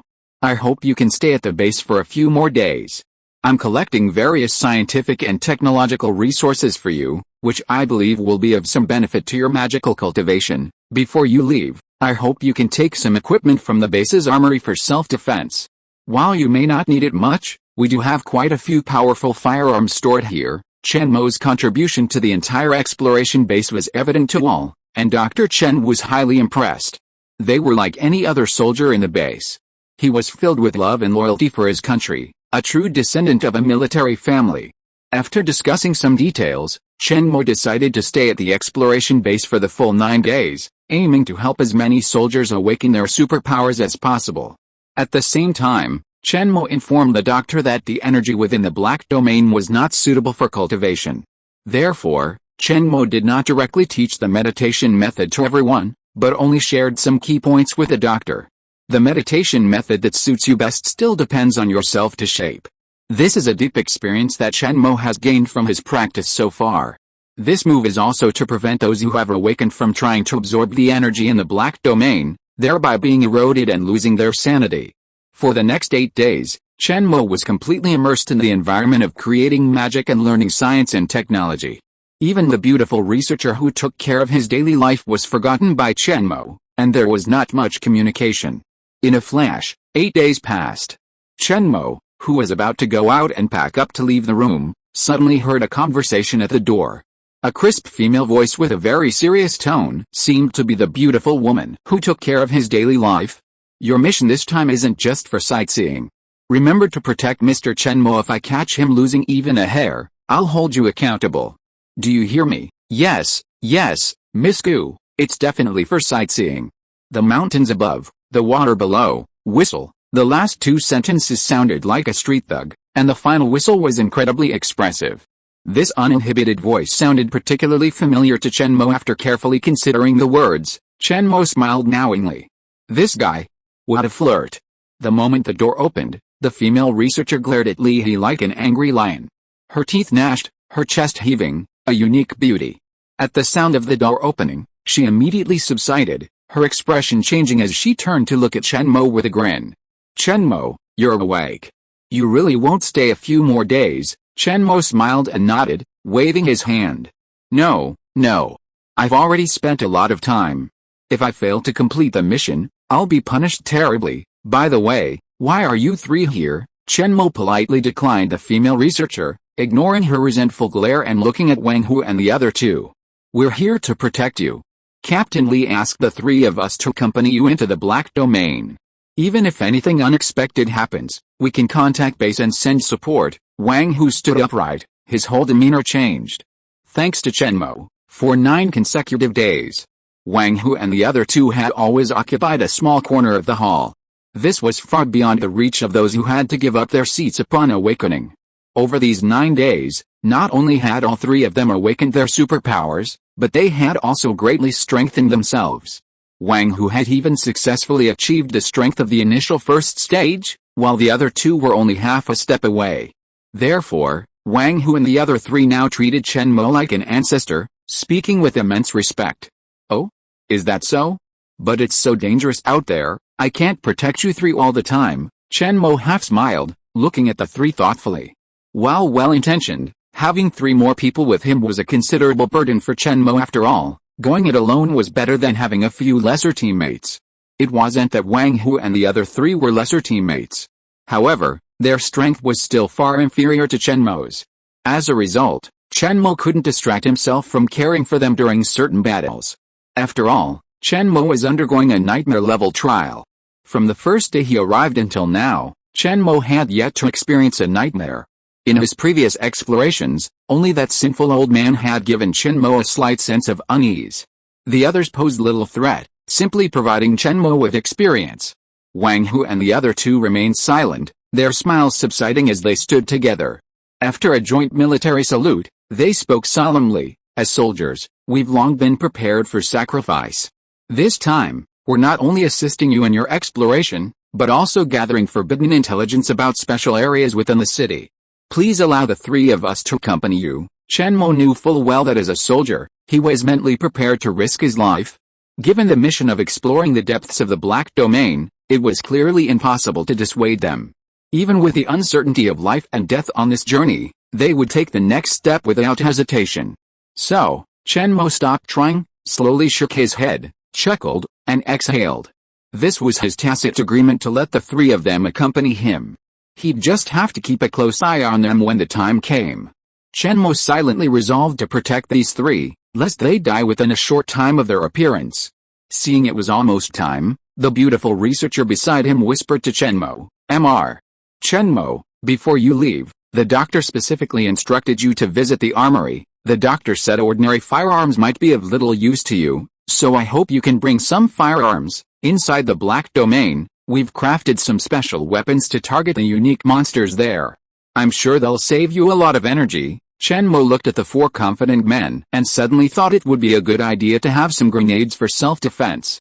After all, even without magic power, they could still be thrown, and their power was comparable to that of a regular fireball. So, he nodded in agreement. "Okay. I won't hold you back then." The female researcher's face lit up, and she leaned aside. "Okay. Please follow me." Taking the underground base's dedicated elevator, Chen Mo descended nearly 100 meters to the bottom floor. There were only 3 armories in the entire Cheyenne Explorer base. They were arranged in 3 sections, top, middle, and bottom. The top section held various large armored vehicles. The middle section contained conventional weapons, while the bottom section, the armory Chen Mo was about to visit, housed the most dangerous and powerful weapons. This section housed the largest number of missiles, explosives, and individual bombing weapons. Mr. Chen Mo, please take a look. These electromagnetic grenades were specially developed to combat the ghostly life forms of the Black Domain. I'm sure you've encountered those spirit-like beings before. They're extremely formidable. Ordinary physical attacks are ineffective against them. Only fire and electromagnetic forces can combat them. When our troops were first establishing their base, they suffered numerous attacks from ghostly life forms, resulting in numerous casualties. Since electromagnetic firearms are difficult to carry, I suggest you bring more of these electromagnetic grenades. Chen Mo stroked his stubble, looked thoughtfully at the female researcher, and explained the effectiveness of these new electromagnetic bombs. Suddenly, she recalled herself, the eerie feeling she had when she woke up, and the strange life forms her mental power had detected, which must be ghosts. Before, Chen Mo hadn't paid much attention to it. After all, she had seen a lot of them in Laniu City. Now she suddenly realized that there were no ghosts in her hometown. At least not in a scientific sense. Moreover, in her previous explanation, she also said that this was a ghost-like life form. So, have domestic scientists already studied some of the characteristics of this thing? Speaking of this, Chen Mo couldn't help but licking his lips. In addition to some resentment, the biggest use of those ghosts was that they could increase the strength of mental power after being swallowed. It's quite delicious, Chen Mo blinked and said with a smile. Now it was the female researcher's turn to be confused. What the hell? Ghosts are delicious? This thing can be eaten? Incredulous, she hesitantly asked, what do you mean? Have you eaten ghost-like life forms? A bit embarrassed, Chen Mo scratched behind his ear and shyly explained, well, when I first came back, I caught 10 in a residential complex and ate them all. Of course. I don't mean in the usual sense, biting them. It's an innate ability of mine. Generally speaking, those things don't seem to be absorbed by the human body. The four people, all frowning, suddenly felt a little uncomfortable. Goodness. Why are you being so shy? In urban areas, any community with more than 10 ghosts is basically a haunted den, right? The female researcher took a deep breath, calming herself before softly asking, why haven't I heard you mention this before? Chen Mo was immediately embarrassed. Talking about such things made him sound like a foodie, a bit foolish. After a long silence, Chen Mo confessed his experience in the ghost community. After conferring with Dr. Chen, the beautiful researcher concluded that Chen Mo might have devoured the ghost king of that area. That was the dominant force in the region. Living monsters wouldn't dare spend even a minute there, lest they be targeted by those ghosts. Their life force would be drained, and they'd die like mummies. Since this kind of thing couldn't be replicated within the base, Dr. Chen instructed that the incident be filed away. Chen Mo breathed a sigh of relief, but a heavy weight was lifted off his shoulders. He was genuinely terrified. If the doctor captured him again and sliced him open, he wouldn't have time to complete his mission. By this point, Chen Mo was already tempted to leave. After all, the equipment in the ammunition depot was basically useless to him. When it came to explosives, no grenade was as effective as Chen Mo's fireball. As for electromagnetic weapons, Chen Mo might as well just suck them in. Finally, at Li He's insistence, Chen Mo watched them open a metal door at the back of the warehouse. Nuclear warheads were stored inside. Chen Mo, degree, Li He patted his chest, his expression incredibly proud, winking at Chen Mo. How is it? I kid you not. This is a truly impressive treasure. This equipment is based on an old meme about a single soldier nuclear weapon, and its purpose is to destroy both the enemy and the enemy. This one is the H-40 single soldier nuclear rocket launcher, with an effective range of 2,000 meters and a precision range of 500 meters. The blast radius is approximately 1,500 meters, with a kill radius of 4,000 meters. The warhead's yield has been specially increased to 100 tons, slowly appeared above Chen Mo's head. What the hell? Such a small thing? With a yield of 100 tons of TNT? Xia Jibber was just kidding, wasn't she? The female researcher seemed to notice Chen Mo's skepticism, so she swiped the relevant data from the display screen in her hand and handed it to Chen Mo to read. Mr. Chen Mo, this weapon's power is indeed as expected. It's not that we intentionally created this suicidal weapon, but rather that the information given to us by the person before you lacked the corresponding launch technology. We modified it based on the blueprints and slightly increased its range. Chen Mo fell silent. He stared at the 10 single-use nuclear bombs on the shelf, unable to recover for a long time. A faint throbbing throbbed in Chen Mo's right chest, as if his innate ability had also recognized the power of this thing. He wanted to see if he could absorb the terrifying energy generated by its explosion. However, Chen Mo remembered that a nuclear bomb of this level could sink a small island. He wasn't sure if his level 30 absolute boundary alone could withstand it. However, when he thought about his nightmare-level mission, which hadn't yet shown any signs of success, Chen Mo coveted this thing. If he really encountered an enemy he couldn't defeat, at worst, he would die. The four people standing beside Chen Mo remained silent. They understood that this thing was purely for annihilation. Introducing it to Chen Mo, a hero so valuable to the country, seemed inappropriate. Wang Hu and the female researcher had been glaring at Li He for a while. Look at what you've done, Pa. Chen Mo clapped his hands, releasing the breath that had been pent up in his chest. Can I take them all?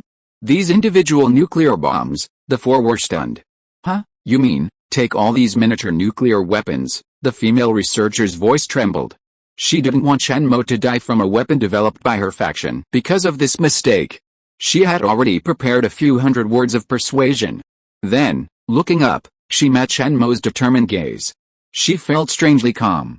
Okay. I'll ask the doctor right away. As soon as the female researcher made Chen Mo's request, the doctor agreed immediately, saying he could take whatever he wanted, no need to be polite. According to the doctor's thinking, Chen Mo, With his strength already capable of rubbing his hands together, akin to a nuclear fusion fireball, shouldn't have a problem dealing with nuclear radiation. As long as he wasn't in the center of the explosion, it wouldn't be a problem. So, with a touch of nervous excitement, Chen Mo carefully stored each of the nuclear bombs into his imprinted backpack. Each nuclear bomb served as a powerful talisman for Chen Mo. If the enemy knew Chen Mo had become a mobile atomic bomb, would they still actively approach him? Chapter 113 One-Stop Service. After gathering their equipment, the female researcher led Chen Mo and the other three to the surface exit. Upon emerging, Chen Mo spotted the doctor and Captain Li leading a large group of soldiers in a Tai Chi practice in the open space within the camp. The hundreds of them, neatly arranged, looked quite impressive. Each movement seemed to embody a principle of yin and yang. After completing a full set of Tai Chi, the doctor and Captain Li slowly approached Chen Mo. The doctor smiled and said to Chen Mo, "Based on your previous work, I've developed a method for cultivating the mind and spirit, effective for strengthening the soldier's mental strength. However, I can't conduct experiments within the black domain. Right now, I'm just familiarizing the soldiers with the formations. I've requested that all awakened soldiers be transferred out of the black domain to begin experiments on awakening mental strength. This method won't be very effective for you, but I've saved a copy of the information on the USB drive I gave you. You can review it when you have time. We can't directly interfere with your mission. This time, Wang Hu and the other two will serve as a communication bridge between you and the base. If you need any support, don't hesitate, we'll initiate targeted bombing." Chen Mo had initially thought the doctor's words were quite thoughtful, but after hearing the final words, his face turned red. So, these three guys had come along to help with positioning? Okay. I won't be polite with you. Time is limited, so I won't stay any longer. I hope the nation will understand this. Chen Mo didn't know whether to salute or cup his fists. In that awkward moment, everyone around him saluted Chen Mo. Chen Mo was speechless, then he straightened his back and proudly saluted. "Everything speaks for itself," he said. "The road ahead is long and arduous. Take care." At the gate, Chen Mo found the big black cat he hadn't seen for a few days. He waved goodbye to everyone in the camp. Hu Tao, the big black cat, had been living a very comfortable life these past few days. Not only did he have a dedicated staff to provide him with 5 meals a day, but he also had someone to bathe him. Water resources were extremely scarce within the base, mostly extracted from uncontaminated groundwater deep underground. However, scientists had developed a more portable and user-friendly cleaning product that didn't require much water, allowing for a clean and hygienic cleaning experience. The big black cat was the first animal to enjoy this high-tech product. With 3 other people to carry around, Chen Mo couldn't ride the big black cat. So, he had to send it ahead to explore the way, acting as a scout cat. Meanwhile, Chen Mo opened the files the doctor had given him. These files contained all the information currently available on the nation's exploration of the Black Territory. The doctor shared almost all the information with Chen Mo without reservation. This included not only records of wronged souls, but also the locations and characteristics of various anomalous creatures within the city. And, most importantly, intelligence on the sinners. There seemed to be a small gathering place for sinners within the city. However, they had been hiding recently. The doctor was unable to locate them, leaving Chen Mo to search on his own. The data also listed several dangerous areas. The doctor didn't clearly mark the contents of these areas, but they were uniformly classified as the highest danger level, the black threat level. Chen Mo's target this time was likely within one of these black threat levels. It wasn't that Chen Mo was quick-witted or gifted, but rather that he had identified the neighborhood where he had awakened as one of these black threat levels. After the arrival of the black domain, everything in the world changed. Not only was the entire world plunged into darkness, but even plants and animals underwent strange mutations. These changes manifested both physically and spiritually. Consequently, the black domain presented many phenomena that scientists couldn't explain. For example, what was once a lake within the park has now become a sandcastle. It's like a frontier city attacked by hundreds of thousands of troops thousands of years ago. Blood-stained sands, wars and battles, a single general's victory cost the lives of countless others. Judging from the photos in the archives, the sandcastle's actual area is larger than the entire city of Xianzhou. Yet, it's enclosed by the buildings of Xianzhou City, within a park of just a few dozen square kilometers. This bizarre occurrence isn't the only one. Records also show a sunken pit where a waterfall flows backward, a snowy mountain wall ravaged by lava, and a completely submerged demon slayer lake. Over 10 extremely dangerous areas are concentrated within the mere few thousand square kilometers of Xianzhou City. Furthermore, there are even more places and underground areas that the doctor and his team haven't explored. Or rather, they don't have the authority to explore. They don't even dare to send unmanned exploration aircraft into the sky above them. That would be extremely dangerous. Chen Mo shook the map and exhaled. Let's go. Let's go to the first location first. You don't have to follow us in. I don't know how dangerous the black zone is, and I can move more easily without you. Li He was immediately displeased and shouted, but Wang Hu pinned his head down with a paw and said to Chen Mo with a smile, no problem. Everything is up to you. I'll keep an eye on Li He. If there's any danger, remember to signal at any time. Wang Hu's cooperation surprised Chen Mo. He had thought the three were desperate to follow him in. After all, they had just awakened their spiritual powers and inevitably felt inferior. However, due to their strict discipline, they chose to follow Chen Mo's instructions.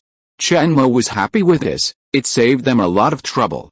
Teaming up together was a concern for teammates who didn't understand what they were saying and would rush around recklessly, attracting a lot of hatred. After arranging the team situation, Chen Mo and the other three set off for the nearest Black Forbidden Zone. On the way, Chen Mo was puzzled. Why didn't they provide such a large base with several vehicles? After questioning Wang Hu, he discovered it wasn't that they didn't want to provide them, but rather that all electronic devices would corrode more rapidly within the black domain, making them virtually unusable for long. For example, Su Ming's computer was custom-made, with a sealed case that offered a degree of corrosion resistance, allowing it to last over a year within the black domain. A regular laptop would have been useless in 10 days at most. The armored vehicles within the base were reserved for retreat in the event of an overwhelming force.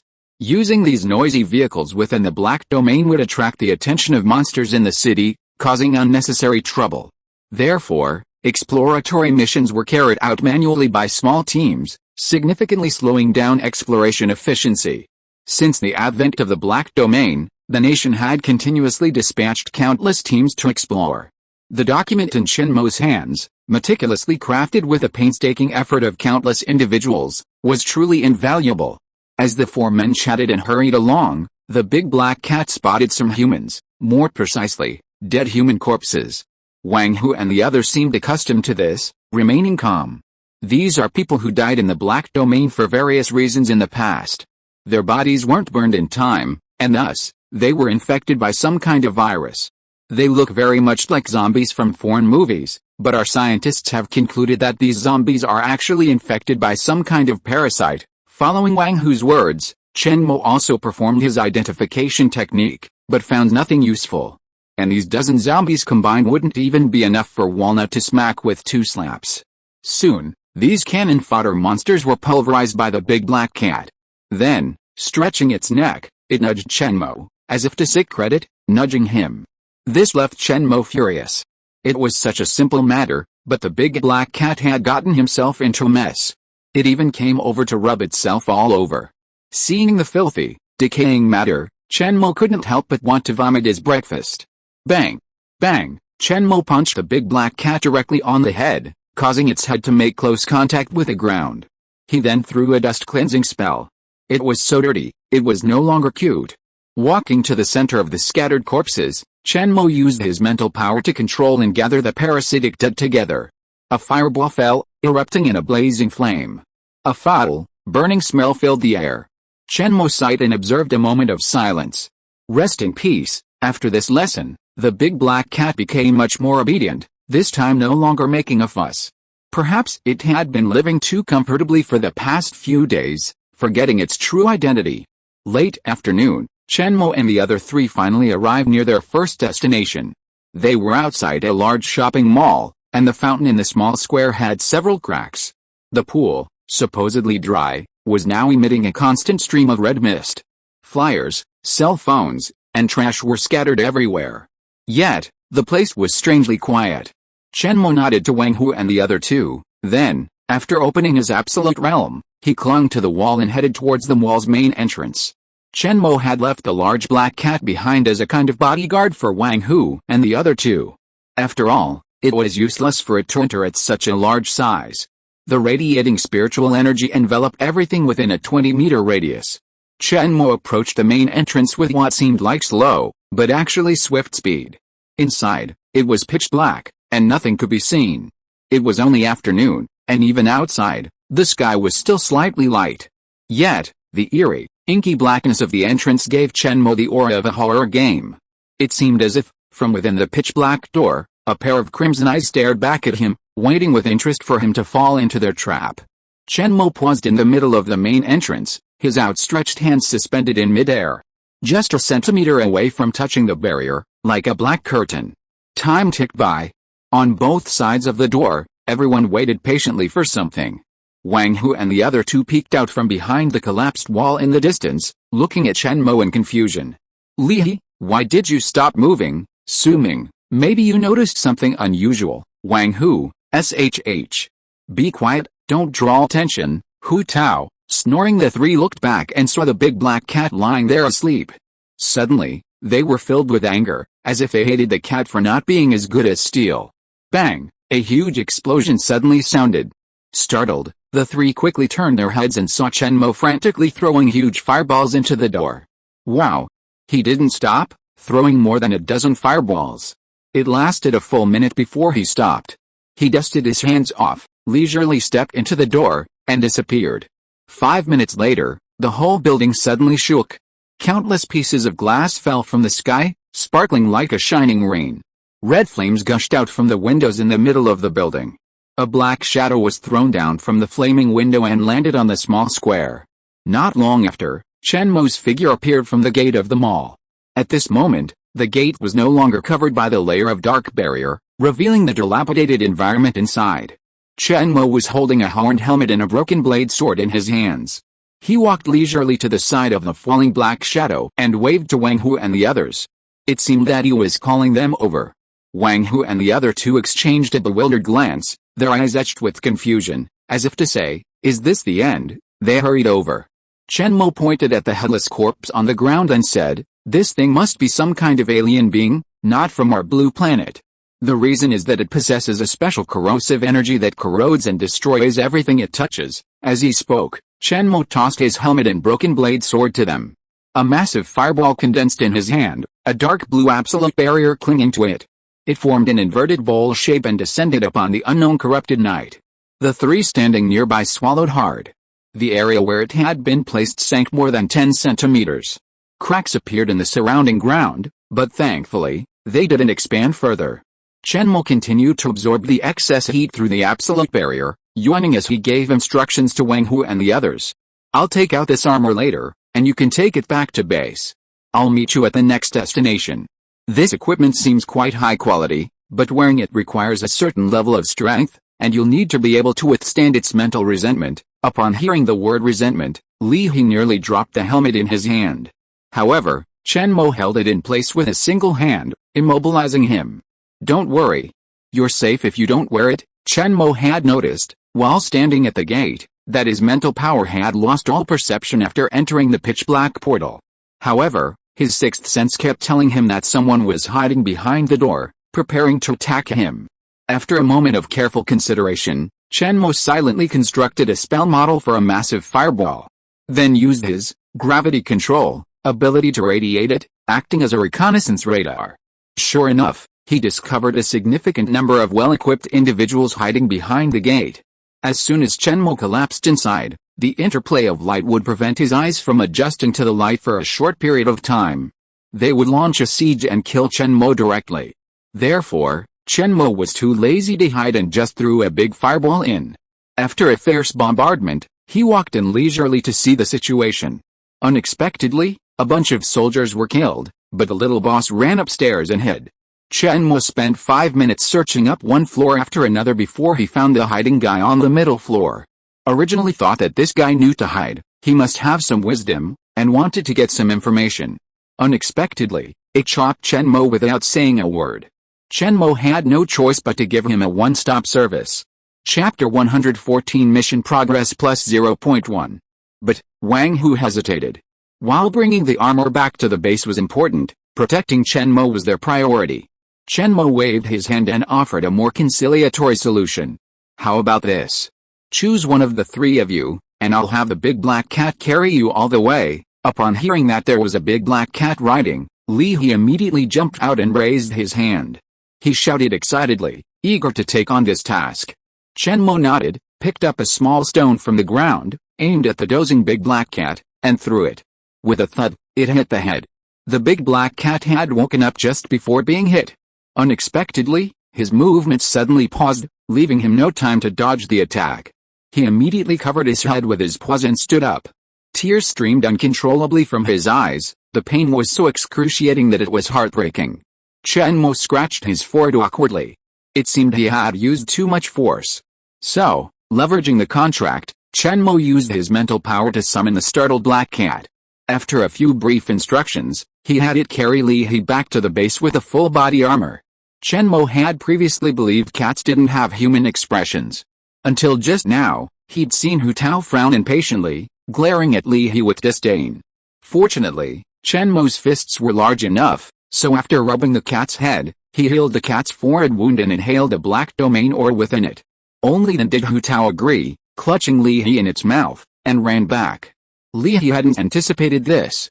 He'd originally thought he'd sit on the cat's back, carrying the armor majestically, and gallop back to the base to show it off.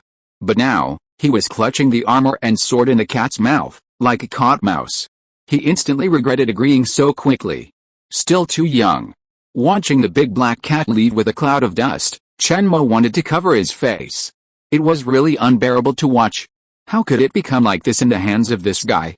After being speechless, Chen Mo took Wang Hu and the other two and headed towards the next destination. This second target was not very far away.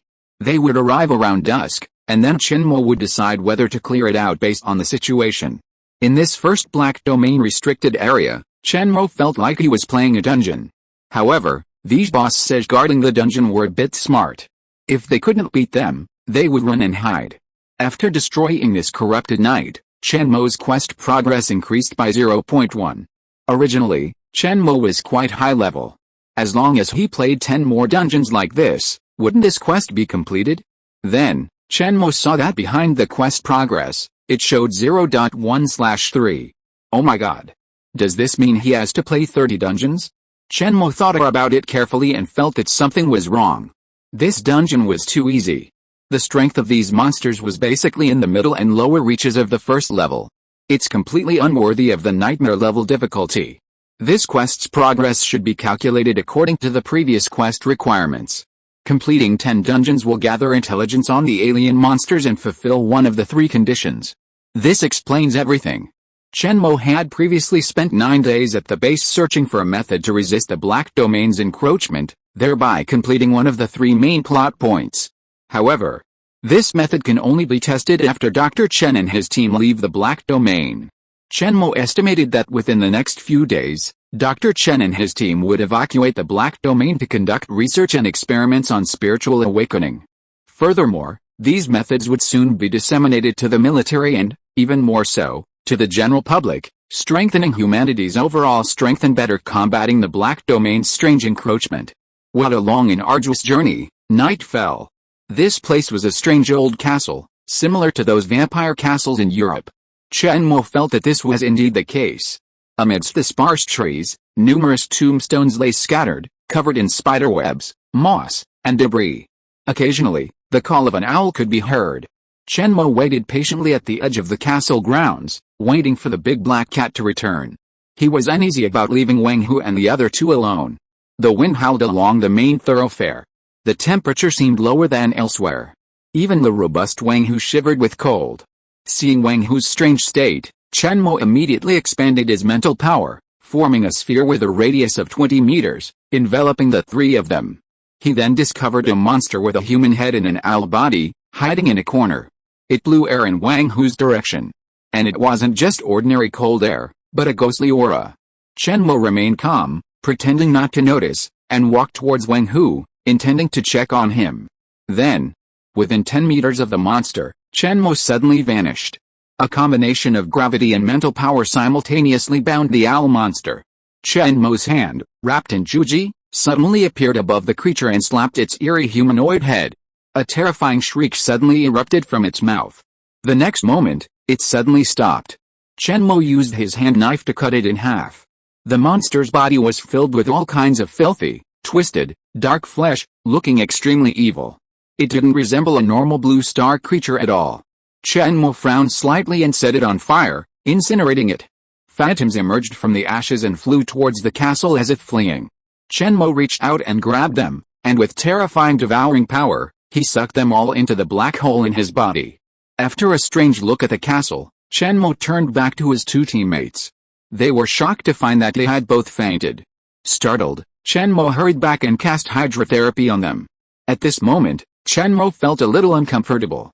He had not learned the holy purification technique. Such divine arts required the power of faith, and he could not learn it.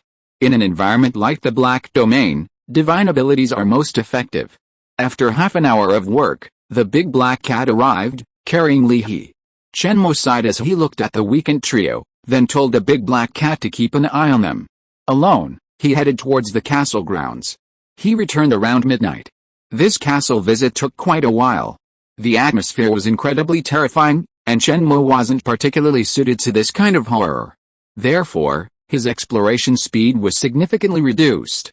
It wasn't because he was afraid, but rather because he had thoroughly explored every room and corner of the castle. No monster he saw could escape his grasp. The castle's owner was a vampire, and not a beautiful young one. So, Chen Mo ignored his words and simply grabbed the man by the neck, sending him to meet the sun god with a massive fireball. Not all vampires fear sunlight, some might also be afraid of heat. Moreover, the subordinates of the vampire should be those ghouls, abominations, death knights and the like. This vampire actually has a group of ghost brothers. This is why Chen Mo spent so much time. The game of hide and seek is quite time-consuming. But the harvest is still very considerable. Chen Mo doesn't know about other people. Anyway, he ate quite a lot this time. Burp, Wang Hu and the other two looked at Chen Mo in confusion. While burping, he held a Western-style rapier and used it as a toothpick to pick his teeth. His eyes were immediately filled with confusion. Are you going to fight the boss or have a midnight snack? Chen Mo sat down and leaned on the back of the big black cat. He suspended the rapier in front of Li He's eyes and spoke in a flat tone, as if he was chatting after dinner. Send this thing back tomorrow morning. This rapier is a vampire's weapon. It absorbs the enemy's blood to strengthen itself, but it also carries a strong grudge, making it easy for those with weak minds to be seduced. Li He shuddered at the mention of grudge. He quickly pulled a roll of special cloth from his backpack. The doctor had asked him to bring it. It has a strong electromagnetic shielding effect, temporarily isolating the grudge from that strange equipment. When he returned with that pile of knight armor, black spots appeared all over his body, scaring him so much that he almost thought he was doomed. Later, after the doctor examined him and used some kind of electromagnetic therapy for half an hour, his condition was restored. According to the doctor, most items in the Black Domain have a corrosive effect on the mind. As long as proper isolation measures are taken, there's little to worry about. Therefore, Li He brought back more than a dozen rolls of specially made isolation cloth this time. He was determined to get every last one in place, and safety first. Chen Mo ignored his thoughts, folded his arms, closed his eyes, and began to rest. He had just captured over 100 Ghost King level ghosts, and he needed to digest them. His head felt a bit swollen. Originally, the essential spiritual energy of these 100 or so ghosts would be endlessly devoured and squeezed, further extracted, and fed back to Chen Mo himself. However, the amount returned this time was very small, only 1/10, which increased Chen Mo's spiritual strength by 100 points. The rest of the essence of spiritual energy was sucked into the black hole in his right chest, never to be released again. Chen Mo could only passively accept this. He was speechless about his own innate ability. It felt like it was temporarily living in his body, costing him money, providing him with food and drink. Like a little ancestor. After mumbling for a while, he suddenly realized that perhaps the innate ability believed that Chen Mo's body could not withstand such a strong increase, so it was intercepting most of the energy. After the thought came to light, Chen Mo sat cross-legged and began to meditate. The corrosive effects of the Black Domain did not harm him personally. Endless devouring unleashed his spiritual perception, and a small vortex, several dozen meters in diameter, slowly emerged above the magically devoid blue star city. It resembled the birth of a demon king. Those uninformed might have thought some powerful monster had appeared. In a blink of an eye, 7 days had passed. Chen Mo rapidly conquered the city's Black Forbidden Zone at a pace of 2 or 3 dungeons a day. During this time, he encountered countless monsters from ancient foreign mythology. Minotaurs, Medusas, gargoyles, and abominations, all mere figurines, not a single peak level 1. Chen Mo was so busy mowing down the land that he had no interest in understanding why this area was called a Forbidden Zone. Gradually, even Wang Hu and the other 3 grew numb to the sight. From delivering equipment one piece at a time, to gathering enough for a day and then delivering again, Li He had grown accustomed to the pecking of the big black cat, Walnut. Although Chen Mo didn't know why so many foreign monsters had appeared in their black zone within China, he didn't understand. However, he was extremely annoyed. Some of these monster zones didn't count towards quest progress. Not even 0.1. He'd had to destroy over 30 black restricted areas just to reach 1 quest progress. At that moment, Chen Mo stood atop a skyscraper, overlooking the entire city. This was the Xiaomengyao, with Zhujiang River just below, offering a vast view. Xianzhou City was vast, and Chen Mo and his companions had only explored less than a tenth of it. Without the subway or bus, walking was incredibly inefficient. So, Chen Mo had also completed the subjugation quest requirements. Reminder. Main quest searching for the mutated monsters in the Black Domain has completed 1/1. Reminder. Main quest, exploring the living environment under the Black Domain and finding ways to resist the Black Domain's invasion has completed 0.1/1. The sudden pop-up quest reminder made Chen Mo happy. This must mean the doctors have successfully evacuated the Black Domain. Li He had mentioned a few days ago that the base was already undergoing a rotation. A new exploration team has been drafted into garrison here, bringing with them some players who have awakened from hibernation. They're supposedly coming to participate in some kind of trial. Upon hearing this, Chen Mo suddenly thought about the dungeons he'd previously conquered. Were they meant for these ordinary players? After all, the missions they chose weren't that difficult. Chen Mo had no choice but to keep this a secret, feigning ignorance. Now that the second mission was making progress, it all depended on the doctor's support. If a cultivation method to nourish the mind and spirit could be developed, and more magic crystals could be obtained from players, then China would have a stable path to transcendental advancement, providing a measure of confidence in combating the encroachment of the Black Domain. Next, Chen Mo would head to one of the most dangerous areas of the city, underground. In the middle of the Zhu River, where it flows through the city, a large tree stood quietly rooted in the river. The surrounding river water detoured around it, forming a small island. At the tree's base lay a pitch-black cavern, the entrance to the underground exploration area.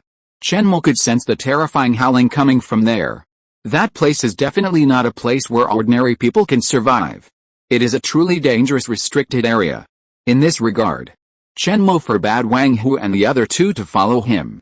Even the big black cat, Chen Mo did not allow it to follow him underground.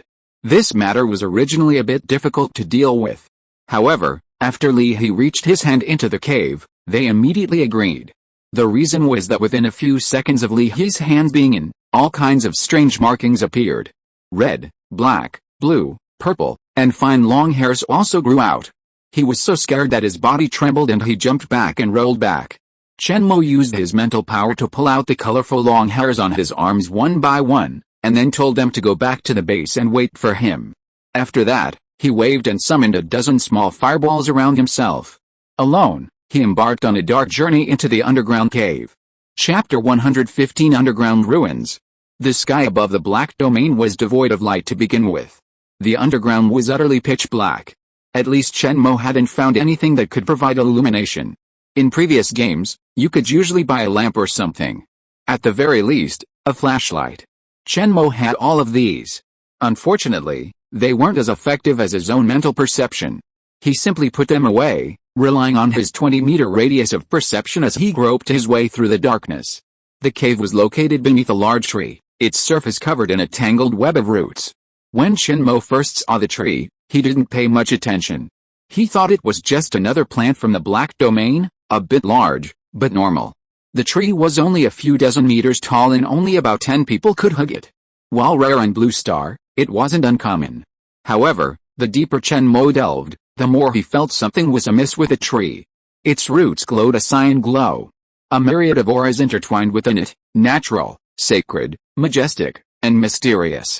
Chen Mo also attempted to break off a piece and discovered a mysterious energy substance within the root system. It seemed to be being assimilated by something. Uneasy, Chen Mo abandoned the idea of further research and continued his journey underground. The caverns offered numerous forking paths, but most of them dead-ended. He usually had to turn back after only a few hundred meters. The complex terrain made it easy to get lost with the naked eye. Chen Mo's biggest frustration in gaming was this type of dungeon. No matter how he went, it felt like he was going in circles. It was so damn convoluted. Add to that the eerie breeze, the damp, cold, rancid smell, and the occasional corpse poking out from the edge. It would have driven a young man's sanity to a frenzy, leading him to lose his mind. Fortunately, Chen Mo had been using his magic to mark every spot he passed. He drew a magic line along every path he passed. This way, his entire route was clearly visible through his mental perception. After a long, dark journey, Chen Mo's nervousness faded with a flash of light. A small comfort was found. This was the entrance to a cave on a cliff. Looking out, a massive azure tree stood silently within a vast cavern.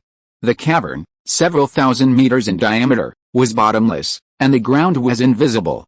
Only an equally enormous azure divine tree, blotting out the sky and filling the entire space, shimmered with light, as if the tree were made of crystal. Beneath its dazzling branches, shimmering leaves drifted through the air. Countless winged monsters patrolled the sacred tree, often carrying weapons like tridents. A sacred tree, paired with strange monsters. Chen Mo suddenly understood, this beautiful scene before him was like an exquisitely tempting trap. A deadly one. Beyond the cavern lay a bottomless abyss, and Chen Mo could not proceed any deeper. With a sigh, Chen Mo re-entered the cavern, continuing his exploration of the dark maze. From this point on, Chen Mo was no longer alone. He encountered monsters, and quite a few of them. There were giant ants, earthworms as thick as human heads, centipede monsters over 10 meters long, giant worms, and withered mummies. What surprised Chen Mo most were the emaciated human corpses. They resembled the undead, walking like zombies, aimlessly wandering. Chen Mo hadn't made a move yet, hoping to see their reaction. Unexpectedly, upon noticing him, the mummies pounced. Watching these monsters annihilated by the absolute realm, Chen Mo couldn't help but sigh. What disaster had left these people in this state? But now, at last, there was a clue. Chen Mo found a necklace among the mummies. He was surprised to find such an item. Even after using the identification technique, he couldn't find any information about it, so he simply put it away. In a blink of an eye, more than 10 hours had passed. Even with Chen Mo's formidable physique, the mental strain was immense. In a cave Chen Mo had determined to be safe, a massive fireball slowly formed. The fireball, the size of a fist, emitted a warm glow. Chen Mo manipulated absolute boundary into a thin curtain, wrapping himself in it and hiding in a corner. After a quick snack, Chen Mo retrieved the magic book Aspen had given him. He'd been so busy with other things that he hadn't had time to study its contents. While searching for books, Chen Mo also came across 2 blank skilled books he'd left. They were great for freely choosing skills, but Chen Mo hadn't thought of any skills yet, so he'd put them aside for now. There was also a red bead, the blood demon bead, crimson. This item had been seized from a hostile force during the previous planetary war. Chen Mo spent a considerable amount of money to have it authenticated, but it couldn't be authenticated. The reason was that it had already been authenticated, and the owner bound to it was still alive. Although the Black Abyss Paradise had considerable authority, they were currently no match for the force that authenticated the blood demon bead. Therefore, the bead would be treated like a stone, tossed into Chen Mo's backpack. After examining the blood demon bead twice, Chen Mo ignored it and focused on his book. However, far underground from Chen Mo's location, in the center of the Pacific Ocean on Blue Star, a sacred azure sky tree, hundreds of times larger than the one Chen Mo had seen, towered. The tree summit seemed to have penetrated the atmosphere and reached into outer space. However, satellites in space could not detect anything of its magnitude. Over the black domain, only endless black clouds enveloped the sky. Beneath this enormous sacred tree, a deep green river meandered around its trunk, plunging into its branches and transforming into a waterfall. The other stream flowed through the tree's roots, emanating countless tributaries. Beneath the sacred tree stood a vast golden celestial palace.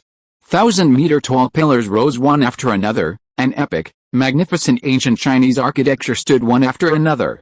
A resplendent golden light shone across every inch of the land, yet pales in comparison to the sacred tree's azure radiance. This was one of the projections of the ancient immortals, King Di City, guarding the underworld, responsible for protecting the small azure sky tree. King Di City is the institution responsible for clearing the underworld of all sinners, ashes, and things that shouldn't exist. Nestled beneath the sacred Kingshan tree, King Di City enjoys its protection, making it impervious to all attacks. At this moment, within a building on the edge of King Di City, a pair of blood-red eyes suddenly opened. Their gaze, filled with utter hatred, revealed a terrifying murderous intent. In an instant, the entire room was dyed blood-red. "We've found you. This time, let's see how you escape," a gnashing voice echoed from the room. Each word uttered through gritted teeth. With a creaking sound, the door was pushed open, allowing golden white light to filter in, illuminating the face of the figure with blood-red eyes, revealing his features completely. It was the bearer of the blood-evil pearl, Crimson, one of the prodigies of the immortal slaying hall, and the sword cultivator Wang Ju. At this moment, Chen Mo was completely oblivious to the fact that his whereabouts had been exposed. He was immersed in the magic book given by Asman. This book requires an infusion of magical power and mental energy of the corresponding level to unlock the seals at that level. Asman was quite cunning, having sealed the entire book 9 times. This prevented Chen Mo from knowing the contents of the book ahead of time, forcing him to gradually improve his skills to learn the following content. After unlocking the first level, the book's contents consisted mostly of basic knowledge. Much of it covered the principles, history, and development of magic, as well as some simple application techniques. The most practical content was the dozens of first-level spells and spellcasting experience. Asman's magic was quite diverse. He had learned many types, but only briefly, never delving into them in depth. He was particularly interested in wind, water, and light magic. These types of magic comprised the bulk of the book's content. This knowledge was also of great benefit to Chen Mo. It deepened his foundation, significantly improving his previously limited understanding of basic theories. At least, he wouldn't be asked, "What are the principles behind your magic?" being stumped by the question, unable to answer. Such embarrassing situations would be greatly reduced. At the same time, Chen Mo also realized that he had overlooked some details. Details that could significantly enhance his strength. In the magic book, Chen Mo learned about some specialization-based passive abilities. For example, fire magic specialization can enhance the power of fire magic. Chen Mo had never thought of this before, but now he learned about it from Asman's magic book. For Chen Mo, a latecomer, this was the embarrassing part of this wild magician. After shaking his head, the 2 blank skilled books in Chen Mo's hands transformed into white light particles and dissipated. Hint. You have used basic spell knowledge to gain the new passive ability Fire Magic Specialization LV1, increasing the effectiveness of your fire magic by 10%. Hint. You have used basic spell knowledge to gain the new passive ability Wind Magic Specialization LV1, increasing the effectiveness of your wind magic by 10%. Magical effects encompass the power of the spell, the damage it inflicts, the duration and strength of buffs, and the duration and degree of debuffs. It's a truly comprehensive and powerful ability. Although both skills are still at level 1, continued improvement will yield a truly transformative effect. A magician's strength always relies on knowledge. The more knowledge, the greater their strength. Learning new abilities brought Chen Mo a sense of peace of mind. But then he realized that this thing was also a money-eating beast, and he felt sad. Last time, he earned over 2 million Black Abyss coins, making him a millionaire. Yet, it still wasn't enough. Chen Mo only managed to level up his sword controlling skill to level 20 before it stopped working. Now, he regretted allocating resources to those flashy fireball skills. After putting away his magic book, Chen Mo meditated for a few hours before continuing his journey. This time, he planned to move faster. He'd just kill them. After all, the enemies he encountered were either monsters or the undead. Killing them would also help them find peace. Rest early. In just a few hours, Chen Mo had covered more ground than before, descending several kilometers. Finally, deep underground. Here, a wetland dotted with shallow water. Mosquitoes the size of a palm buzzed in the swirling mist, their hideous mouthparts a terrifying sight. Chen Mo emerged from a hole in the wall. At first glance, the scene was shrouded in mist. A single massive azure sacred tree dominated the sky. From the cliffside, Chen Mo had already imagined the tree's immense size. Now, underground, he was shocked to discover it was even more terrifying than he had imagined. The entire underground space seemed stretched to infinity, like a mustard seed. It was like a continent squeezed into this cavern. The azure sacred tree Chen Mo saw was at least tens of thousands of meters tall. The thickness of its trunk was beyond Chen Mo's comprehension. Those monsters he'd seen dancing on the branches were actually flying dragons hundreds of meters long. There were all sorts of creatures, from the Chinese divine dragons to the giant lizards of the West. And there were even mythical beasts from Chinese legends, recorded in the classic of mountains and seas. This scene left Chen Mo frozen in place. Such a magnificent spectacle was truly awe-inspiring. It felt like a Souls-based game he'd played before. There, too, was a massive tree, a gigantic golden tree. The light for the entire world came from that tree, illuminating the entire world. And now, the azure sacred tree before Chen Mo also illuminated the entire underground world. Could there be an old man ring down there too? Though deeply shocked, Chen Mo still felt a sense of dissonance. After all, he'd played that Souls-based game for hundreds of hours before, a formidable player who reached level 99. But this was reality, and Chen Mo had no resurrection abilities. If he died, he was truly gone. He absolutely couldn't waste his time. This area must harbor incredibly terrifying monsters. In that instant, Chen Mo understood that his nightmare-level difficulty level must lie here. The hidden sinners might be on this continent. In this boundless wilderness, where should he search? Chen Mo hesitated for a moment, then broke off a branch and held it upright. Releasing his grip, he looked in the direction the branch had fallen. He focused his gaze at the vast, dark shadow looming at the end of the white mist, accompanied by a faint roar. Chen Mo decisively chose the opposite direction and plunged headfirst into the fog. Without a blessing to guide me, and no spirit horse torrent, this is a bit tricky, Chen Mo muttered to himself in the mist. This strange environment still made him nervous. When he first encountered Souls-based games, Chen Mo was often stunned. Many malicious and terrifying events were truly disgusting. It was easy to lose your sin and lose your mind. Moreover, this was an unknown underground dark world. Just as Chen Mo was cautiously moving, several tentacles suddenly rose from the water 100 meters away. Lobsters the size of trucks pulled themselves out of the mud and sand. Their gurgling eyes looked in Chen Mo's direction. A bowl of dirty water was gathering in their mouths. The next moment, it suddenly erupted. If you are listening to this novel on a channel other than Fanfic World, it means it was downloaded and re-uploaded without effort. We warmly invite you to visit our channel, Fanfic World. There you will find the original version of this story and many other novels of various genres. We look forward to seeing you dive into a world of incredible novels. Chapter 116, Guardian of the Sacred Tree.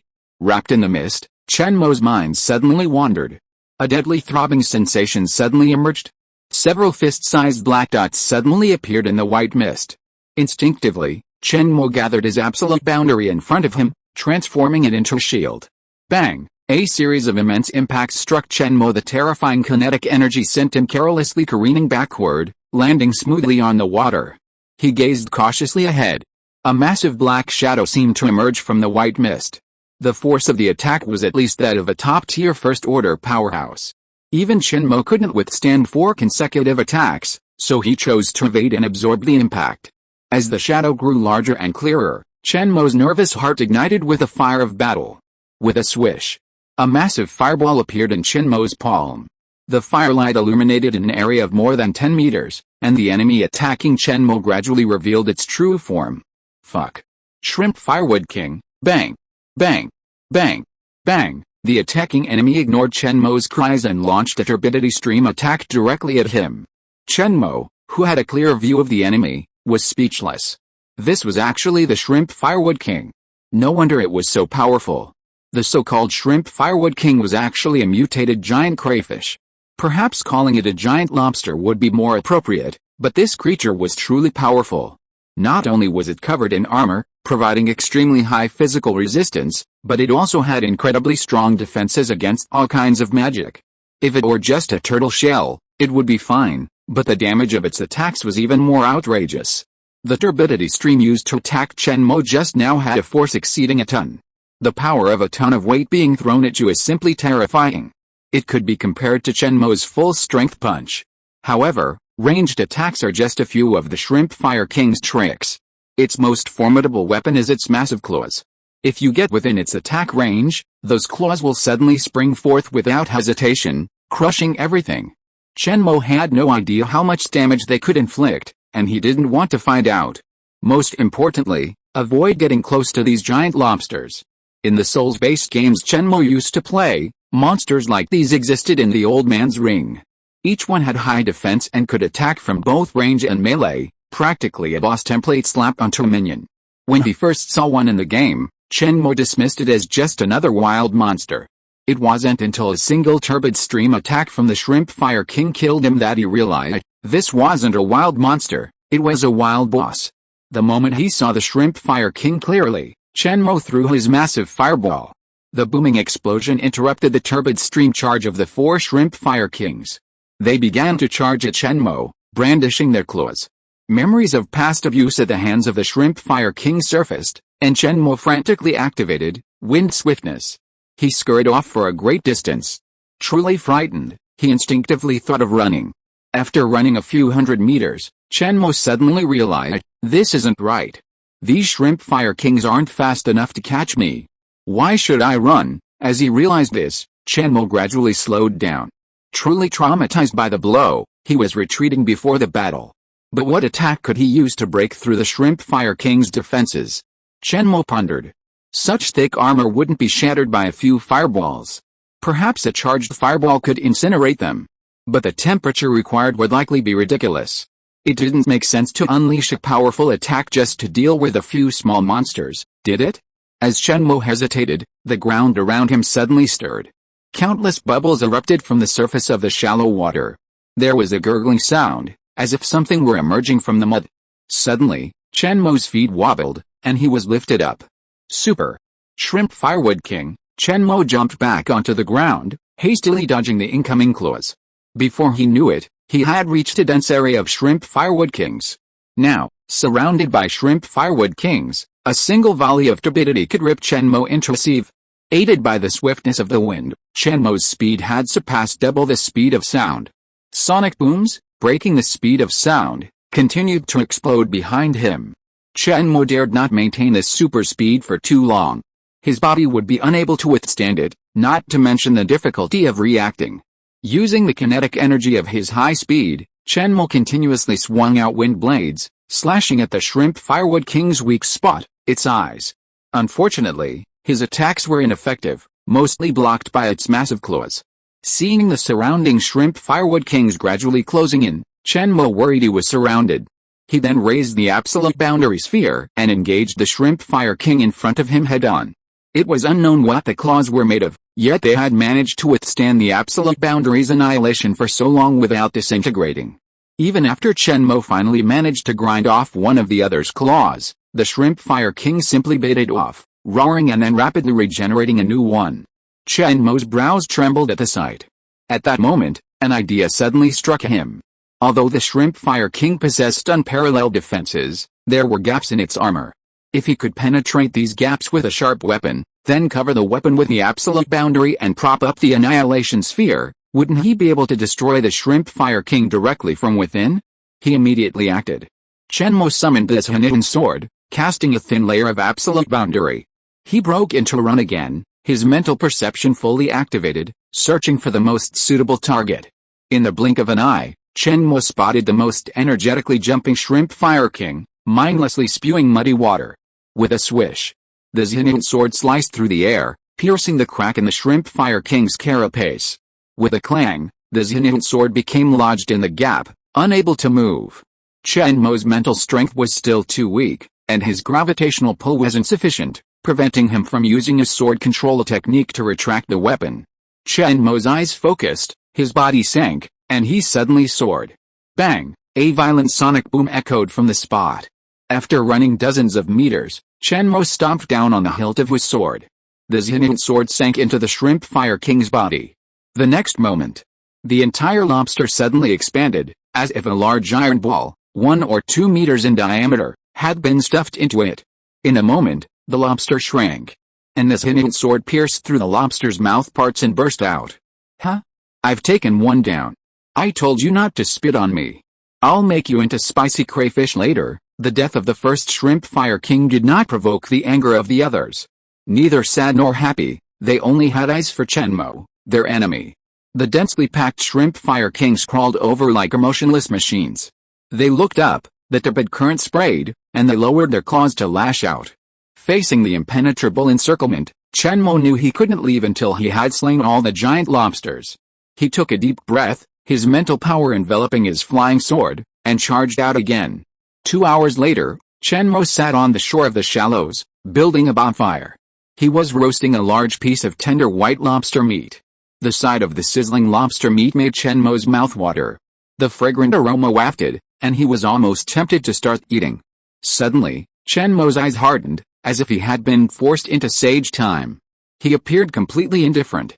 Silently, Chen Mo pulled a large pancake from his backpack and began to bite into it expressionlessly.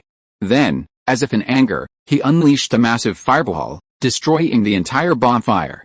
It turned out that the lobster meat had been roasting, and black spots had appeared. Then, dozens of black worms emerged from these spots. Roasted by the flames, they sizzled and emitted a foul odor. They also dripped a strange black slime that even the flames couldn't burn. As expected, mutant creatures are inedible. Chen Mo had slain all those dozens of shrimp firewood kings earlier. Not a single useful drop dropped, so Chen Mo had to collect the spoils himself. But he didn't expect to enjoy the spoils. It was completely in vain. The shrimp firewood kings were nothing more than a dog skin plaster. Disgusting and useless. On Chen Mo's side, the monsters in these underground ruins were so powerful, and yet their flesh was inedible. Could anyone really live here? How could they survive? He finished the pancake in a few bites, and he had no appetite left. He had only eaten to suppress his saliva. In fact, Chen Mo was actually fasting. Relying solely on magical energy, one can sustain life. It's just a human habit, one still prefers to eat and sleep. Suddenly, Chen Mo heard the sound of a horse's snort and the faint clang of metal. Could it be a cavalryman? Chen Mo turned and lay on the ground, looking towards the source of the sound. In the distance, a figure suddenly appeared. His fallen warhorse was clad in cyan armor, shimmering with a mysterious glow. He, meanwhile, wore dazzling lapis lazuli armor, its metallic sheen flowing. In his left hand, he held a large round shield, adorned with twisting tree-like patterns. In his right, he held a gleaming, sharp-fanged Yanhua. He looked like a wild boss. Chen Mo's heart sank, his eyes flashing with magical fluorescence. Appraisal, name, Azure Sky Divine Tree Guardian. Level, 2nd level. Type, Cavalry. Strength, 32. Agility, 21. Constitution, 35. Intelligence, 20. Charisma, 20. Green God Spiritual Power, 1000/1000. Skill 1, Charge. Skill 2, Pick. Skill 3, Halberd Mastery LV35, Master. Skill 4, Trample. Skill 5, Powerful Smash, increases strength by +3 when attacking. Skill 6, Warcry, Roar with spiritual power, increasing attack and defense. Skill 11, Reflect, use the green light shield in hand to reflect all energy attacks. Description, Patrol Cavalry of the Little Green Sky Divine Tree. They are average strength soldiers, typically found in the area surrounding the tree. A wave of irritation crossed Chen Mo's mind. This boss-like monster was actually just a soldier? Who was he trying to fool? The identification technique alone revealed that half of its skills hadn't been detected. Chen Mo even suspected that these skills were just superficial. Once certain conditions were met, all of these skills would change. As for Chen Mo's certainty, it was all based on experience. Looking at the boss's attribute panel, there was one very strange item. That was, Blue Sky Spiritual Power. Which soldier had this attribute? Or was it spiritual power? Could this guy on horseback be cultivating immortality? The more he thought about it, the more something seemed off. Chen Mo had a definite idea in his mind and decided on a countermeasure. 36 stratagems, run away. Super. Bang, a ball of cyan light appeared in Chen Mo's eyes. It crashed straight towards the small hill where he was hiding. After exploding, the cyan energy seemed to have a freezing and corrosive effect. Chen Mo shuddered and quickly jumped away, exposing his position. The next second, Chen Mo heard the sound of galloping horses. The guardian of the sacred tree was charging at him on horseback. This gave Chen Mo a headache. He had originally not wanted to provoke him, but he was beaten to it first. With a swish, wind blades condensed and Chen Mo calmly looked at the attacking warhorse. Since there's no escape, let's fight it out. Swiftness of wind, boom, Chen Mo shot forward, flashed and arrived in an instant, reaching the horse's head. A wind blade, rising from bottom to top, slashed through the divine tree guardian. Countless sparks erupted, accompanied by a sharp slicing sound. And yet, the divine tree guardian stared at Chen Mo in stunned silence, his halberd, thrust out, stopped in midair. Crimson eyes shone beneath his visor, a look that seemed to say, "That's it." Even the warhorse snorted in disdain, its hot breath blowing directly into Chen Mo's face. Damn. This damn oppressive feeling. Whoosh, bang, the halberd, packed with immense force and accompanied by a whistling wind, crashed down. Chen Mo leaped back, narrowly avoiding the sharp curved blade. The spear's tip pierced the absolute boundary, sending a cascade of sparks flying. Just when Chen Mo thought he could counterattack, Cyan energy gathered in the space where the halberd passed, and a chain of slashing blades, resembling wind blades, suddenly emerged. With a bang, Chen Mo was slashed and flung into the misty shallows.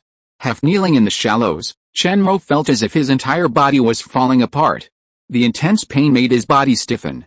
This terrifying power actually had a ranged attack. This was too much of a cheat. Chen Mo couldn't help but wail. He felt more and more that this map was his true mission location. The previous place was simply the wrong place. Suddenly, from the white mist, more cyan energy arrows pierced the fog and shot towards Chen Mo. Through the openings in the mist, Chen Mo could vaguely see the sacred tree guards gathering power. Instantly, Chen Mo felt his scalp tingle. Wow. You're even more powerful than the old man's tree guards. I can't beat them, but can I outrun them? Chen Mo ran as fast as he could, dashing into the white fog. He tried to use the fog as a cover to escape the pursuit of the god tree guard. However, after running just a few dozen meters, Chen Mo realized that something was wrong with his surroundings. He suddenly squatted down, and more than a dozen muddy streams shot past his head. Damn! Shrimp Firewood King, you are here again? In the fog, rows of shrimp firewood kings looked at Chen Mo in an orderly manner. There were at least hundreds of them. Chen Mo clasped his hands together. Sorry to bother you. Goodbye, brother shrimp, run away. Going back to play with the god tree guard is better than facing hundreds of shrimp firewood kings. Chen Mo had a sad face and saw the god tree guard again. The other party was guarding outside the fog. He was calmly accumulating strength. Good guy. He has been accumulating strength for so long. Is he waiting for him? Chen Mo had tears in his eyes and silently gave a thumbs up to the god tree guard. Chapter 117 The Man Who Seeks Death. After a fierce battle lasting half an hour, Chen Mo finally found his opportunity. He rolled under the belly of the sacred tree guard's horse, avoiding the halberd's blow. Then, he rushed into the dense forest. Just as he entered the forest, Chen Mo heard a gust of wind behind him. With a bang, the nearby tree trunk was pierced and snapped in two. The halberd shattered 4 or 5 trees, each several meters thick, before finally sinking into the trunk and coming to a stop. The blow made Chen Mo break into cold sweat. He glanced hurriedly at the sacred tree guards still behind him and fled deeper into the forest. After an unknown amount of time, there was no movement behind him. Chen Mo finally climbed a tree, gasping for breath. Normally, he crushed other monsters. But today, he was crushed by a monster. This nightmare-level mission had finally revealed its true power. How sinister. This sacred tree guardian was both tanky and powerful in both ranged and melee combat, and all of his attacks also had crowd control. Just from blocking that halberd, Chen Mo felt his hands go numb. With its 32 points of strength, it was definitely more than 1.5 tons of punching power. At least double that. With such a huge power disparity, Chen Mo would be crushed to pieces if he struggled with it. If it weren't for his absolute boundaries ability to absorb most of the extra damage, Chen Mo's physical fitness wouldn't have been able to withstand that attack. Even a pure blow could kill Chen Mo. However, the sacred tree guardian seemed to have a patrol range. Once outside its range, it would stop pursuing him. Leaning against a tree trunk, Chen Mo breathed a sigh of relief. His biggest fear was that the sacred tree guardian, unlike in the game, wouldn't have aggro and would chase him relentlessly. In that case, he wouldn't be able to escape unless he killed it. The thrilling battle had just exhausted Chen Mo, and at this point, He could only use his mental power to perceive. He sent his clone's consciousness out to stand guard, allowing his main consciousness to rest. Chen Mo suddenly felt fortunate. If the clone had come along, he wouldn't have known where to hide it. A single encounter with a single shrimp firewood king would have suffocated it. Fortunately, the clone's consciousness was now directly integrated with the main body. Most of the time, it was dormant. Under Chen Mo's active control, the clone's consciousness could be brought to light, maintaining basic surveillance functions. Chen Mo slowly closed his eyes. Eyes weren't much more useful than mental power. Besides, this was a dense forest. When he opened his eyes again, it was already dusk. Despite the onset of night, the sky still seemed hazy. The massive sacred tree illuminated the entire underground world. With his main consciousness regaining control of his body, Chen Mo pondered which direction to take. Suddenly, there was a crunching sound of fallen leaves treading beneath the tree. Chen Mo's heart suddenly tightened, and he looked down instantly. Undead people, like dry branches, were gathering under Chen Mo's tree. They wobbled like stiff mechanical puppets. They walked numbly along the set path.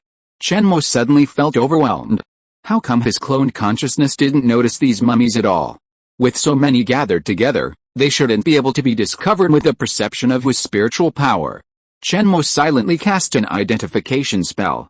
He was shocked to find that these were all descendants of sinners. Name, descendants of sinners. Race, half-dead. Status, dead fire, insane fire, black hysteria, death resistance, unable to enter reincarnation. Introduction, descendants of the sinner clan in the underworld, people born in the underworld. Unable to enter reincarnation, neither born nor dead, spurned by the living, resisted by death, dominated by despair. Longing for the day when the flames lingering in the sky will burn them completely to ashes. Chen Mo's eyes grew solemn. The state of this descendant of a sinner surpassed that of the earlier nascent soul-level sinner. Unable to enter the cycle of reincarnation? What did that mean? Could it be that they were unable to enter the cycle of reincarnation and be reborn? The description emanated a thick, dark aura. Even Chen Mo couldn't help but feel a heavy heart. He extended his right hand, and a massive fireball slowly emerged. Gently lowering it, Chen Mo gently sent the fireball into the crowd of undead. Under Chen Mo's control, the fireball didn't explode. Instead, it erupted in scorching flames, enveloping an area within a radius of more than 10 meters. The blazing flames quickly reduced the trees to ash. The undead, their faces, vaguely resembling facial features, glowed with a blinding white light. They raised their heads to the sky, their hands clasped in a gesture of catching something. As if relieved, they slowly burned to ash. Chen Mo stood in the flames, watching the scene silently. Even one or two of them instinctively clawed at Chen Mo. Chen Mo didn't bother trying to hide. He let their bodies annihilate under the influence of the absolute boundary. Once all the descendants of the sinners were completely dead, Chen Mo activated his endless devouring, absorbing all the remaining flames into his body. Suddenly, Chen Mo seemed to see a dozen phantoms rising from the ground. They rushed towards the cyan light in the sky. In mid-air, they gradually transformed into crystal starlight and dissipated. Even in death, they still longed for the light of the sacred tree. Whether it was faith or stubborn obsession, Chen Mo shook his head, turned and walked in a certain direction, leaving the burial ground. Soon, Chen Mo saw a road and followed it. From time to time, he could see the ruins of ancient buildings. The pavilions and towers were reduced to shattered walls. Wandering among them were the descendants of the sinners, burning with the fire of despair. Chen Mo walked along, burning the wandering monsters to death. In a sense, he was purifying them. Die sooner, be reborn sooner, and no longer be trapped forever within this withered branch, enduring the agony of neither life nor death. During this process, Chen Mo discovered something interesting. Many of the places where these descendants of sinners roamed contained hidden chambers, or rather, tombs. Just like the one the old man had encircled, beneath each relic lay a treasure chest. With a nervous heart, Chen Mo entered a crypt. However, there was no treasure chest. Inside, hidden within were densely packed descendants of sinners. At first glance, Chen Mo's scalp tingled. The scene resembled the apocalypse, with zombies filling the room. Without hesitation, Chen Mo launched a powerful fireball into the room, turned, and walked away, letting the flames consume the suffering. Am I saving all living beings? Chen Mo couldn't help but think. He painstakingly purified those trapped by the curse one by one. He was doing a good deed.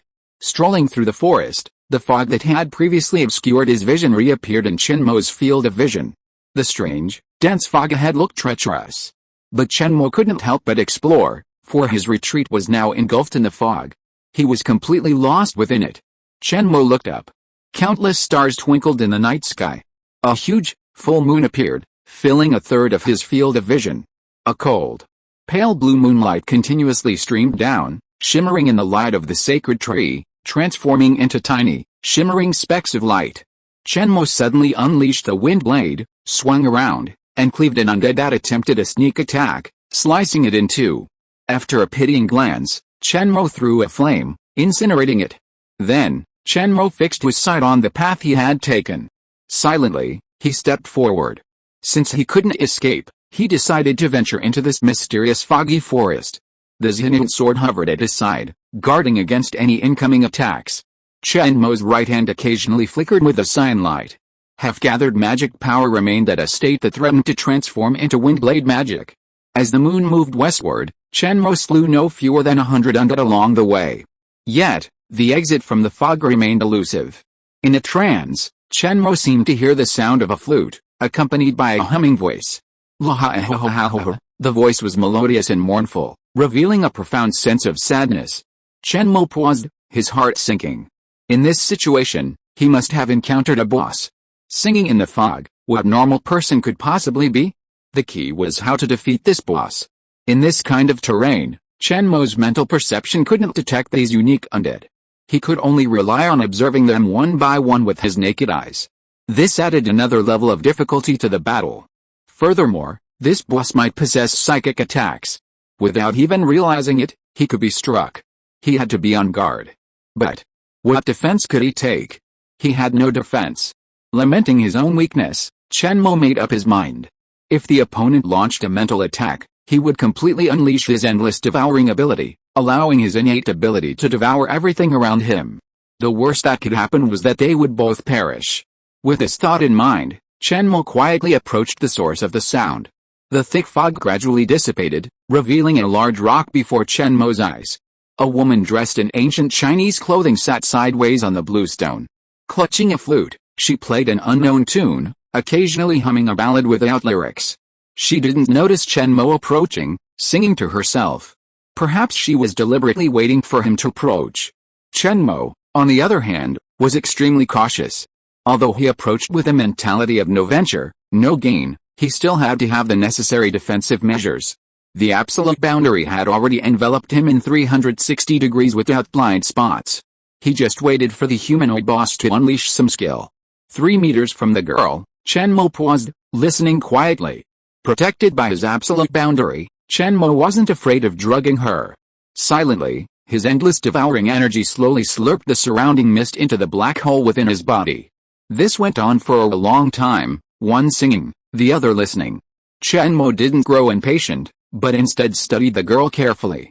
Her delicate features accentuated her oval face, making it even more charming. Her sorrowful expression seemed to seduce the pity of those who saw her. Her eyelashes fluttered slightly, her gaze vacant and lost. He wondered what she was thinking. Looking at her expression, filled with compassion, she didn't seem like one of those demented undead. Perhaps they could communicate. Chen Mo wasn't sure why she had drawn him here. Was she just luring him here to listen to her humming? The song ended. The girl finally put down her flute and looked at Chen Mo. The sound was crisp, like a bell, but lacking a certain life. Hello. The ashes of the sealed land. Chen Mo was lost in thought when Lang Buting heard this, startled back to his senses. He hurriedly replied, hello. Excuse me, are you? The sealed land? The ashes. The girl folded her hands over her belly, her eyes cast down. She looked at Chen Mo calmly, but with a hint of determination. She continued, my name is Yi Qing, the saint of this misty village.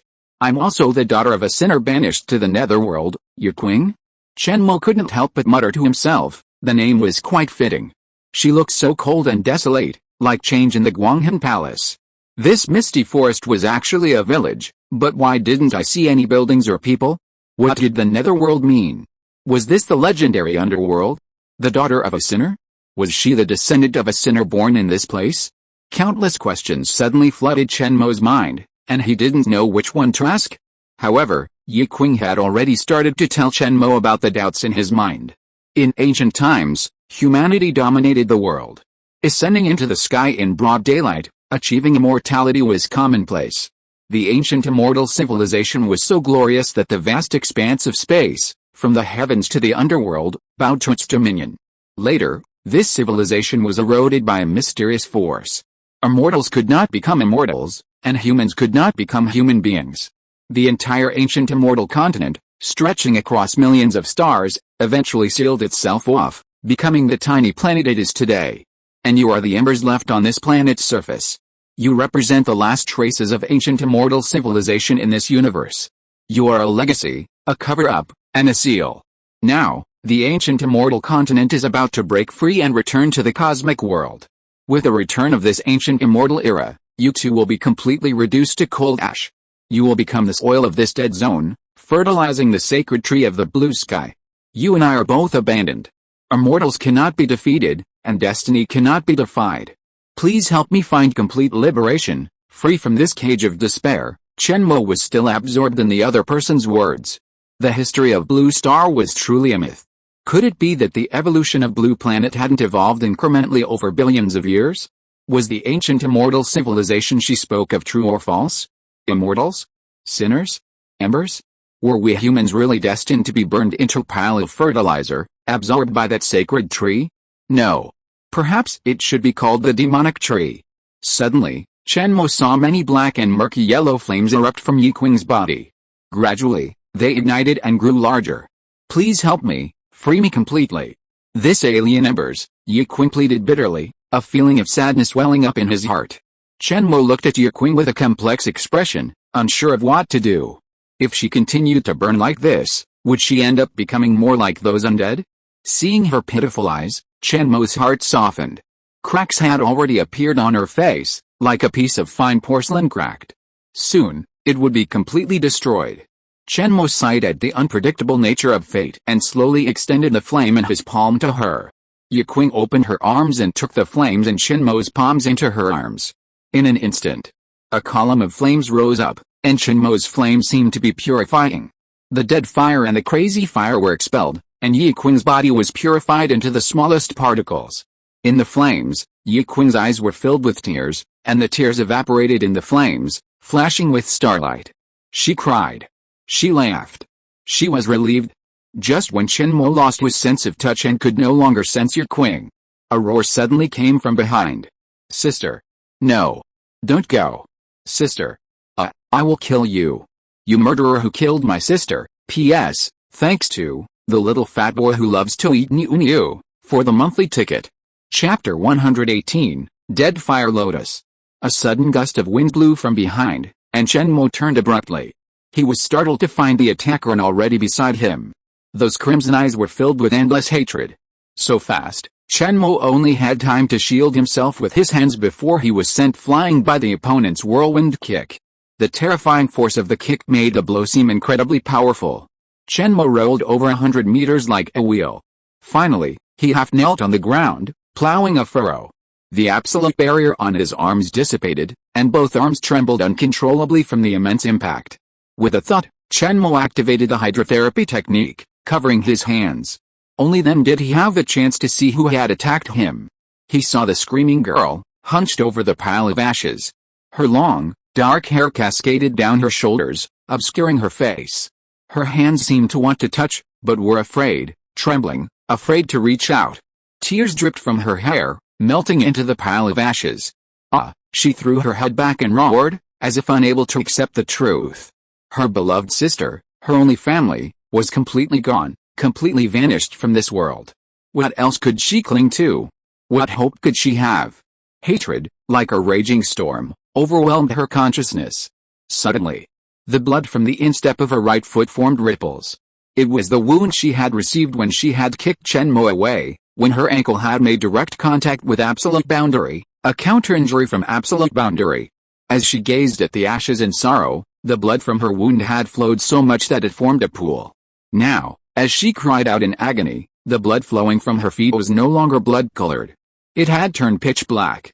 Boom! Without warning, a black flame shot up into the sky, enveloping her entire body. Her long hair flowed backwards without a breeze. The pile of ashes on the ground slowly rose, merging into her black flames. By this time, the black flames had already turned a somewhat murky yellow. Clang, she flung her hand, and endless black flames burst forth, suddenly condensing into a long sword in the air. A cursory glance revealed the blade to be at least 2 meters long, and without a hilt. It was a pure curved blade, not a weapon meant to be wielded normally. Chen Mo thought to himself, oh no, he knew it was bad news. The strange situation in the fog meant that the girl was definitely a problem.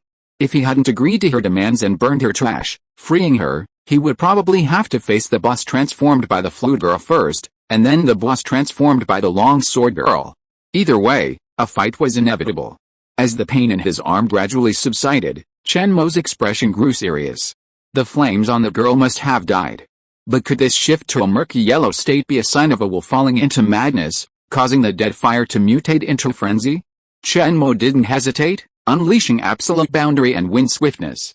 The Zenith sword also emerged from the marked backpack, circling around him. Appraisal, name, Dead Fire Lotus, Leaf Lotus, Dead Fire Saint, Template, Heroic.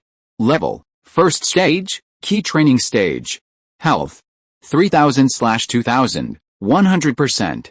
Dead Fire Power, 1000/1000, Strength, 21 points, 20. Blessed by the Death Fire, the rank limit has been broken. Agility, 21 points, 20. Blessed by the Death Fire, the rank limit has been broken. Constitution, 18 points, 20. Affected by the Death Fire, the attributes have been reduced. Intelligence, 15 points, 20. Affected by the Death Fire, the attributes have been reduced. Charisma, 15 points, 20. Affected by the Death Fire, the attributes have been reduced. Skill 1, Long Sword Mastery LV30, Master. Skill 2, Sharp Slash, increases the strength of the slash by 100 points. Skill 3, Waterbird Dance, lightly leap up, swing the handleless longsword in hand, and perform a series of slashes, forming an attack like a blooming lotus. At most, 3 attacks can be performed continuously. Skill 4, Deathfire Lotus, leap into the air, condense the Deathfire energy, and wrap it around the body. Finally, dive down to hit the target. A huge Deathfire Red Lotus will form at the place hit, causing huge damage to the enemy. The Red Lotus slowly blooms, dealing multiple rounds of damage to the enemy. Skill 5, Sky-Breaking Slash, slashes with Deathfire energy, emitting a Deathfire blade. Enemies struck will be enchanted by the Deathfire, continuously burning their vitality. Skill 9, Deathfire Incarnation, Ultimate Secret. Skill 10, Black Moon Descent, Secret Level Ability. Skill 11, Deathfire Phantom, Core Secret Level Ability. Profile, the Holy Maiden of Mist Village, the second of the twin Holy Maidens, wields the power of Deathfire. As a living being born from this world, she possesses the innate ability to control Deathfire. Along with her sister, the White Mist Sage, she is known as the Hope of Mist Village. Status, Deathfire Corruption, influenced by intense hatred, her mind has been corrupted by Deathfire, abandoning its bonds with it and becoming a humanoid puppet controlled by it. Chen Mo's eyes twitched at the opponent's attributes, despite their low 5-dimensional attributes. However, under the influence of the Deathfire, 2 of the opponent's attributes had surpassed the limits of the first level. This meant that these 2 abilities would suppress Chen Mo in a mere sword fight. Chen Mo would have no chance of defeating the opponent and would simply be chopped back by the long sword. As for speed, he hoped the opponent didn't have a particularly powerful agility-related passive. Otherwise, he'd be unable to defeat or escape, and his reactions would be slower than the opponent's. He'd simply become a giant punching bag. A stinging mental acuity told Chen Mo that he couldn't sneak up on the opponent while they were still within the Deathfire pillar. The gushing Deathfire gave Chen Mo a sense of utter danger. If you were to get even a little bit of it, it wouldn't be easy to clean up. Just then, the black flame column, which had lingered for over 10 seconds, finally dissipated. Leaving behind was a massive black lotus bud. As Chen Mo watched, it slowly opened, revealing the Deathfire Lotus within. The nameless blade trembled, and the pitch-black flames transformed into black armor, clinging to her body. Several vital areas were covered, leaving the rest completely exposed. Her flaming hair fluttered. Barefoot, she slowly approached Chen Mo. Those eyes of hatred had long since vanished. Now, a pair of numb, desperate eyes appeared. Calm, Yet suppressed, they gazed upon Chen Mo with a swish. Yilian's figure vanished, and in the blink of an eye, she dove in front of Chen Mo, slashing with a single, sweeping sword. Chen Mo was startled. His mental awareness had spread to a maximum range of 20 meters. Yet he still couldn't detect any trace of the enemy. He didn't even notice how Yilian had attacked him. Instinctively, Chen Mo's Yinian sword, faster than his instincts, blocked the blade. Dang, Chen Mo did several backflips, finally pressing one hand into the ground, his feet plowing two shallow grooves to dissipate the force. So fast. So strong. These were Chen Mo's only few feelings at the moment. He was clearly a mage, and the most righteous course of action was to bombard the enemy with long-range magic. But he didn't dare stop casting spells now. The boss across from him, his eyes never wavered. The next moment, Yilian leaped into the air, her right longsword raised, gathering power towards Chen Mo. Chen Mo was startled at first, frantically trying to find a way to block it. The opponent's opening move was clearly akin to the water bird dance, at least a 3-stage continuous slash. With a sudden stomp on the ground, Chen Mo created a shallow pit and retreated backwards.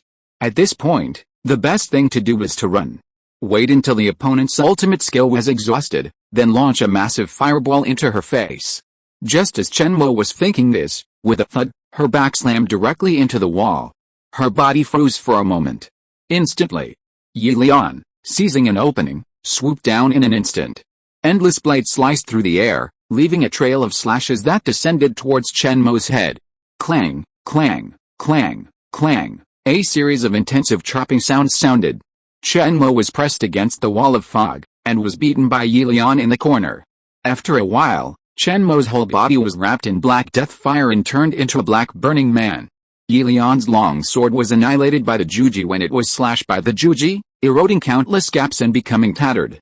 After a 3-stage offensive that was full of all the waterfowl dancing, Yilian suddenly jumped back to distance herself. It seemed that he was preparing for Chen Mo to have any counterattack. She swung the sword, and the death fire spread to the blade, repairing the broken gap and wrapping it with the power of the death fire. Seeing his own death fire slowly disappearing on the opponent's body, Yilian's little fighting consciousness also understood. Dead fire alone does not seem to be able to break that protective shield. It must break through the opponent's defense to cause effective damage. So, she jumped towards the sky again. On the other side, Chen Mo was letting go of the shackles of endless devouring, absorbing the black death fire with all his strength. His previously obscured vision once again came into focus. Chen Mo slowly narrowed his mental perception to a 4-meter radius, increasing his perception 5-fold. However, when Chen Mo saw Yilian soar into the sky again, he felt like cursing. FCK, just finished a set of water birds, and you're flying again. Bang! Chen Mo broke into a sprint, circling the entire foggy battlefield, trying to dodge the enemy's subsequent attacks. Unexpectedly, the enemy didn't perform a water bird dance this time, but instead used his long sword to unleash teeth fire rays. Like black lasers, they split into dozens of beams, bombarding him. Wow! Why the hell did you switch to long-range bombardment? Chen Mo, hounded by the death fire rays, groaned inwardly. This boss was too tricky. Suddenly, a black flame figure slashed at him with a sword. Chen Mo pounced. The black flame blade passing overhead, missing his back by a centimeter. The icy, dead fire gave Chen Mo goosebumps. He rolled forward and resumed his run. His eyes grew serious. A dozen dark flame figures lay scattered ahead, all holding blades, silently staring at him. As soon as he came within striking range, one of the dark flame figures would strike in an instant. Chen Mo controlled Zhen Yuan, dispatching the shadowy figures from a distance. Just as he was about to turn to confront Yilian, a deadly warning of death shook his mind. Chen Mo curled up into a ball, transforming his absolute realm into a shield, blocking the way behind him. Bang! A tremendous roar echoed from behind, sending Chen Mo flying backwards, slamming into the wall of fog. He opened his mouth, gushing out a mouthful of blood. He nearly fainted. Looking back, he saw a massive black water lily slowly blossoming. Yilian, crouching within the lily, slowly rose and spread her arms. Flames rose, enveloping her. The next moment, they suddenly exploded, sending countless black butterflies scattering. A pair of enormous wings, composed of black butterflies, appeared behind Yilian. With a gentle flap, Countless black butterflies descended like starlight. They looked eerie, yet strangely beautiful. Unfortunately, Chen Mo had no time to admire her beauty. Gazing at the boss, which had already entered its second stage, a sense of despair rose within him. He had been taking the beating the entire time, yet this boss suddenly entered its second stage. What the hell? After being beaten for so long, Chen Mo felt a surge of anger. He had only helped the flute-playing girl out of her plea. Otherwise, she would have been consumed by the madness of the deadly flames. Without his help, she would have become a withered corpse. And now, a so-called sister had suddenly appeared out of nowhere. She believed Chen Mo had killed her sister, and she had gone completely mad. Transformed into a super boss. Originally, Chen Mo could have explained the cause and effect of the incident. But, how the hell did you turn evil? Without asking or saying anything, you simply identified the murderer based on what you saw. Chen Mo was truly devastated. He had come to find the sinners, only to be beaten by them. Even a Buddha would have a little temper. Chen Mo was furious, and this time he wasn't going to hold back. Having just burned the flute girl trash, any slight guilt he had felt towards his sister was completely gone. Damn it, if he didn't show his might, he'd be killed by a single blow. While the opponent was still in the second stage of evolution, Chen Mo completely unleashed his endless devouring power, suddenly converging into a devouring vortex. The dark blue abyss once again enveloped him, and this hidden sword was no longer suspended, now held in Chen Mo's hand. Annihilation energy emanated from the hidden sword, stretching its blade slightly. Like a lightsaber. The surrounding mist, energy, and dust were drawn inward by Chen Mo's powerful suction. Gradually, Chen Mo was completely enveloped by darkness. More precisely, all the light within Chen Mo was absorbed by the black hole within his body. He had now transformed into a humanoid black hole event horizon. Like the Schwarzschild radius of a black hole in the universe, all matter and energy within this radius could not escape the black hole's gravitational lock, not even light could escape. A terrifying gravitational pull permeated Chen Mo's body. Due to his innate ability, this overwhelming force could not harm Chen Mo himself. Instead, it empowered his attacks with a power beyond his rank. Chen Mo had lost his visual perception, and his mental power could no longer detect targets beyond 20 meters. However, he now understood a new method of perception, gravitational perception, determining an object's position through its gravitational field. This perception became increasingly clear the closer the distance, especially within Chen Mo's gravitational field. Across from them, Yi Lian, soaring in the air, flapped its wings, striking a fluttering warbird stance. The black hole Chen Mo had transformed into had already devoured the surrounding terrain, forming a massive crater. The next second, the Death Fire Lotus swooped down, and the black abyss soared against the heavens. Collision. Chapter 119 Wang Ju comes to kill. Stop. Stop. Stop fighting, an old voice suddenly boomed, its tone quickly becoming clearer. But the two engaged in the melee showed no sign of stopping. The angel, shrouded in the black flames of despair, wielded its shattered blade, slashing at the black sphere again and again. Each collision unleashed a blinding burst of fire. Then, in an instant, it was devoured by Chen Mo's black abyss. As the battle dragged on, Chen Mo's absolute boundary sphere gradually shifted from a pale blue to pitch black. Slight black lines even crept onto Chen Mo's skin. At that moment, his eyes were clouded, his consciousness tinged with a frenzy. This was the erosion of the fire of despair, which could unconsciously alter a person's mood. The deeper the despair fueled by the one who fueled it, the more intense the flames burned. Even though Chen Mo's endless devouring could absorb energy in any form, it still had a limit to its absorption rate. The dead fire that wasn't absorbed and suppressed in time silently lingered within Chen Mo's body. As the two men engaged in a fierce battle, the circular, misty battlefield collapsed into a basin, sinking several meters below. The three elderly men who had hurried over were extremely anxious, but unable to intervene. If they had intervened rashly in a battle of this magnitude, they would have easily broken the bones. The leading elder suddenly produced an oil lamp and muttered an unknown incantation, as if casting some kind of witchcraft. A few seconds later, two beams of white light shot out from the lamp, like two pillars of light. They instantly shattered the attacks of the two men in the arena, trapping them in midair. These unknown white beams of light instantly dispelled all the deadly flames. The knife-wielding girl gradually shed her black flame armor, and her wings disintegrated into countless butterflies. They fluttered across the sky, vanishing into the endless sky. The lamp's white light clashed with Chen Mo's absolute boundary, emitting a crackling sound in a stream of mysterious smoke. After a brief stalemate, absolute boundary, still consuming energy, gradually returned to normal. After a few breaths, it successfully absorbed all of Chen Mo's abnormal energy into the black hole. Chen Mo finally regained consciousness, though a hint of anger still lingered in his eyes. Although Chen Mo didn't resist a mysterious white light, absolute boundary easily neutralized it. So, Chen Mo contracted absolute boundary into a clinging state and coldly watched the three elders slowly approach. The three elders from Mist Village stumbled, seemingly slow but actually fast. In the blink of an eye, they were between the two men. Seeing that both had regained consciousness, they reached out to touch the oil lamp and removed the beam of light that had been holding them both. The other party nodded apologetically to Chen Mo, then turned to look at the young woman, Yulian.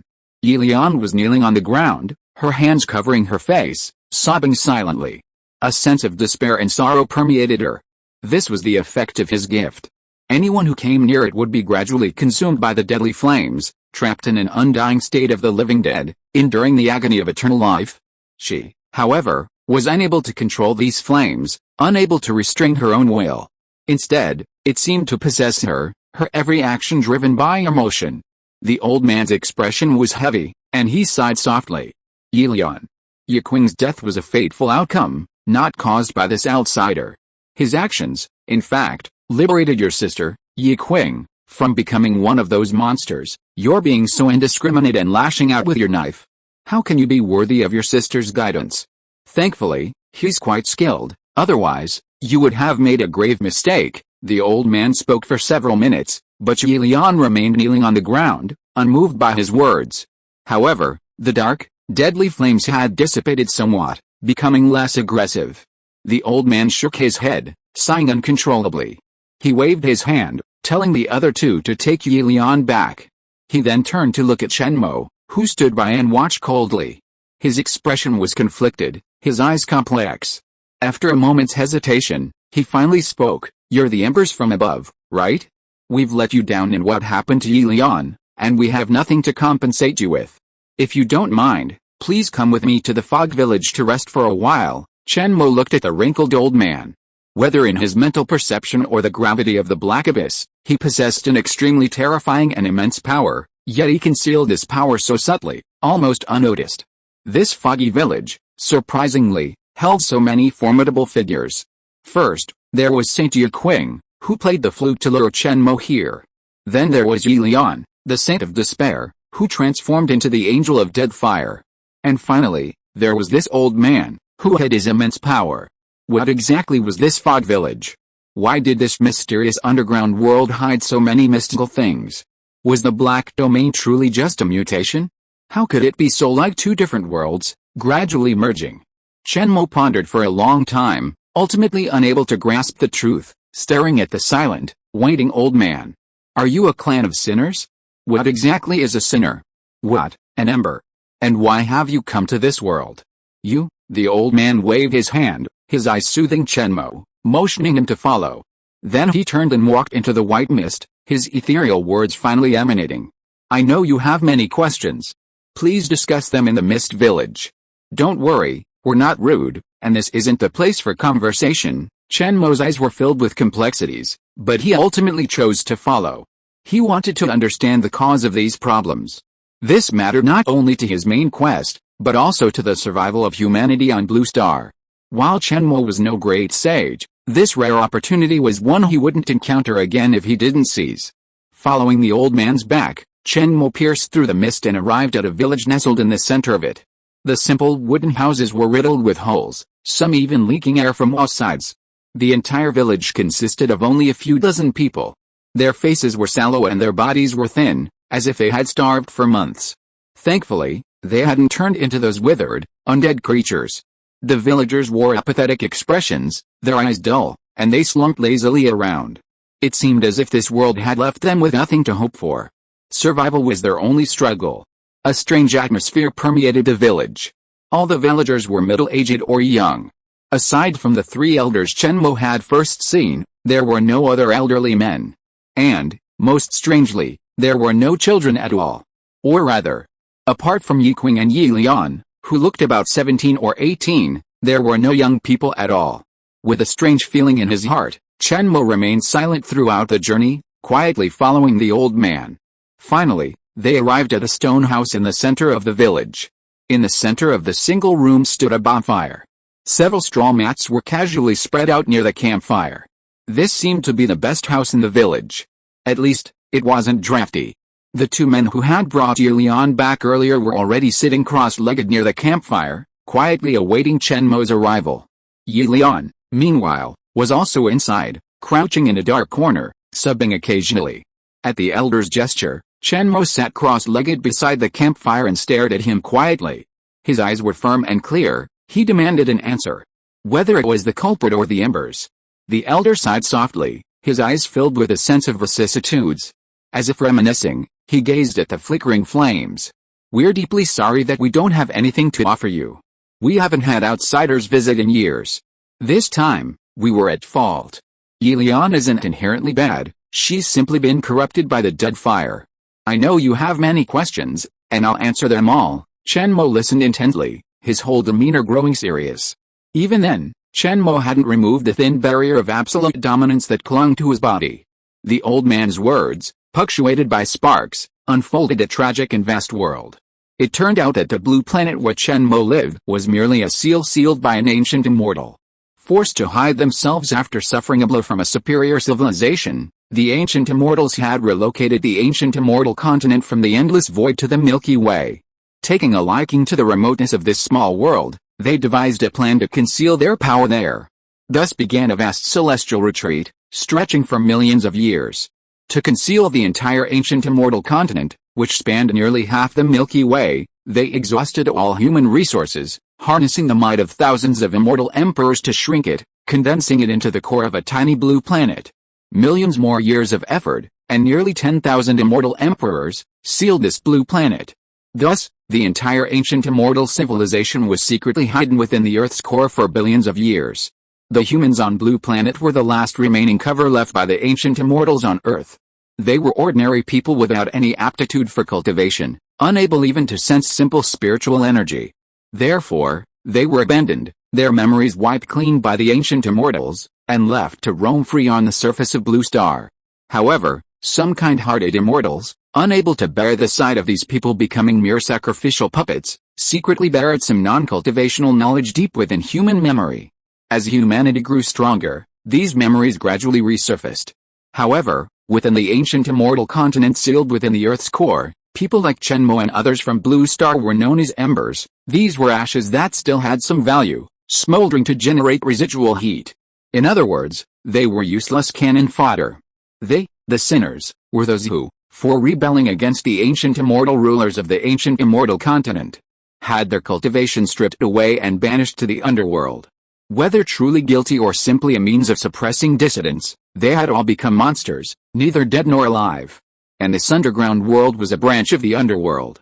The dazzling, eclipsing azure sky divine tree was shaped by a strand of the azure tree immortal emperor's divine consciousness. It guards the entire underworld, preventing the monsters within it from wreaking havoc.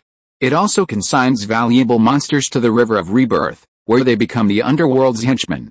The River of Rebirth is an immortal artifact that controls the undead spirits of the underworld. It's like the 6 paths of reincarnation, except the River of Rebirth cannot bring rebirth, only becoming a puppet of the underworld, completely losing its consciousness. Now, the ancient immortal continent is about to be unsealed and reappear. All who stand in the way of the ancient immortals' release will be slain by the combined forces of the 10,000 immortal emperors. And this black domain is a scavenger, unleashed by the ancient immortals to purge life from the surface of Blue Star. The black domain will transform the entire Blue Star into a dead zone, reducing all living beings to mere puppets of the River of Rebirth. Immortal and indestructible, enduring eternal despair, they dedicate their final shreds of soul power to the azure sky divine tree. The old man's words filled Chen Mo with dread. The source of this eerie black domain was so terrifying, so tragic. They, humans who had lived on Blue Star for countless years, had become nothing more than a shield used by the immortals to shield themselves. Now that they were no longer needed, they were ready to destroy everything. How heartless. As fellow human beings, didn't they possess a single ounce of compassion? Upon hearing this question, the old man sighed. There's no high or low in Taoism, only immortals and mortals. You and them are no longer the same human race. Hint. Main quest searching for the abandoned in the Dark Land has completed 1/1. Hint.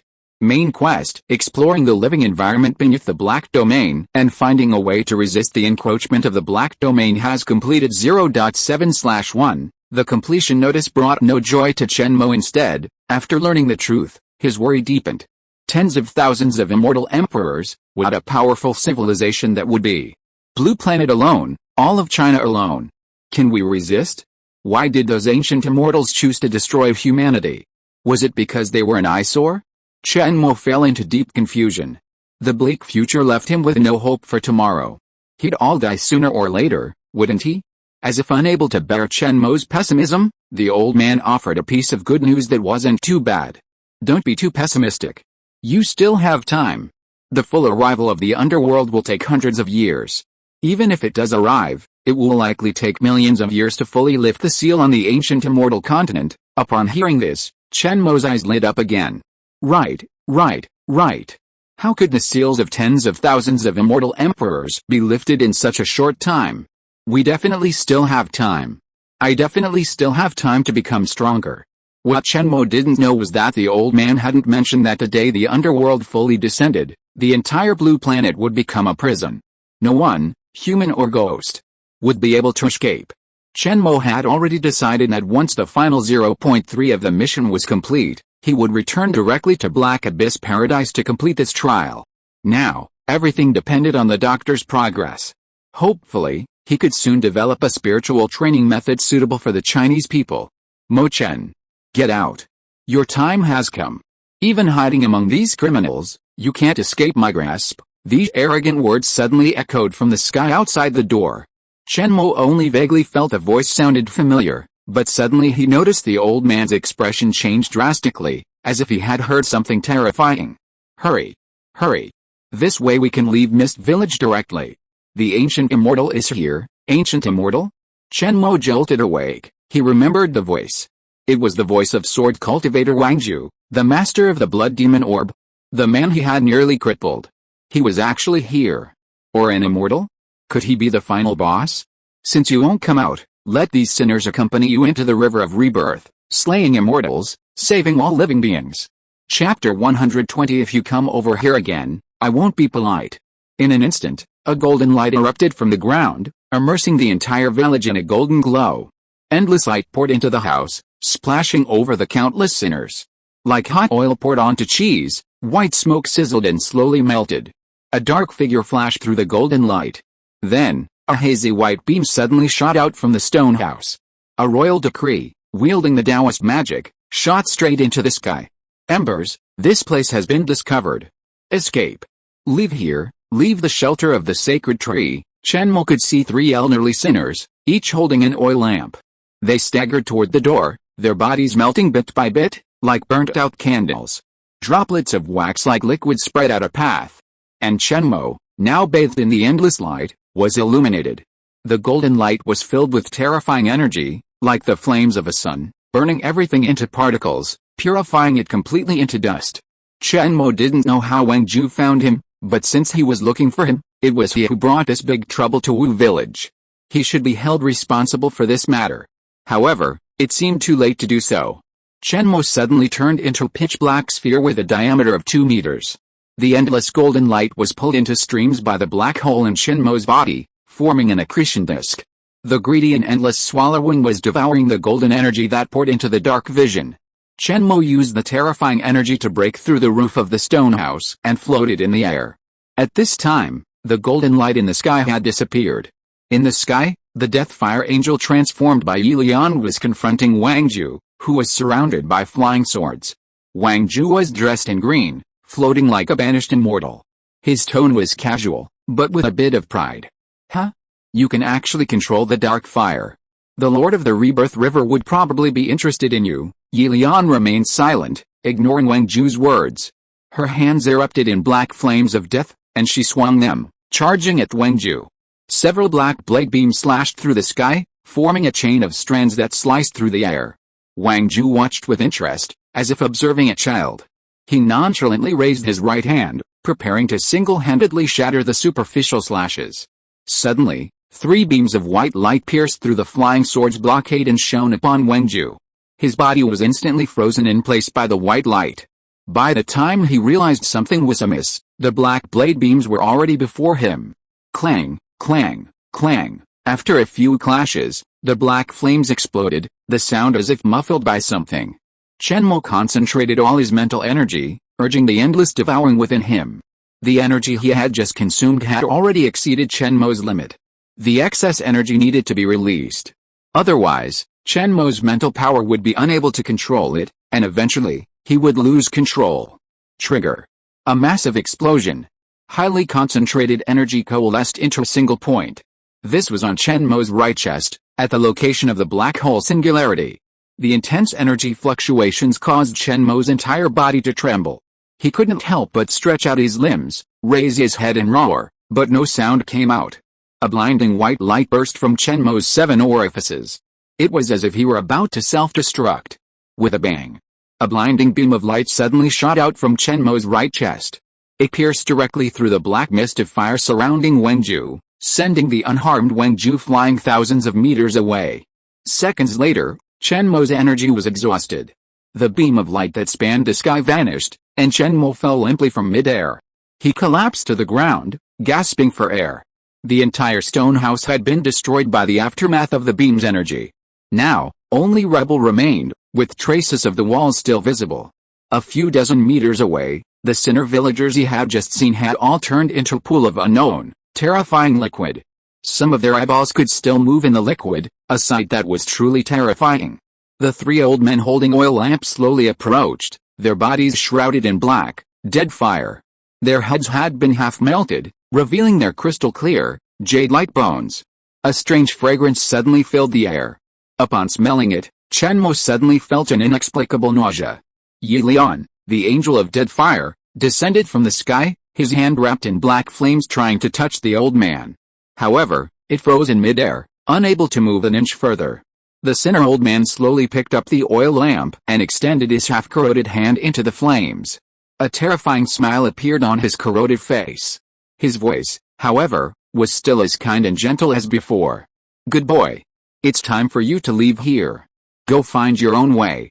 Don't become a puppet of the immortals." The flame in the oil lamp quickly climbed onto the old man's body and burned fiercely. Then, it spread to the ground, burning towards the villagers who had lost their human form. A huge white fire silently covered the entire fog village. Chen Mo suddenly felt a sense of suffocation. If he hadn't come here, could they still survive like before? A sense of guilt made Chen Mo feel uncomfortable. Because of his arrival, this small village was directly destroyed. Although the villagers had dumb expressions and despair in their eyes. But they also wanted to live. Who doesn't want to live a good life? However, Wang Ju's roar once again came from the sky. "Damn bastard. You can't escape. You and those trash will all be thrown into the river of rebirth by me and turned into." Chen Mo struggled to stand up, and when he looked up, he saw Yi Lian's cold eyes. The other person said nothing, but her eyes roared with 1,000 words of resentment. They stared at each other for a few seconds. Finally, she chose to leave. The dark flame wings flapped gently, soaring into the sky and disappearing. Chen Mo, staring at Yi Lian, felt a pang of resentment. His arrival was truly unfortunate. Not only had he destroyed her family, but even her hometown had been burned down. The other person's gaze before leaving seemed deeply conflicted, a mixture of hatred, understanding, or indifference. Chen Mo no longer wanted to explore the matter, he owed a heavy debt. The surging white flame seemed to fear Chen Mo's absolute limit, not daring to cross it even a little. They formed a circle around Chen Mo's position. Whenever Chen Mo moved, the circle followed. However, when Chen Mo tried to absorb the white flames, they dispersed with a whoosh, as if possessing intelligence. With Wang Ju about to strike, Chen Mo abandoned the idea of collecting the white flames. He turned and ran in the direction the old man had pointed. After infusing himself with wind-assisted magic, Chen Mo's speed rapidly increased, surpassing the element. A roaring sonic boom echoed behind him. In the blink of an eye, Chen Mo had covered several thousand meters.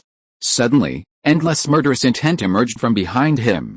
The terrifying killing intent sent goosebumps all over Chen Mo's back. Terrified, Chen Mo spun around, crossed his arms, and transformed the absolute boundary into a double-thick barrier. Bang! Bang! Bang! The dense bombardment continued. At first, Chen Mo could still withstand the onslaught of flying swords, but as more and more flying swords exploded, the exploding spiritual energy wave directly overturned the ground Chen Mo was standing on, blasting a large area of the ground beneath his feet into a deep crater. HMPH. Want to escape? How could you? Without the power of the supreme will, you're nothing but a worthless waste. And you dare to steal my things? I'll die. The dust and mist cleared, and Chen Mo stood at the bottom of the pit, looking up at Wang Zhu, who had come for revenge. He was secretly furious. If I had killed you earlier, I wouldn't be in this state now. And you're still hunting me? Zhao. In Chen Mo's eyes, Wang Zhu's figure was like a peacock in full bloom, countless flying swords forming its feathers. The next moment, they all charged towards him. Each flying sword could send Chen Mo somersaulting. This power was completely different from their first encounter. Chen Mo took the opportunity to perform an identification technique, stealing the opponent's attribute data. However, the information he obtained made Chen Mo even more upset. Name: Wang Zhu, boss, level, foundation establishment stage, level 9, second stage, occupation, sword cultivator, health, 1760, 100%, mana, 1720, strength, 35, agility, 35, constitution, 38, intelligence, 36, charisma, 36. Skill 1, Immortal Slaying Hall Basic Swordsmanship LV39, Master. Skill 2, Sword Controlling LV39, Master. Skill 3, Sky Cracking Lightning, concentrates the power of heavenly thunder within the sword. With a single swing, it forms a hexagram of lightning sword formation, dealing lightning damage 6 times per second. Skill 4, Sword Controlling Body Protection, consumes spiritual energy to summon 3-18 flying swords to protect the character, resisting most energy and physical attacks. Skill 5, Key Condensation into Blades, concentrates spiritual energy into sharp blades that can be attached to the body or weapons, granting increased damage bonuses. Skill 6, Blood Surge, increases health by 1000 points. Skill 7, Strength to Pull Mountains and Rivers, increases strength by 1000 kilograms. Skill 16, Immortal Slashing Sword Technique LV30 Master, Core Passive. Skill 17, Immortal Slashing Deo Technique LV39 Master, Secret Active. Profile: Eastern Immortal Continent, one of the 108 Killing Halls, a former 100 Immortal Seedling of the Slashing Immortal Hall, and a sword cultivator of the King's Art. Due to the loss of his personal immortal heritage, he fell off the 100 Immortals list, becoming a mere inner disciple. Chen Mo gasped. Wow! This is incredible. This idiot has actually become even stronger after surviving such a disaster. First, he broke through to the Foundation Establishment stage, equivalent to the second-tier Strength of Paradise. According to the Eastern Immortal Continent's power structure, Foundation Establishment strength is probably even stronger than a second-tier judge. This is the result of the endless accumulation of powerful forces, nurturing so many powerful talents. Upon seeing this, Chen Mo felt a wave of regret. I shouldn't have coveted that red bead. I should have just destroyed the guiding light pillar and killed this guy, eliminating any future trouble. Now look what happened. They've caught up with me. And they're even a level higher than me. How can I fight them? Chen Mo no longer has any crystal energy to infuse him, nor can he enlist the help of Paradise. In this nightmare-level trial, he has to rely on himself. Damn. Is this the difficulty of this trial? Chen Mo said with a look of indifference, suddenly realizing the truth.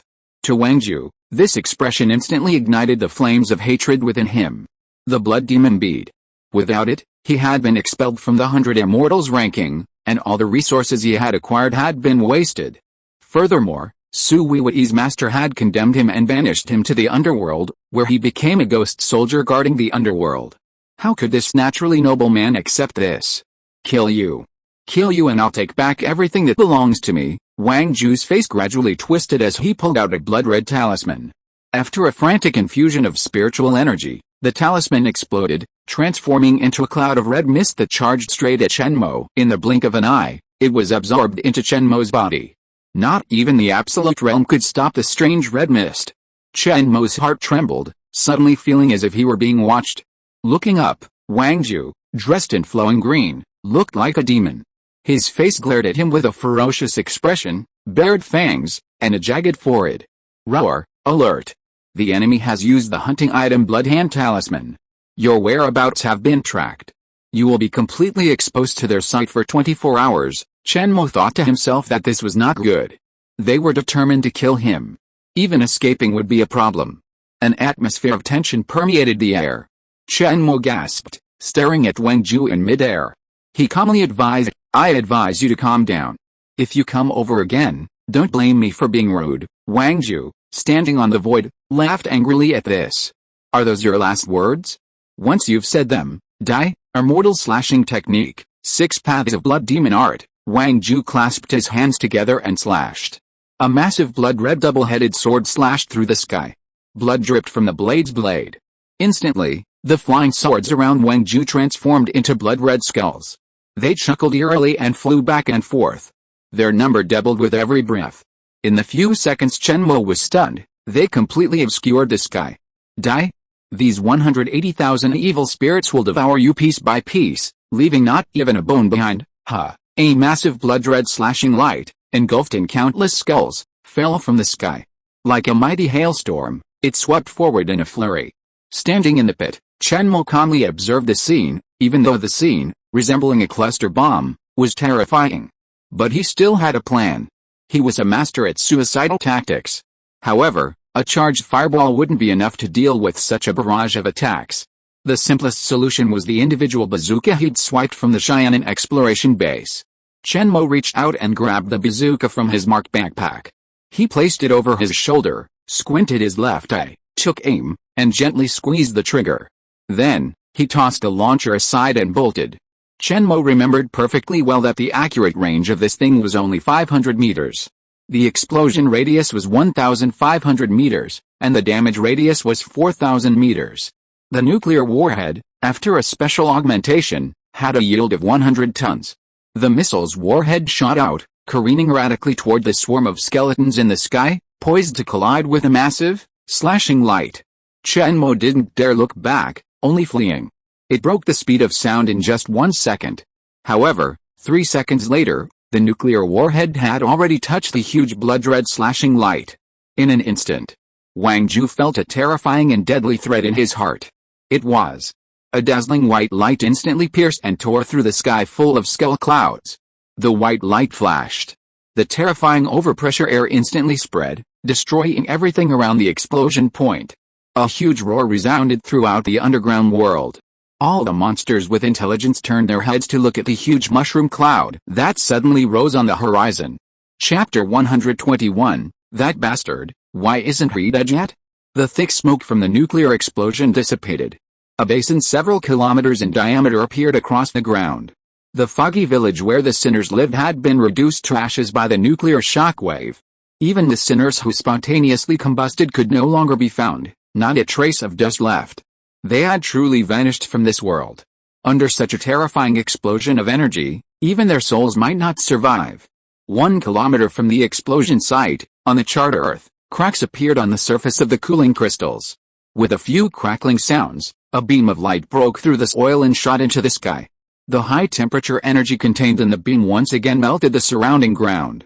Soon, a pitch-black sphere emerged from the ground. After releasing the excess energy, Chen Mo's absolute barrier suddenly shattered. His entire body was like charcoal, constantly shedding blackened tissue and forming new ones. The terrifying scene looked like a person shedding skin.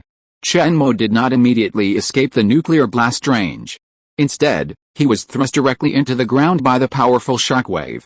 The ultra-high temperature energy of the explosion poured directly into the ground, making it impossible for him to escape. Forced to do so, Chen Mo activated his endless devouring with all his might, absorbing the intense heat of the nuclear explosion into his body. At the moment of the explosion, Chen Mo thought he was dead. The instantaneous temperature of the explosion reached several thousand degrees Celsius, comparable to the surface temperature of the sun. Chen Mo found it hard to believe that any human could survive such an attack. At least, Chen Mo himself didn't believe so. His continued survival was mainly due to his innate ability. Endless devouring was like a bottomless abyss, devouring all matter and energy. If Chen Mo's mental power lost control and could no longer sustain endless devouring, the black hole within his body would automatically release excess energy in the form of a black hole jet. This energy burst could be used for on-the-spot attacks or to fuel his own magic. However, no matter which one, the energy input is in an extremely violent state. In other words, it can explode at any time. This is the most conservative statement.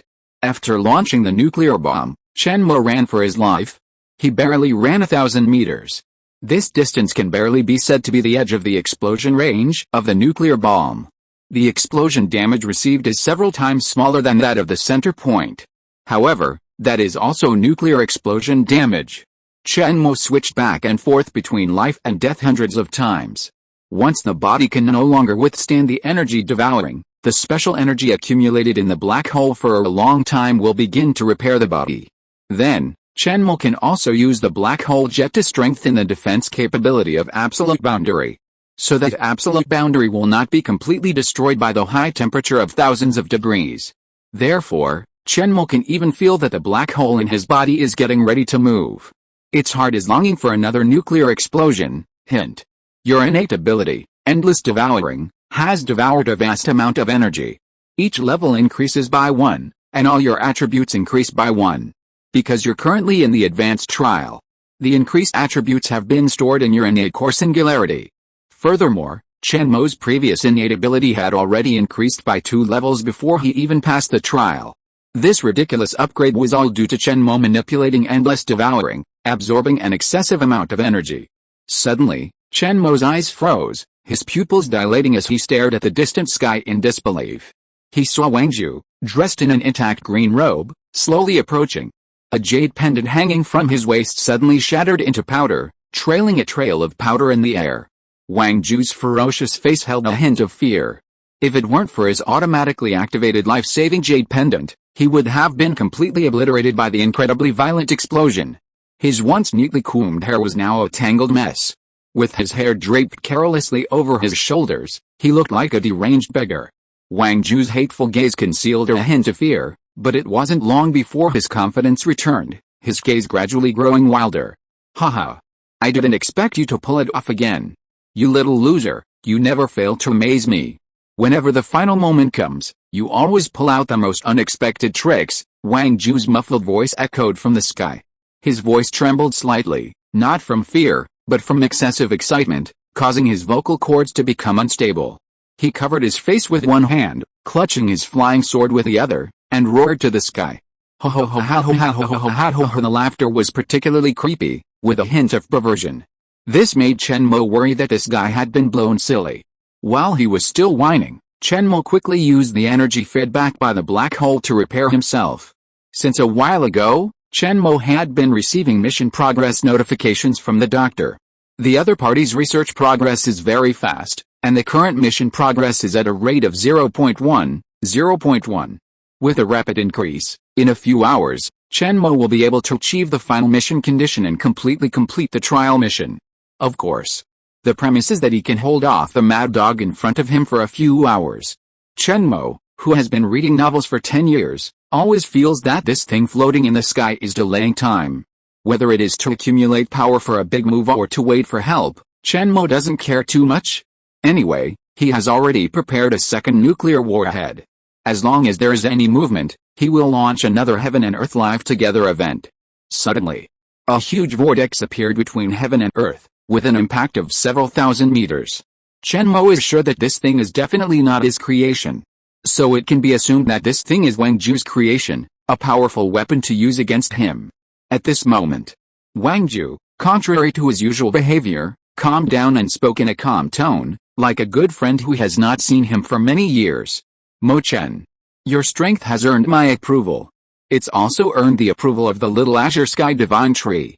To have survived my pursuit for this long, you're truly a master of some caliber. Wang Zhu gracefully stood with his hands behind his back, his eyes closed with a confident and proud air, shaking his head as he spoke something Chen Mo couldn't understand. Just as he was about to open his eyes and look down at Chen Mo on the ground, a sudden throbbing in his heart washed over him. That familiar sense of fatality returned. The dark green shape of the missile once again shone in his eyes. However, this time, the target wasn't him, but the vortex above him. Suddenly, a beam of azure divine light descended from the vortex in the sky. The nuclear missile landed right in the middle of it. Wang Ju cursed, "Fuck," instantly, he transformed into a flying sword and fled. Chen Mo, however, had already run 2 kilometers. Panting, he summoned the absolute boundary, once again enjoying the abundant infusion of energy. A flash of white light, a massive mushroom cloud, a terrifying overpressure shockwave, an earthquake-like tremors swept through the entire underground world once again, even sustaining some damage to the roots of the little blue sky sacred tree. The surface of the Wu village had become an unfathomable underground lake, slowly filling up with a gushing groundwater. The massive vortex in the sky had been shattered by the terrifying explosion, vanishing into thin air. The guards living beneath the sacred tree's shade spontaneously gathered toward Chen Mo's position. In a matter of minutes, a scene akin to a beast tide had formed. Thousands of terrifying monsters, frantically, trampled over anything that stood in their way as they rushed toward the lake. Chen Mo poked his head out of the ground once again, this time vomiting blood. He continuously spat out the black blood that had accumulated in his body, and the skin on his face cracked and peeled. Although he had avoided the direct blast this time, the terrifying shockwave still indiscriminately affected every inch of the ground. Chen Mo was no exception. With his strength, surviving the aftermath of a nuclear explosion was already incredible. The additional radiation wouldn't be a problem as long as he could return to paradise. Absolute Realm absorbed the vast majority of the high-energy radiation, devouring it endlessly and operating furiously. It continuously refined and purified the absorbed energy, ultimately feeding it back to Chen Mo's body. Simultaneously, his talent level increased by another level. While this boost was exhilarating, Chen Mo didn't want it anymore. The pain was so intense he felt numb. Suddenly, an inexplicable roar echoed. It was Wang Ju, still alive. He was blood red, as if he'd been fished out of a pool of blood. His hair was disheveled, and his ethereal aura was long gone. He looked like a demon. I'm going to kill you. You damned piece of shit. You damned bastard. I'm going to damn you forever." Chen Mo didn't listen much, only sighing and unearthing another nuclear warhead. Aim. Fire. Boom. Flashes of white light, massive mushroom clouds, terrifying overpressure shockwaves, and earthquake-like tremors. This was the third time it had appeared in this underground world. The continuous nuclear explosions had made this already unstable space even more volatile. Even the advancing beasts found themselves unable to stand. Each of the strange-looking monsters had red eyes, stained with a layer of gray-yellow flames. They were already very close. The dozens of divine tree guards leading them could even smell the stench of burning. Suddenly, the monsters saw a red figure, sent flying by the shockwave, creating a series of sonic booms and roaring explosions. It crashed into the cliff face, shattering the earth and rock like a mountain splitting apart. Seeing this scene, the many monsters present hesitated. Their ranks were not very high, few even surpassing Wang Ju. It was simply because the divine tree's projection in this area was not yet stable, unable to project much power. Seeing Wang Ju, the blue sky divine envoy, beaten to pulp, they naturally felt fear, some daring to move forward. But, after an invisible ripple spread, their eyes suddenly became numb, as if they had lost consciousness. Once again, the beast surged towards Chen Mo, kneeling at the edge of the pit, coughed up blood. He was nearly crippled by the constant, close-up nuclear explosions. He was nearly dying. But why hadn't that bastard died yet? Chen Mo was speechless. He had at least been with Wang Ju, enduring the three-method nuclear explosion. Although they each had their own magical powers, either dodging or withstanding the blast, they had survived. But why hadn't the other person died yet? Chen Mo felt a pang of resignation. If he couldn't kill this sword cultivator this time, he might face this bastard again in the next advancement trial. Beyond the edge of the pit, clouds of dust rose above the forest. Tall trees, one by one, were snapped in half and fell. Chen Mo was shocked to discover that thousands of terrifying monsters were forming a beast tide, rushing towards him. One monster even rushed to the front and exploded, transforming its body into a series of floating bridges, connecting the location of the beast tide with Chen Mo's position. Chen Mo immediately noticed that among the hundreds of sacred tree guards, there were also huge mutants.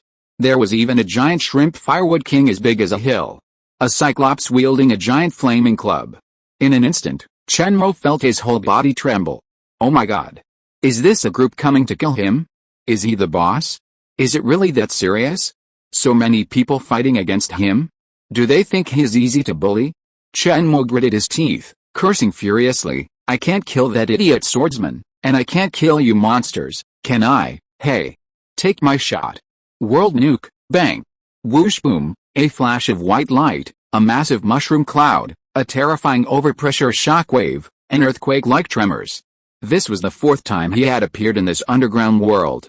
The azure sky divine tree, which dominated the entire underworld, was dropping leaves.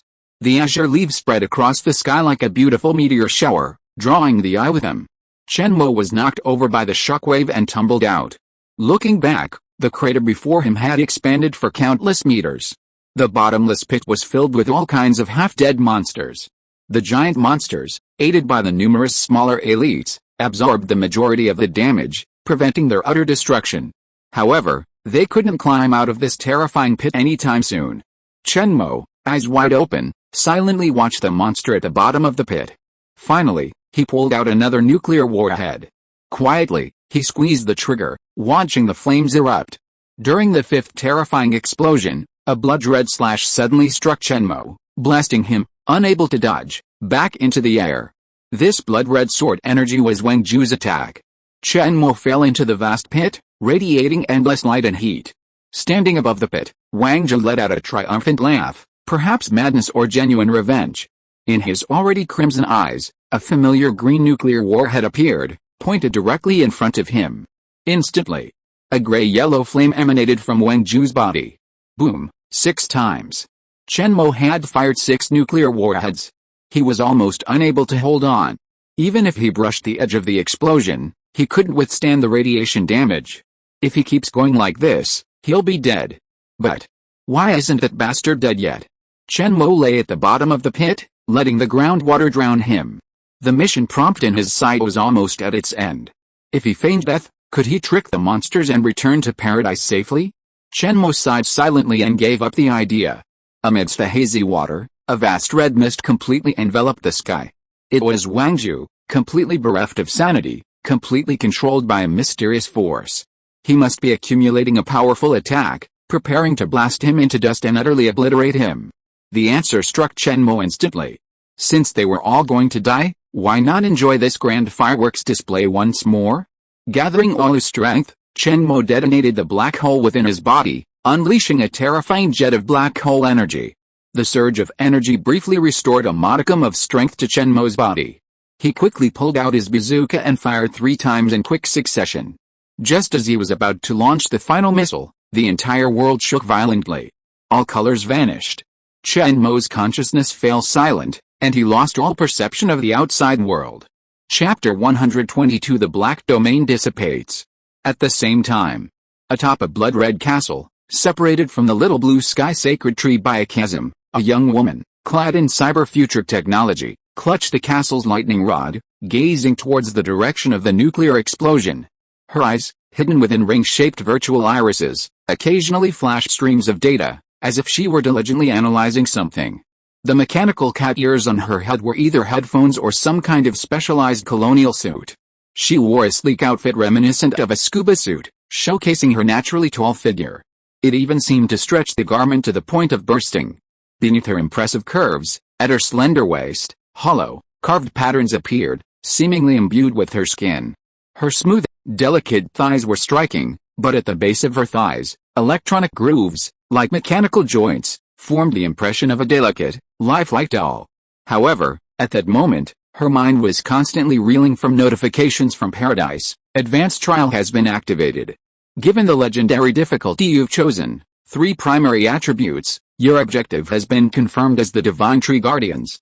Kill 10 Divine Tree Guardians roaming this area to complete the advanced trial. This message had come a few minutes ago, and it was the first one she'd seen since entering. Before she could even launch her drone to search for information on the Divine Tree Guardians, a blinding flash of light suddenly erupted in the distant sky. Violent shockwaves continued to roll in.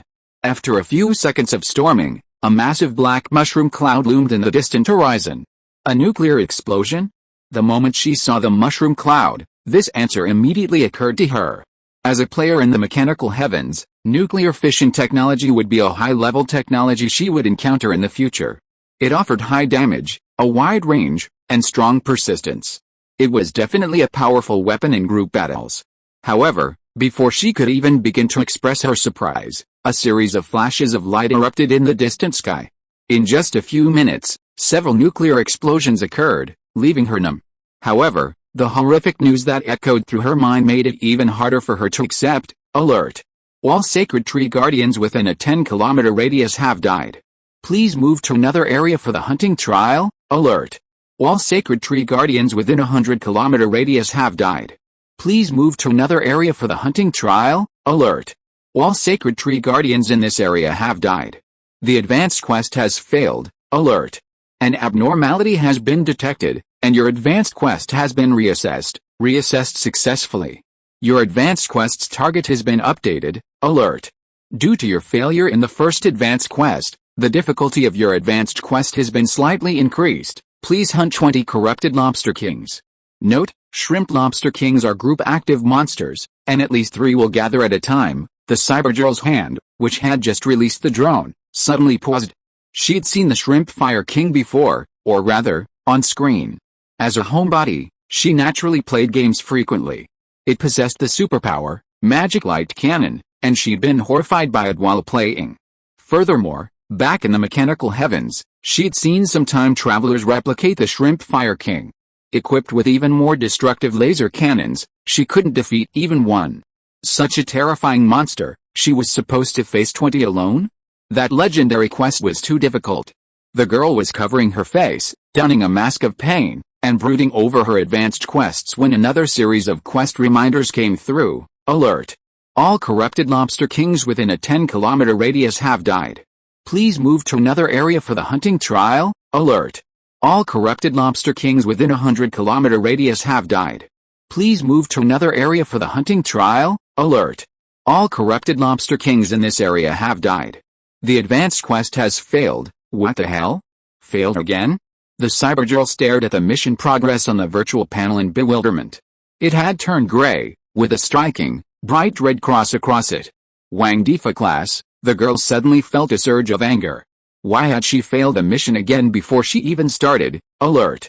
An abnormality has been detected, and your advanced trial has been reassessed. Alert! Successful. Your advanced trial's target has been updated. Alert! Due to your second advanced trial failure, the difficulty of your advanced trial has been significantly increased to heroic level. Please independently hunt 50 one-eyed flame giants and collect their single as a quest certificate. Caution! The one-eyed flame giant is a mutated monster located in the Great Snow Mountain northwest of the Sacred Tree. It is enormous, with a minimum height of over 15 meters. Please proceed with caution. Alert! All one-eyed flame giants in this area are dead. Advanced trial failed, the girl gasped, deeply shocked. Was it a Trojan virus? Why had her system started spouting nonsense? The quest progress had just been posted, and how could it have failed in the blink of an eye? She desperately wanted to yell, to vent her anger, but the following message simply forced her to ignore it. Alert! Your advanced quest has failed. The target has been refreshed, and the difficulty has increased. After switching through more than a dozen monster names, the girl calmly pulled a bottle of juice from her backpack and drank. She had already made up her mind, wait until the system stopped freaking out before setting off on the quest. Otherwise, she wouldn't even be able to complete the initial intelligence gathering. However, she had barely taken a sip of her juice when the next message, shocking her, made her spit out a mouthful. Poof! Alert! Your advanced quest has failed. Due to repeated failures, the difficulty of your advanced trial has been increased to nightmare level. Please approach each advanced trial with caution. Repeated misuse of the system will result in unpredictable consequences. The Cybergirl trembled all over, hugging the lightning-inducing pillar, tears streaming down her face. She didn't want to fail either. She hadn't even started yet, and the quest had simply failed on its own. What did it have to do with her? Woohoo! Alert! Hunting target has been refreshed. Please hunt a blue sky divine envoy in this area, Jian Xiu Wangju. Attention! Jian Xiu Wangju is a former elite disciple of the Immortal Slaying Hall, ranked on the 100 Immortals list. He is now a second-tier leader-level boss, skilled in powerful immortal slaying techniques. Please plan your hunt carefully. The lightning-inducing pillar, the thickness of her forearm, gradually twisted in the girl's hands, crumpling into a ball. As she sobbed, she cursed viciously. She cursed the one who had caused her to repeatedly fail her advancement quests. It didn't matter if he was human or not, she wished him a horrible death. She hoped he would be struck by 5 thunderbolts, pulverizing him into a heap of dust. Boom, a flash of light, bright enough to blind ordinary lights, suddenly erupted. Then, a flash of cyan lightning flashed across the sky. Even the blinding brilliance of the lightning seemed barely obscured. Cyan lightning struck directly into the white hemisphere that dominated half the sky. The entire world paused for a second. The next moment, a terrifying shockwave suddenly struck. The distant ground, before the girl's very eyes, was obliterated at a visible speed. The girl was hurled away by a terrifying storm, exceeding level 13. In mid-air, she frantically grabbed the teleportation item, attempting to escape. A prompt appeared in her sight at just the right moment. Prompt: Green Tree Divine Envoy, Sword Cultivator Wang Ju has died. Your advancement trial mission is complete. Prompt: Congratulations. You have completed the Nightmare level advancement trial. All 5 of your basic attributes have been advanced to primary attributes. Return to Black Abyss Paradise. As the girl stared blankly at the prompt, the entire world began to shake. The seemingly eternally immovable sacred tree was actually trembling. Seeing the situation was dire, the young girl slammed the confirm button, impatiently yelling at the system to teleport quickly. She didn't want to stay in this hellhole even a moment longer. In the blink of an eye, the girl's figure vanished in a blur. Meanwhile, on the surface, the entire city of Xianzhou felt as if it had been struck by an 8.0 magnitude earthquake. Buildings collapsed, chaos reigned. Fortunately, no humans lived there anymore. Unfortunately, the mutated monsters that had occupied various areas had suffered a fatal blow. Also enjoying this earthquake experience card were the numerous players who had come to take on the advanced trials. The Davari Adventure Group and the Handsome Way Adventure Group were gathering their elite members to tackle a large dungeon.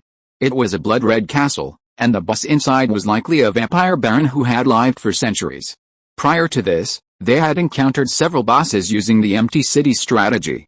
The initial joy of returning to Earth had been nearly extinguished by this apocalyptic, horrific environment. Along the way, they slew various mutated monsters and fought their way through the thorns until they reached the dungeon entrance. They were stunned to discover that the dungeon had been breached, and the monsters within had either fled or been slain. All they had left were corpses scattered across the ground. Crucially, these corpses were worthless and could not be salvaged. They were of no use to them and would even cause them to fail their advancement quest. Just as dozens of them were about to enter the vampire castle, an earthquake struck. The vampire castle shattered like a broken glass mirror, instantly transforming into countless crystalline fragments. Davari and Liang Zehu immediately knelt, hands outstretched, and cried out in agony. Of the dozens of people from the 2 groups combined, not a single one had completed the advancement trial. If word got out, they would be laughed at by other adventure groups for a year. Moreover, they would definitely be included in the list of the top 10 absurd incidents in Black Abyss Paradise at the end of the year. This would make them the laughingstock of many bystanders for another year. It was truly cruel. The players from both groups donned masks of pain. Amidst the shaky world, they dissipated into countless particles of light, forcibly recalled by Paradise. A few hours later, the new commander of the Xianan Explorer Base dispatched a special operations team to explore the Zhu River. They were shocked to discover that the massive tree that had once stood rooted in the center of the river had vanished. Instead, a vast, deep pit, several kilometers in diameter, remained. The relentless flow of river water poured into the pit, yet it could never be filled. The special exploration team also discovered numerous anomalous black areas along the way, which also vanished. This incident shocked the Black Domain Exploration Headquarters and was subsequently reported to the National Command Headquarters. Countless Chinese scientists tirelessly analyzed the cause and effect of this incident. What drastic change had caused the horrific changes in the Black Domain branch within Xianzhou City? And just 10 days later, the Chinese Black Domain Command received a shocking news from the space station. The Black Domain over Xianzhou City had vanished. The gloomy atmosphere that enveloped Xianzhou City completely dissipated. Warm sunlight once again shone upon the land. A few hours later, the few remaining nations in the world had detected this change. Countless satellite calls were sent from around the world to the Chinese capital, eagerly demanding a solution to the black zone. Faced with inquiries from these major powers, Chinese officials could only deny any knowledge. Meanwhile, Dr. Chen, in northwest China, gazed calmly at the machine before him. This was a special device, codenamed 001, newly brought back. It helped ordinary people more easily accept magic power. It consumed magic crystals and used them to enhance ordinary people. This machine greatly accelerated Dr. Chen's research, allowing him to rapidly develop and implement his secret method of cultivating mental power. In the 10 days since the global earthquake, Dr. Chen had combined the magic crystal machine with the secret method of cultivating mental power. He had successfully awakened the mental power talents of over 100 elite soldiers, transforming them into even the weakest mages. Don't underestimate this weakest wizard. His powerful mental strength not only hardens the wills of many warriors, but also allows some exceptionally gifted warriors to even control objects with their minds. The doctor deeply understands the nature of that power. Just the first level alone can instantly transform ordinary people into superhumans. Such terrifying power defies scientific explanation. A fleeting image of Chen Mo in his lotus position flashed before the doctor's eyes. The success of these super-powered warriors is due to the valuable knowledge Chen Mo brought them, combined with the technology codenamed 001. This has completely transformed China from 0 to 1, transforming the ordinary world of technological development into a world of transcendental magic. Having mastered the magical cultivation system, China will soon possess unparalleled power. Then, there will surely be a way to defeat the Black Domain. Just as he was thinking this, the beautiful researcher rushed in, clutching a report. Doctor. Big news. Terrible news. The Black Domain has vanished. Dr. Chen's hand suddenly froze, and the movement of the magic crystal machine came to a halt. Turning around, a look of shock on his face, he subconsciously asked, "What did you say?" The warriors inside the magic crystal machine remained fully focused, unaware that the doctor controlling the machine outside had already left. If you are listening to this novel on a channel other than Fanfic World, it means it was downloaded and re-uploaded without effort. We warmly invite you to visit our channel, Fanfic World. There you will find the original version of this story and many other novels of various genres. We look forward to seeing you dive into a world of incredible novels.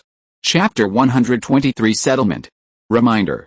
The advanced trial mission has been completed. Congratulations on your successful advancement. Rewards are being calculated. Mission name, second level advanced trial, nightmare level, hidden difficulty. Mission area, Blue Star, Xi'an Province, Xi'anzhou City. Mission difficulty, LV21, nightmare, hidden. Number of missions completed. 1. Overall rating, complete quest objective 1. Explore the living environment under the Black Domain and find a way to resist its invasion, and your rating will be raised to be complete quest objective 2. Search for the abandoned in the Dark Land, and your rating will be raised to a complete quest objective 3. Explore the mutated monsters in the Black Domain, and your rating will be raised to S. Kill 100 Divine Tree Guardians above your level, and your rating will be raised to SS. Kill all underworld monsters above your level, and your rating will be raised to SSS. Kill the Sword Cultivation King's Art of the Blue Sky Divine Envoy above your level, and your rating will be raised to X. Destroy the Descent of the Small Blue Sky Divine Tree and successfully dispel the Dark Domain in Xi'anzhou City, and your rating will be raised to. Complete the Hidden Trial Quest, Iron Will, and your mental strength attribute will be successfully advanced to your primary attribute. This quest does not increase your overall rating, your overall rating is, and your judge level will be raised by 7. Since this quest is a judge-only advanced trial, the judge level increase during this quest is capped at 1 level. Any additional levels will be converted into authority levels. The judge's current level is LV11, authorization level is LV21. Mission completed, gained exclusive passive talents for 6 primary attributes, strength, agility, constitution, intelligence, charisma, and mental strength. Item, Blood Evil Immortal Path Inheritance, Blood Evil Pearl. Item, Scarlet Jade Slip, King's Decree. Received an additional reward of 1 million Black Abyss coins. Gain 12 attribute points. Score bonus doubled, and 1 iron attribute point. All rewards have been deposited into the judge's exclusive imprint backpack. Reminder. Your stay in Black Abyss Paradise is limited to 3 days. Reminder. Your advancement trial is complete. Please select the exclusive passive talents for each primary attribute, A dazed Chen Mo opened his eyes. What greeted him was the unfamiliar ceiling of his private room. The soft, warm bed brought back memories of the good old days. For a moment, he felt as if he were half-sealed, unable to rise. In his daze, he ignored the reminders from the paradise. In a trance, he closed his eyes again. The moment he fell into darkness, a flash of blue lightning suddenly pierced the darkness. Chen Mo leaped up from the bed. Cold sweat streamed down his forehead, his chest heaving, and he glanced around nervously. His eyes, filled with fear beneath his heavy gasps, were filled with fear. Fuck. Still alive, Chen Mo clutched his chest, feeling the pounding of his heart. He began to recall the scene before his consciousness faded. He remembered how, in order to perish together, he detonated the black hole in his body. The jet of black hole erupted, sending endless violent energy into the red mist in the sky. Then, he took the opportunity to absorb this violent energy, forcibly controlling his body at the cost of destroying his own tissues, and launched a final nuclear warhead. However, after only 3 rounds of the individual nuclear rocket launcher, the entire world began to shake. Like the sky collapsing and the earth splitting, a terrifying gaping hole suddenly appeared in the sky. A massive bolt of blue lightning flashed across the night sky, striking down in an instant. The terrifying power it carried utterly paralyzed Chen Mo's heart. He instantly lost consciousness. And now, he's still alive? Incredible. Chen Mo instinctively pinched his face, checking every part of his body for any flaws. After a long pause, he regained consciousness and glanced at the mission results. He silently vowed, next time, I won't be so reckless and choose the most difficult missions. If it weren't for the numerous individual nuclear rocket launchers he'd stolen from the Cheyenne Explorer base, he might have been annihilated by those monsters from the underground world. Chen Mo harbored some suspicions. He felt that this paradise wasn't like what he'd seen in novels. They cared deeply about their lives. There were no quests in paradise where people hunted each other. Aside from the offending mutants, it was almost like a happy family. He, the judge, felt like a treasure specially nurtured by paradise. Therefore, every time Chen Mo tried to commit suicide, he secretly wondered if paradise would rescue him. Chen Mo understood this from the changes in previous mission penalties. Sometimes, dying is a blessing. Compared to those punishments worse than death, he still had some sense.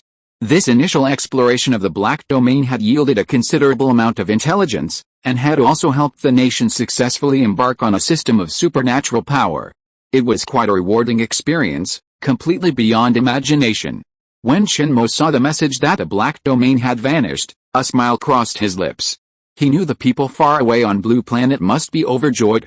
This success was like a spark, enough to start a prairie fire. Chen Mo carefully examined the mission evaluation.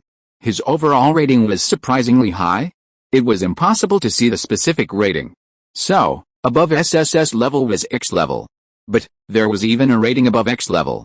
He wondered what the highest rating was. There were so many strange things in this mission summary that Chen Mo couldn't understand them all. Taking a deep breath, Chen Mo put away the blood-colored jade slip floating in front of him. He would draw for it later. He first needed to go to the Attribute Enhancement Hall and claim the passive rewards for the exclusive talents for the 6 primary attributes. He also needed to understand what these steel attribute points were. Quickly getting out of bed and washing his face, Chen Mo opened the door and headed to the front yard. Tall cherry trees continuously dropped their delicate pink petals.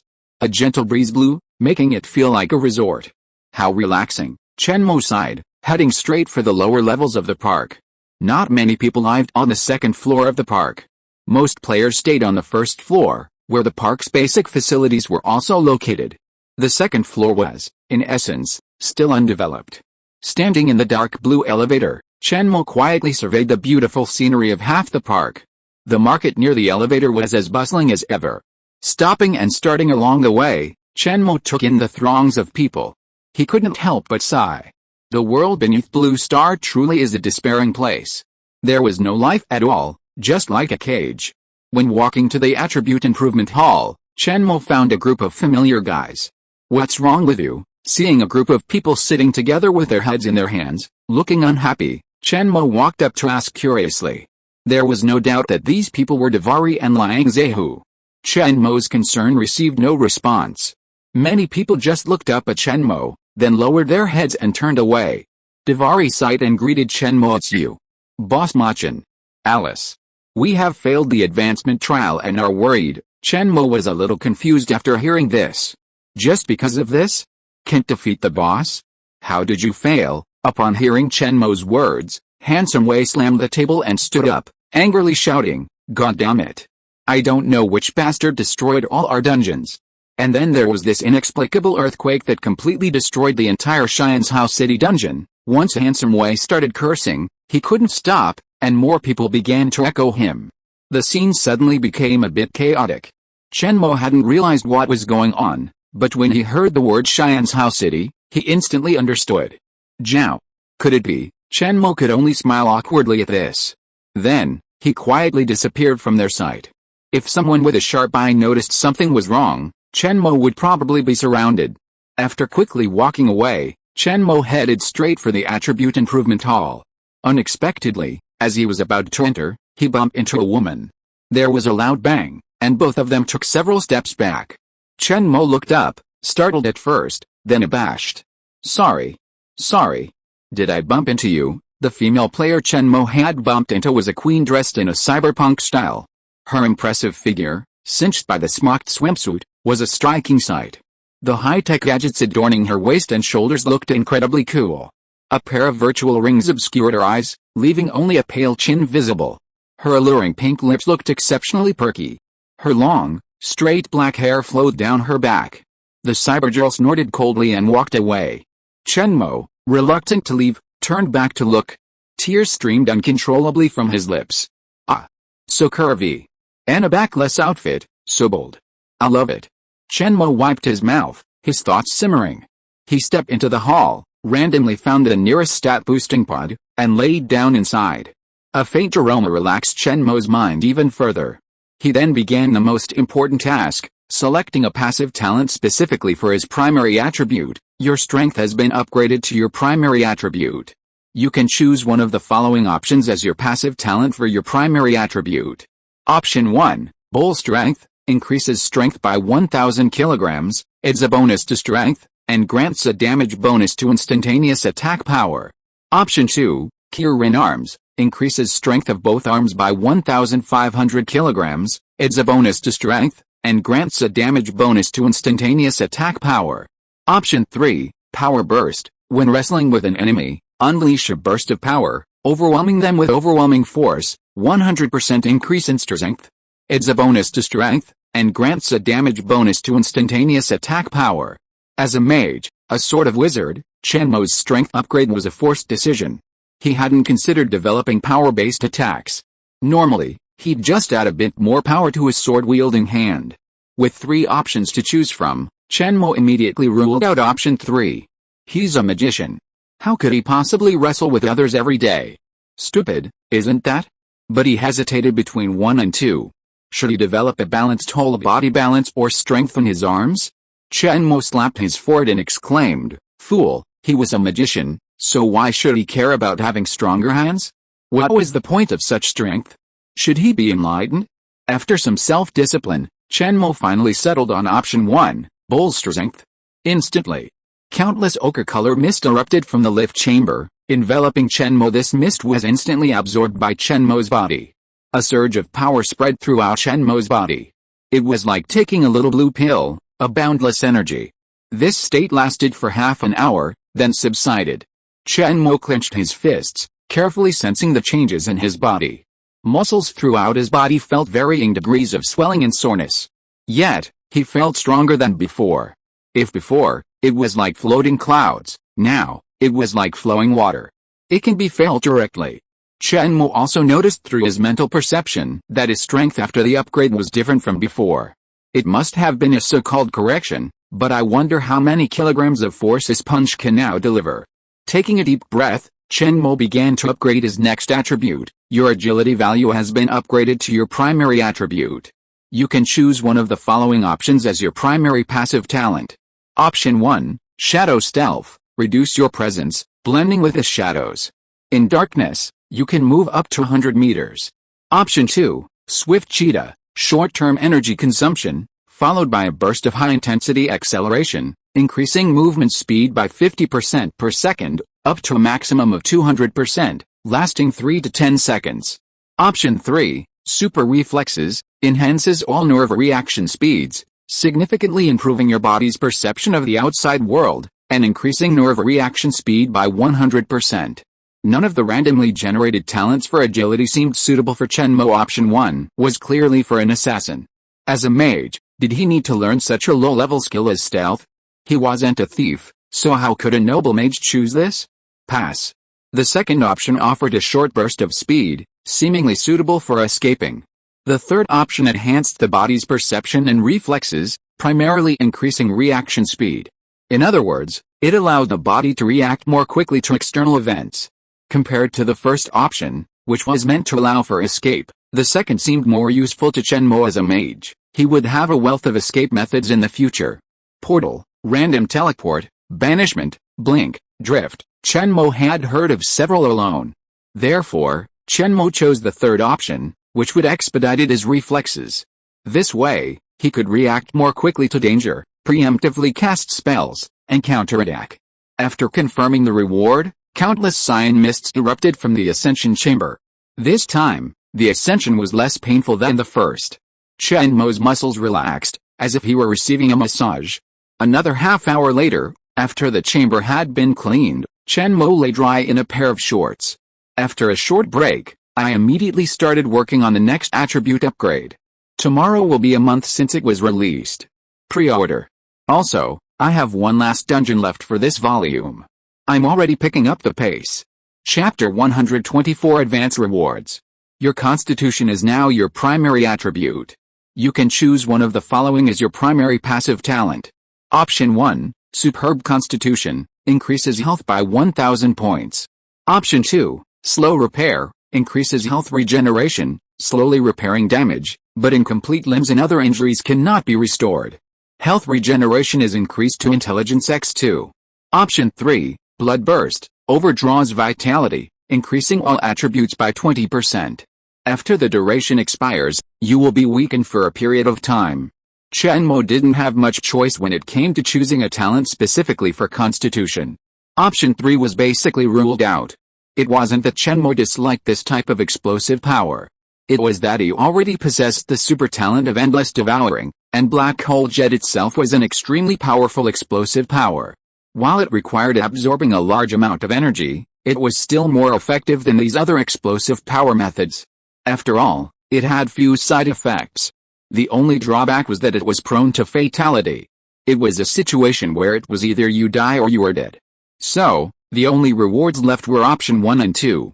In this regard, Chen Mo had no choice but to choose the extraordinary constitution option.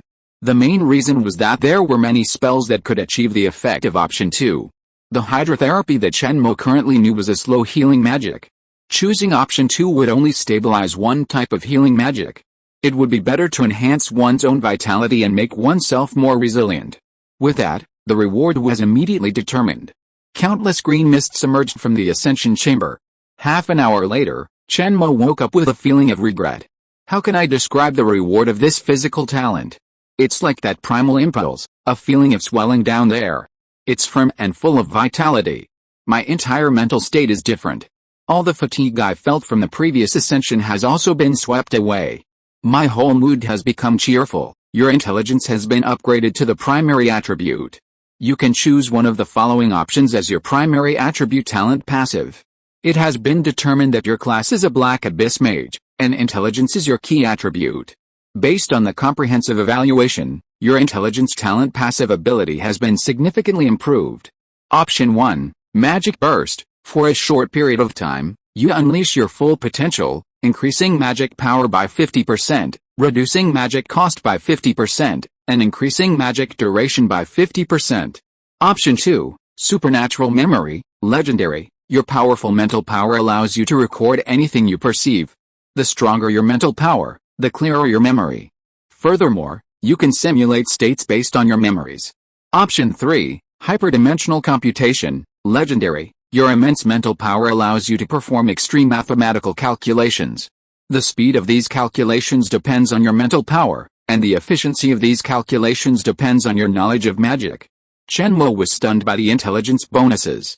There were actually additional boosting bonuses. Furthermore, The 3 random rewards were all incredibly impressive, each one more impressive than the last. Chen Mo was at a loss as to what to choose. The first reward was still the must-have burst ability, but the next 2 rewards were both glittering, golden legendary level rewards. Golden Light. Chen Mo decisively eliminated option 1. Then, he had to choose between enhanced hypermnesia or a portable supercomputer. Chen Mo was deeply conflicted. He had seen these 2 innate abilities described in novels before. Both were incredibly powerful abilities. One could record everything, the other could calculate everything. However, the core of each was based on the strength of one's own mental strength. After 10 minutes of hesitation, Chen Mo chose Super Divine Memory. This wasn't a result of any analysis, but rather a coin toss. Chen Mo was quite satisfied with the answer. On the Whale Abyss continent, magical civilization was at its peak, and the entire world's magical power was at its peak. Chen Mo believed that whether it was Super Divine Memory or hyperdimensional computation, in the Magic Kingdom, which specialized in the study of arcane truths, there must be a way to achieve such abilities.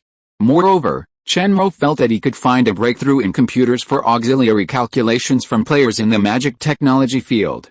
After all, they should have auxiliary computing equipment there. Otherwise, it would be difficult to control such magical equipment with human brain power alone. Chen Mo's thoughts drifted as he confirmed the reward when a golden light flashed before his eyes. Then, the whole person sank into the endless light. After an unknown amount of time, Chen Mo strolled in a blank world. As he walked, a magnificent building appeared in front of Chen Mo. The magnificent scene that looked like a heavenly palace made Chen Mo swallow his saliva in surprise. At first glance, this building looked like the heaven in Chinese mythology. Chen Mo walked straight towards the heavenly palace. The originally distant distance was right in front of him in just a few steps. Looking up, the red-painted gate that was 100 meters high stood quietly. A majestic and solemn atmosphere, like the eternal history. Quietly waiting for the person to open the door. Subconsciously, Chen Mo pressed his hands on the door and pushed it gently. The door that seemed to weigh hundreds of tons was just pushed open by Chen Mo. Looking at the endless light shining inside the door, Chen Mo held his breath and stepped in. The next moment, suddenly woke up. Congratulations! Gaining the new innate ability, Super Divine Memory, a memory palace has been established within your soul, where all your memories will be stored. Returning to his senses, Chen Mo subconsciously checked the time. 3 hours had passed. This legendary reward was truly unmatched. He had somehow managed to pull off this. Overall, he was truly incredibly lucky. In the few seconds since he woke up, Chen Mo's mind was flooded with countless pieces of information. Data from his body, breathing, heartbeat, touch, temperature, humidity. Information from the external environment, brightness, temperature, residual aerosol characteristics, perfectly materialized the memory palace within his soul, every detail crystal clear. Recalling the details of the memory palace, Chen Mo instantly lost consciousness and passed out again. An hour later, he regained consciousness. He immediately realized his mistake. He had overused his super divine memory without sufficient mental strength, causing his mind to overwhelm and pass out. After letting out a breath of air, Chen Mo smiled and shook his head, then continued to claim the next reward. Your charisma has been upgraded to your primary attribute. You can choose one of the following options as your primary passive talent. Option 1, Charisma. Your personal charisma will be significantly enhanced, making it easier for others to identify with you and follow your leadership. When making leadership-related decisions, your charisma check value increases by 100%. Option 2, Son of Nature. Your personal charisma will be significantly enhanced, making it easier for you to gain the favor of natural life. When negotiating with natural life, your charisma check value increases by 100%. Option 3, Chosen One. Your personal charisma will be significantly enhanced, making it easier for you to gain the favor of intelligent life. When negotiating with any intelligent life, they will regard you as their chosen one, and your charisma check value increases by 100%. The charisma passive talent is quite interesting. None of the 3 rewards directly increase attributes, but instead grant a 100% bonus to charisma check value during negotiations. According to Chen Mo's first level attributes, his charisma value is 20. If he possessed these 3 passive talents, he would receive a 40-point bonus to his charisma judgment when negotiating with others. This means he would gain 20 extra charisma points during negotiations, doubling his charisma value. This would be a very useful ability in negotiations. After all, the first meeting between people can be considered a negotiation process. This way, everyone who encounters Chen Mo would subconsciously have a favorable impression of him. Therefore, Chen Mo decisively chose the third option. All intelligent life forms certainly include natural life forms. Chen Mo, a lone wolf player, did not need such leadership. And if natural life forms lacked intelligence, Chen Mo would be forced to resort to ruthless tactics. The charisma bonus was like a refreshing breeze, leaving a sense of refreshment, but then it vanished. While Chen Mo was still in shock, the reward was already claimed. After a few seconds of hesitation, Chen Mo reluctantly accepted it, wondering if it was a scam. Your spiritual strength is now your primary attribute. You can choose one of the following options as your primary passive talent. Spiritual strength is a hidden trial attribute. Based on your trial results and comprehensive evaluation, this reward will be adjusted. Spiritual strength cannot be automatically increased. Besides relying on intelligence, it can also be increased through special items and special energy. Spiritual strength affects your willpower, they are the same attribute. Higher spiritual strength increases your willpower. It also affects your resistance to control abilities. Higher spiritual strength increases your resistance to mental damage. This increases your damage reduction against mental attacks, your resilience to control abilities, and your ability to control them. Option 1, Iron Will. Your mental strength has been tempered through countless trials, becoming as strong as steel. Increases your mental strength by 100%. Option 2, Unyielding Will. Your will never yield. Anyone who attempts to control your will be retaliated. Every 10 seconds, you gain a mental shield granting immunity to all types of control, stacking up to 3 times. Option 3, Mind Burst. Your mental control is greatly enhanced. During the burst, your mental strength increases by 200%. The burst lasts for 5 to 15 seconds, and after it ends, you will suffer a day of mental depression. This ability can be used multiple times. Repeated use within a short period of time will deplete your original mental energy and reduce your potential. Chen Mo had never expected his mental strength to become a primary attribute. He couldn't understand why this attribute had suddenly improved. Could it have been caused by a nuclear bomb? Chen Mo pondered for several minutes, reviewing all his previous trials, but this was the only possible conclusion. He had been affected by nuclear bomb blasts 6 times in a row. Although each time he was at the edge, the terrifying radiation continued to erode Chen Mo's body. Later, Chen Mo faced the simultaneous detonation of 3 nuclear bombs. Furthermore, the azure lightning rained down from the azure sky demon tree. This terrifying energy was likely the driving force behind his mental power advancement. Recalling his near-death experience, Chen Mo felt a sharp pain in his head. The reason was that the azure lightning was too vague, and Chen Mo's memory couldn't perfectly reproduce it. Terrified, Chen Mo quickly stopped recalling, not daring to delve further. Returning his attention to the 3 rewards, Chen Mo first ruled out burst abilities. These burst abilities were truly useless, with none without side effects. Their effects were even less powerful than Chen Mo's class talent. Of the remaining 2 rewards, one directly increased his mental strength, essentially boosting his base abilities. The other granted him 3 additional immunity to control, and these immunity counts regenerated every 10 seconds. It's no secret that mages fear being controlled. Once controlled and then subjected to a barrage of attacks, they become a dwarf. However, mental strength inherently mitigates the effects of control. Furthermore, as a base ability, it's adaptable to all types of mental damage.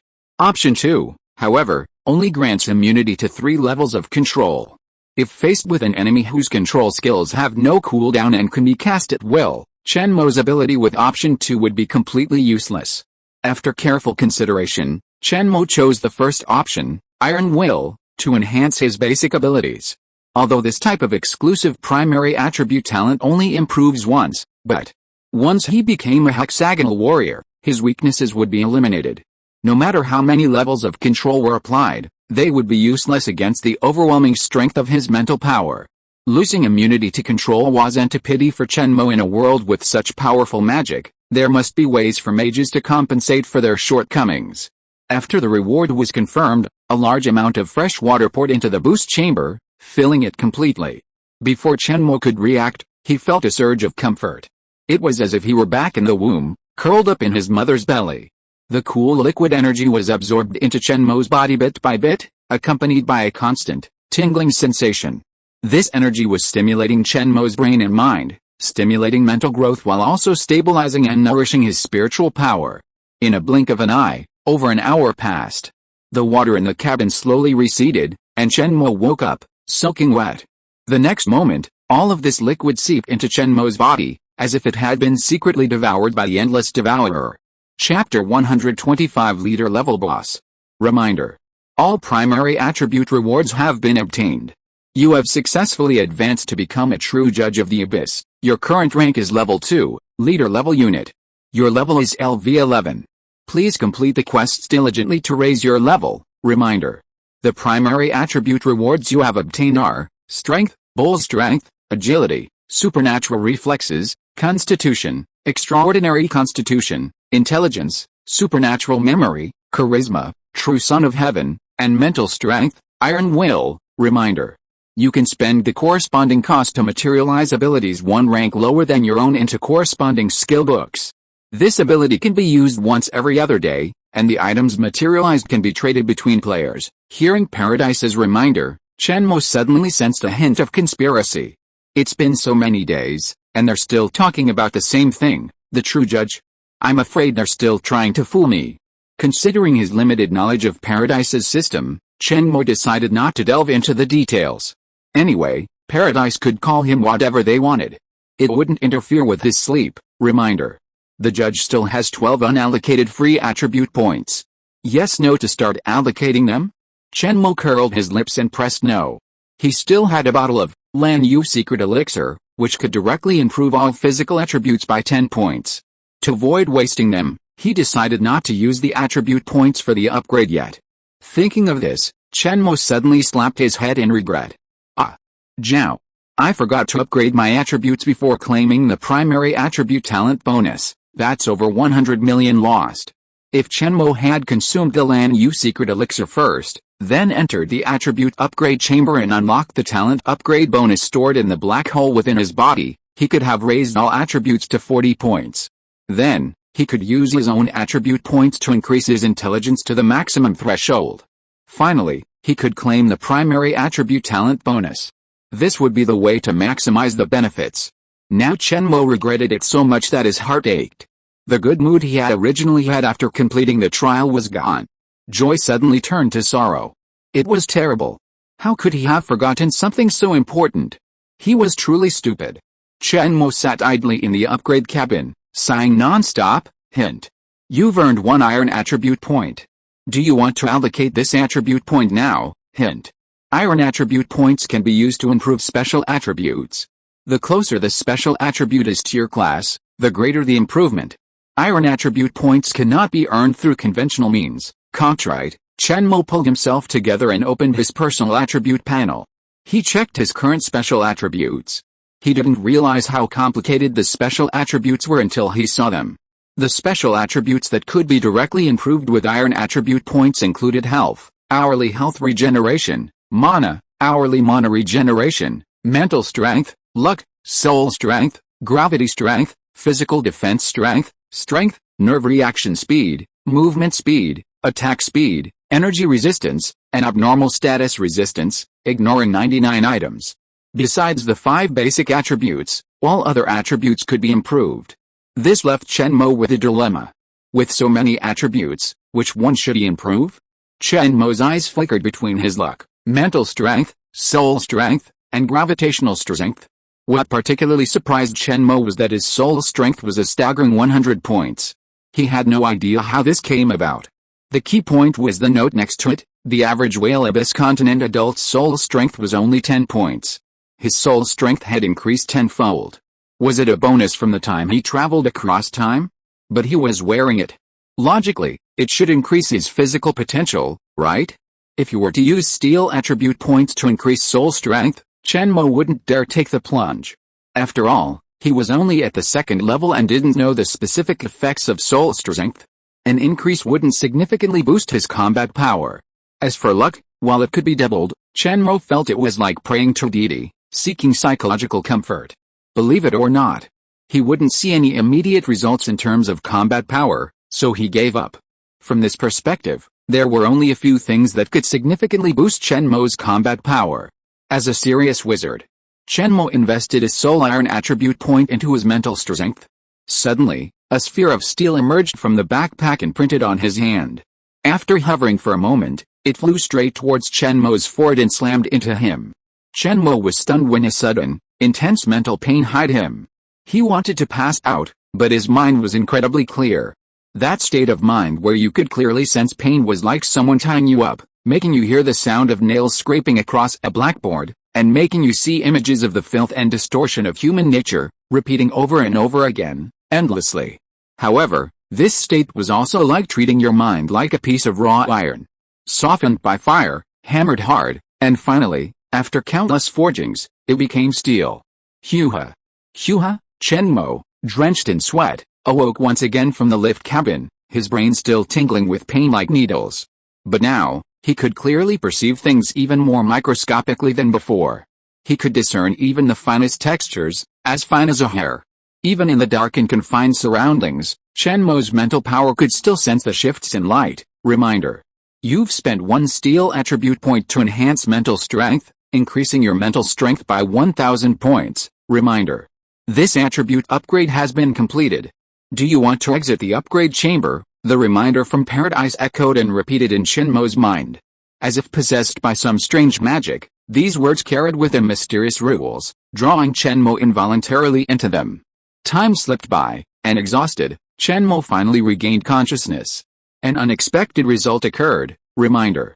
You have comprehended the exchange of energy and information at the microscopic level, gaining a new passive ability, mental communication.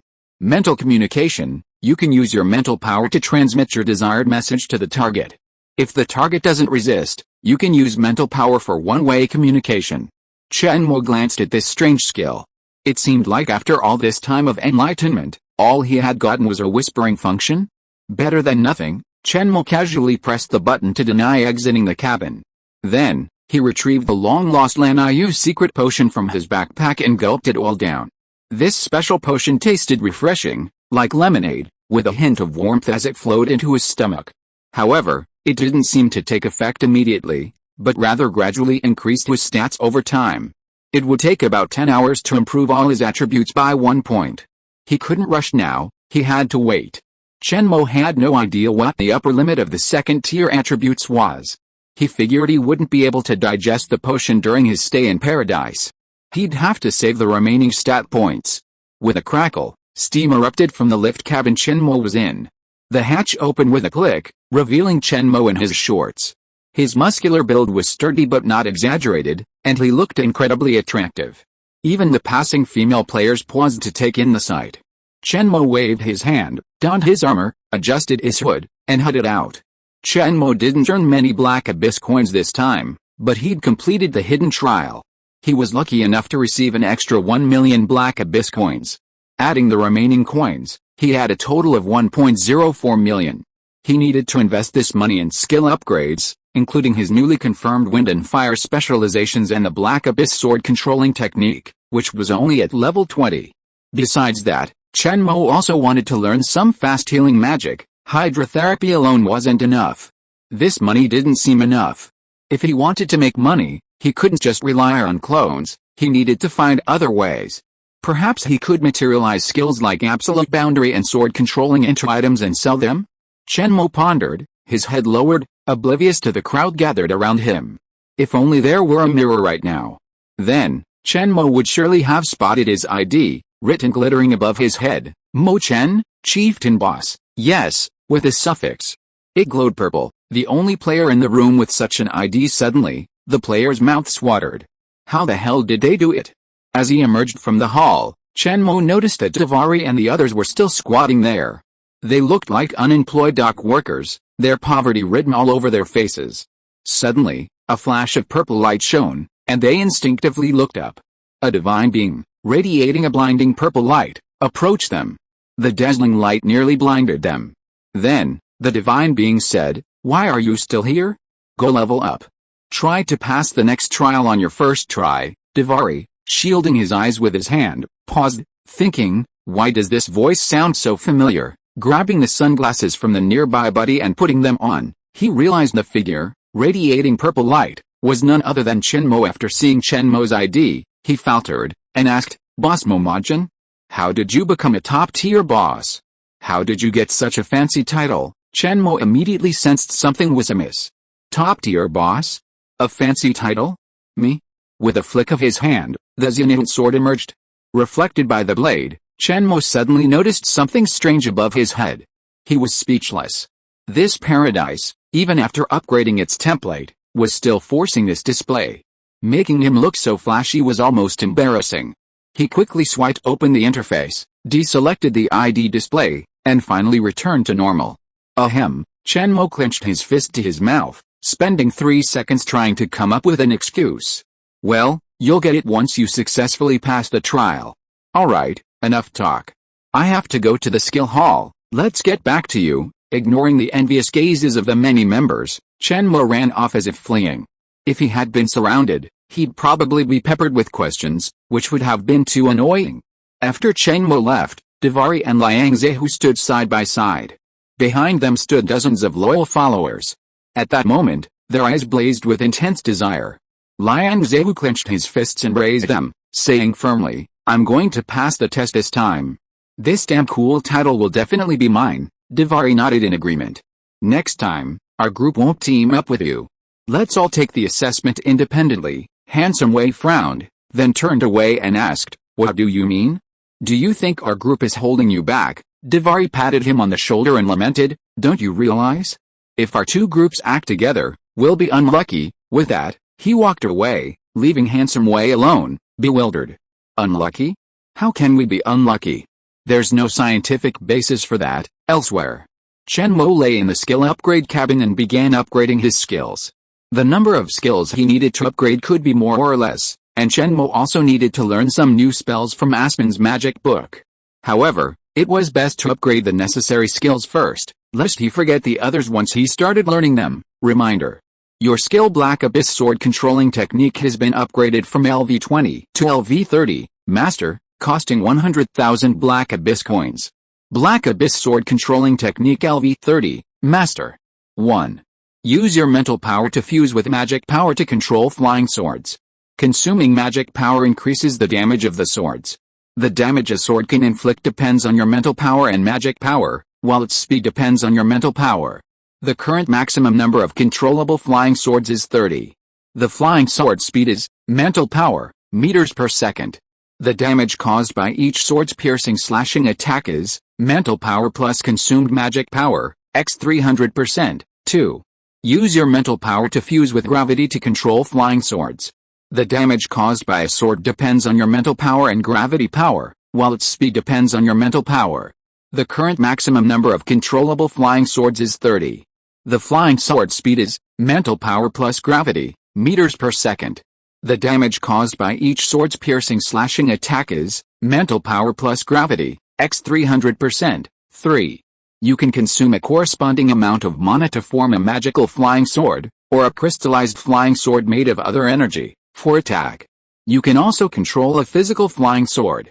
When attacking with a physical flying sword, the damage dealt will be added to the flying sword/piercing damage. Reminder: your skill Wind Magic Mastery has been upgraded from LV1 to LV30, Master, costing 111,000 Black Abyss coins. Wind Magic Mastery LV30, Master. When using wind magic, increase spell power by 300%, spell effect by 300%, and duration by 300%. Reminder: your skill Fire Magic Mastery has been upgraded from LV1 to LV30, Master, costing 111,000 Black Abyss coins. Fire Magic Mastery LV30, Master. When using fire magic, increase spell power by 300%, spell effect by 300%, and duration by 300%. Reminder: your skill Water Healing has been upgraded from LV20 to LV30, Master, costing 100,000 Black Abyss coins. Reminder: your skill Black Hole Meditation has been upgraded from LV20 to LV30, Master, costing 100,000 Black Abyss coins. Black Hole Meditation LV30, Master. The meditation black hole absorbs magic within a radius of intelligence x 1 meter, forming a dark vision within this radius that forcibly draws all magic into the body, regardless of whether the magic is violent or not. Prolonged use can cause strain and damage. The strength of the section is determined by mental strength x3. When used with absolute boundary, it can absorb any matter or energy, converting it into your own magic power, and superimposes a section force equal to gravitational strength x3. P.S. Thanks to Little Fatty who loves to eat new, and Occasional Giant who, for the monthly tickets. I wish you all great success. End of this chapter. Thank you so much for reading until the end. Don't forget to give it a like. Looking for more exclusive content and immediate access? Subscribe to our Patreon. Remember, every like, subscription or donation encourages us to continue. Thank you all. See you in the next video.